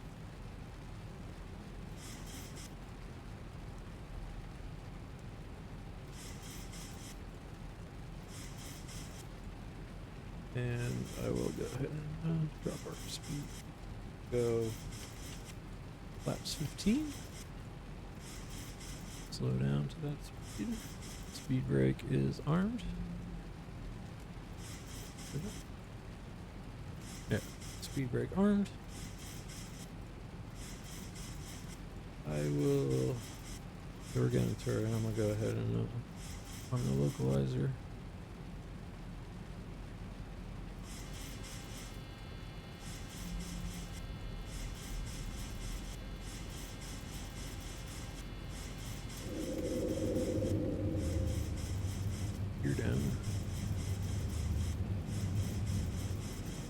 getting sort of dangerous.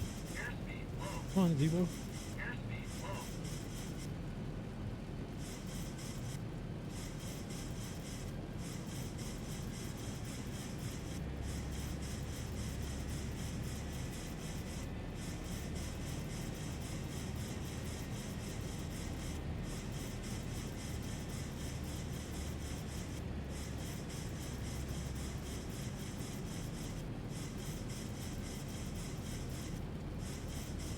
So this has been a bit ugly.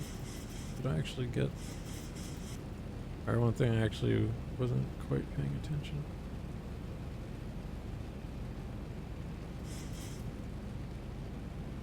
Okay, heading. Your lock.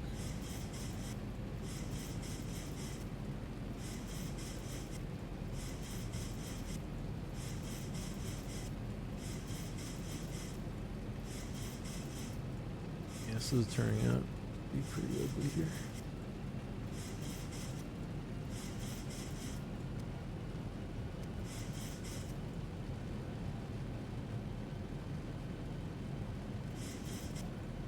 Alright, so we do have your lock off hold.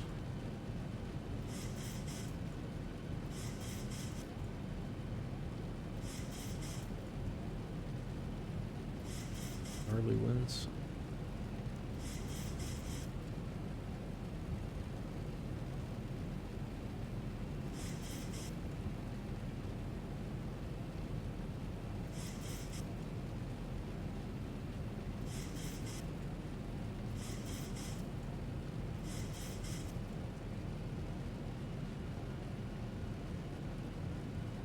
Alright, so this should be quite exciting for me. Try and land in this crosswind. So, I'm gonna have to add some, add that wind correction. I'm probably supposed to add more, even more wind correction than this. Heading.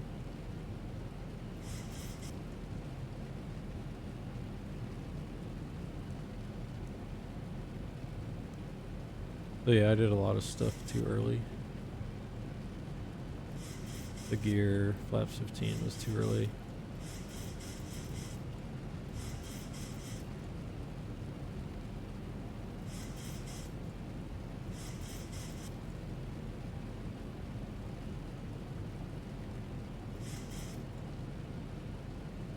We'll go ahead and get into our final. Flaps 30. +5. Ground speed is pretty low.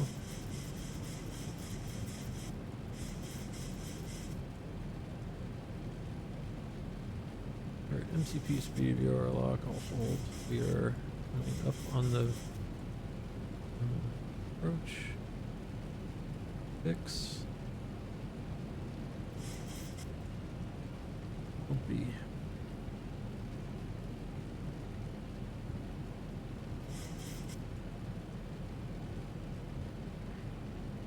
Alright, so we're getting, right now, still pretty decent crosswind.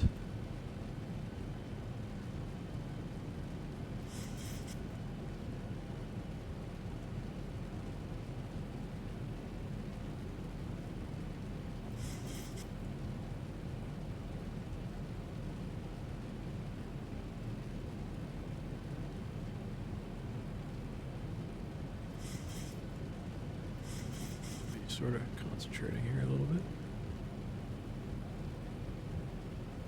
Watching my displays, watching my speed.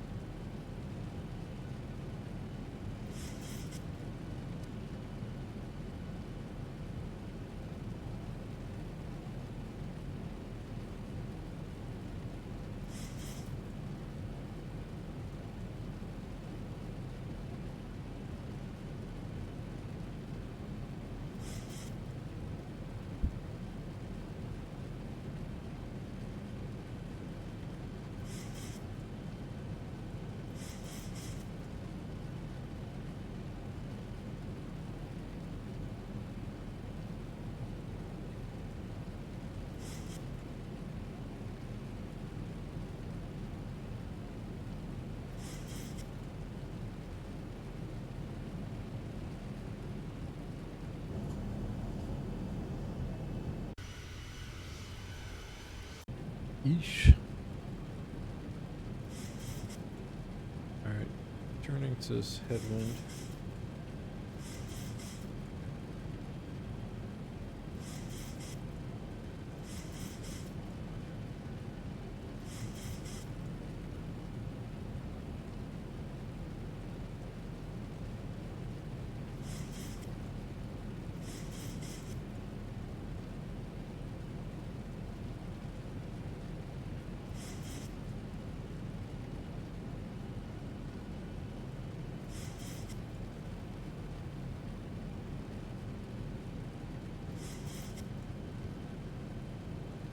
Okay, there's our vertical deviation coming in. And the first approach looks secure. Well, it's actually sort of halfway between. Oh, wait, look, it's one dot from the approach mode.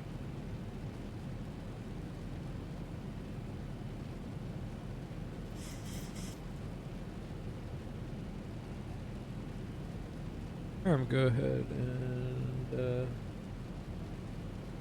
arm the approach mode. Should get single channel.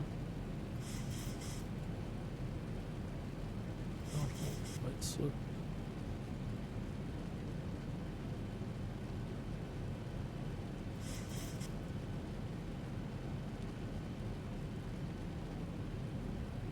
Alright, glide slope lock. They're taking us down. We are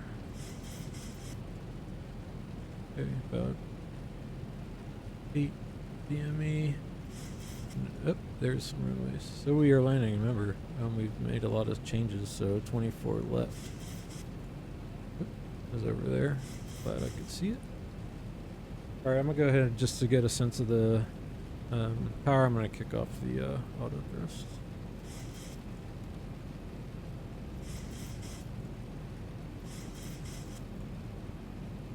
Okay, and we've got a lot of headwind right now, 28 knots, so I'm gonna have to give it some juice here.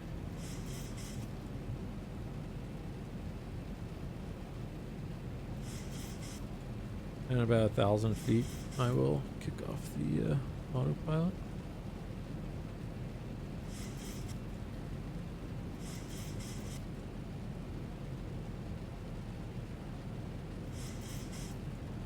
Okay, I can see it on way.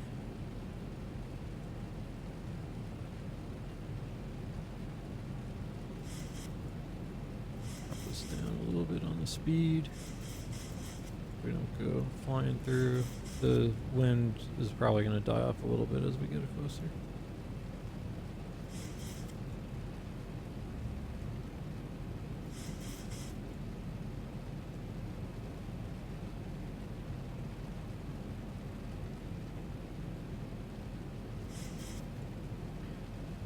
Okay, headwind 22 knots.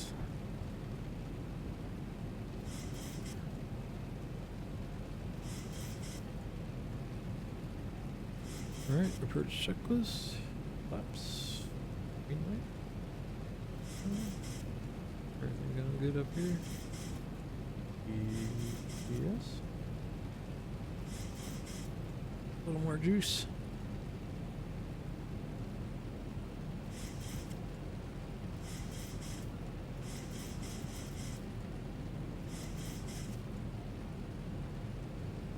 Again, pretty good kind of headwind, but luckily it's not pushing us to the side too much. Ooh, too much. Oh, no.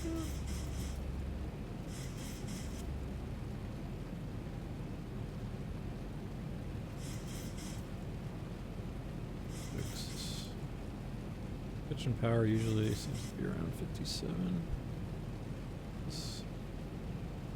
Nuts. Okay, I will be disconnecting the autopilot and wish me luck.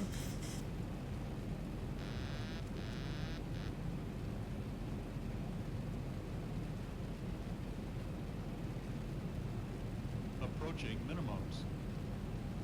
Low. A little high, as I usually do. Minimums. Okay, continue.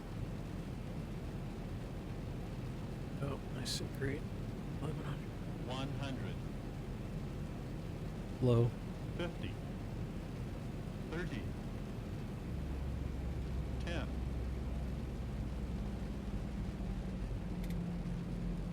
The usual. Look these things. Okay, spoilers up. Reversers.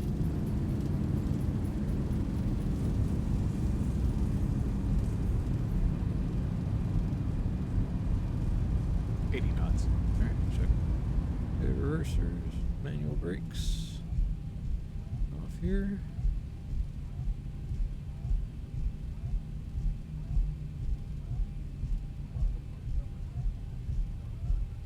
Loaded it again. Alright, stow the speed brake, put our flaps up, and we'll just kind of brake and come to a stop here.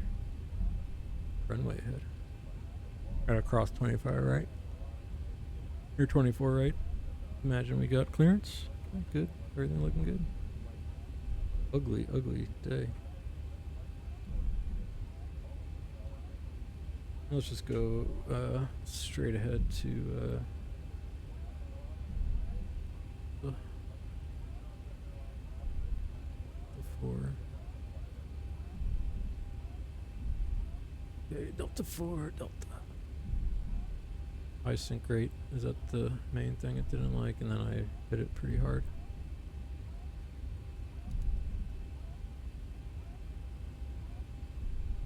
Alright, we'll go on Delta.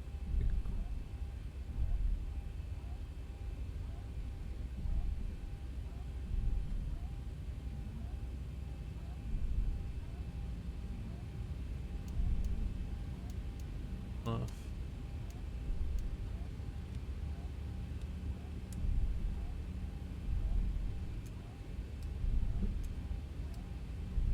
Come on, click. There we go. Whoa! That's why I shouldn't drive and turn on lights. Alright, auto brake can come off. That's max. Off. Slow down.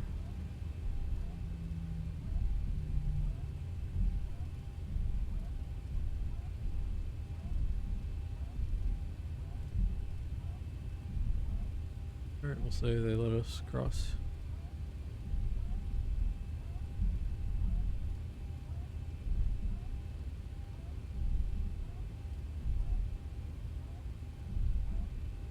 Okay, let's go. Let's see. Alpha. Bravo. Bravo. Let's just stay on the, and then Bravo. I don't know what the actual approach would be. Delta, Delta P, Delta Papa. That Delta. There we go. We're on Delta, want Delta Papa.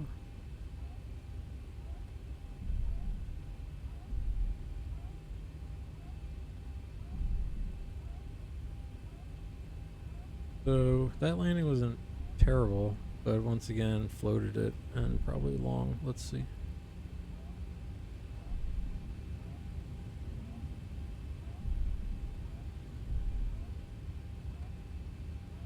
And let's see.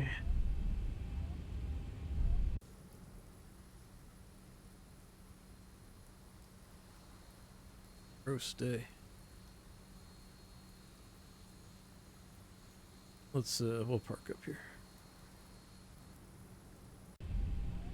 Alright, weather can come off. Wait. I don't have two EVAs. I'm way off the center line while I brake.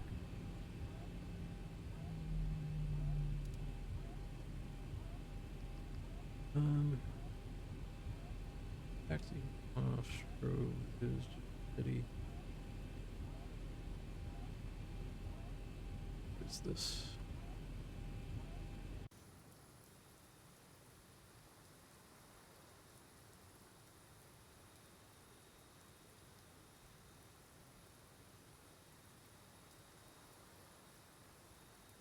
This is for big aircraft. Parking.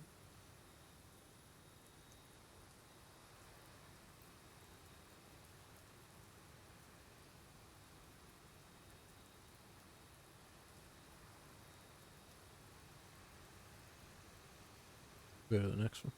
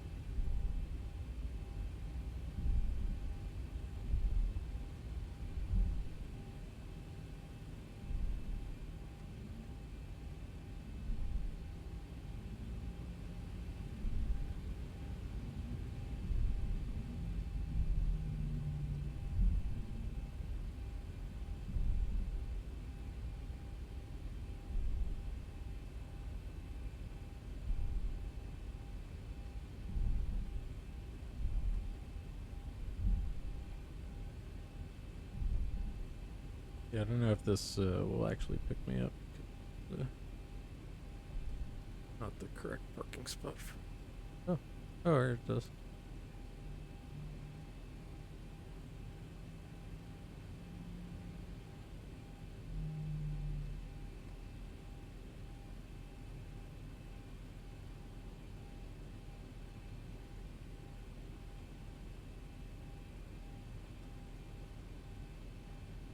Great brakes.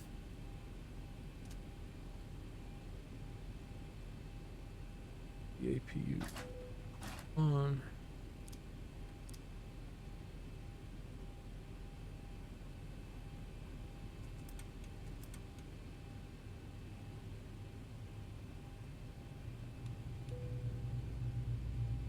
All right.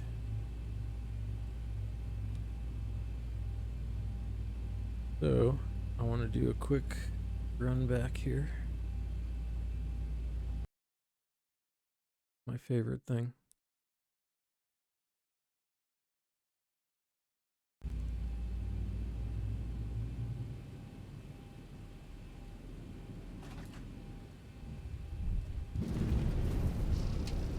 All right.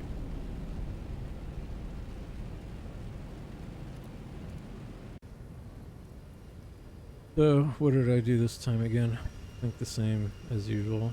Pitched up too high.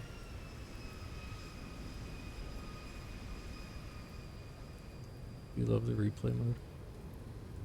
I came in low. Oh, look at that thing.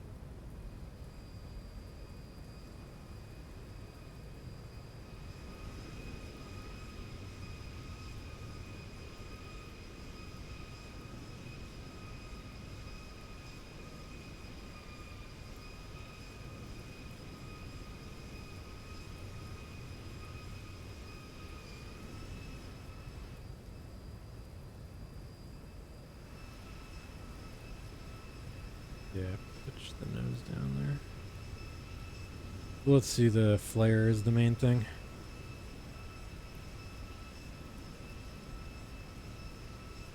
I was possibly going too fast again too. If I keep lifting off. Thought the headwind would maybe help me out. Yeah, I just cannot get these things down.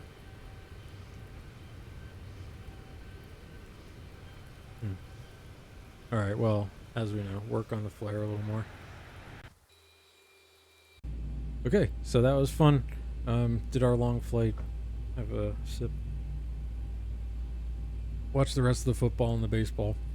And I will be taking down the sim setup, and whenever I have time again, I will be looking forward to jumping back on.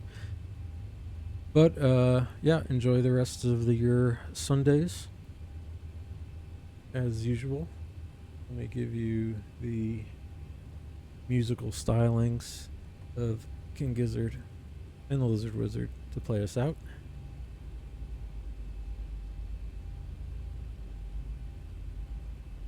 And I will see you next time.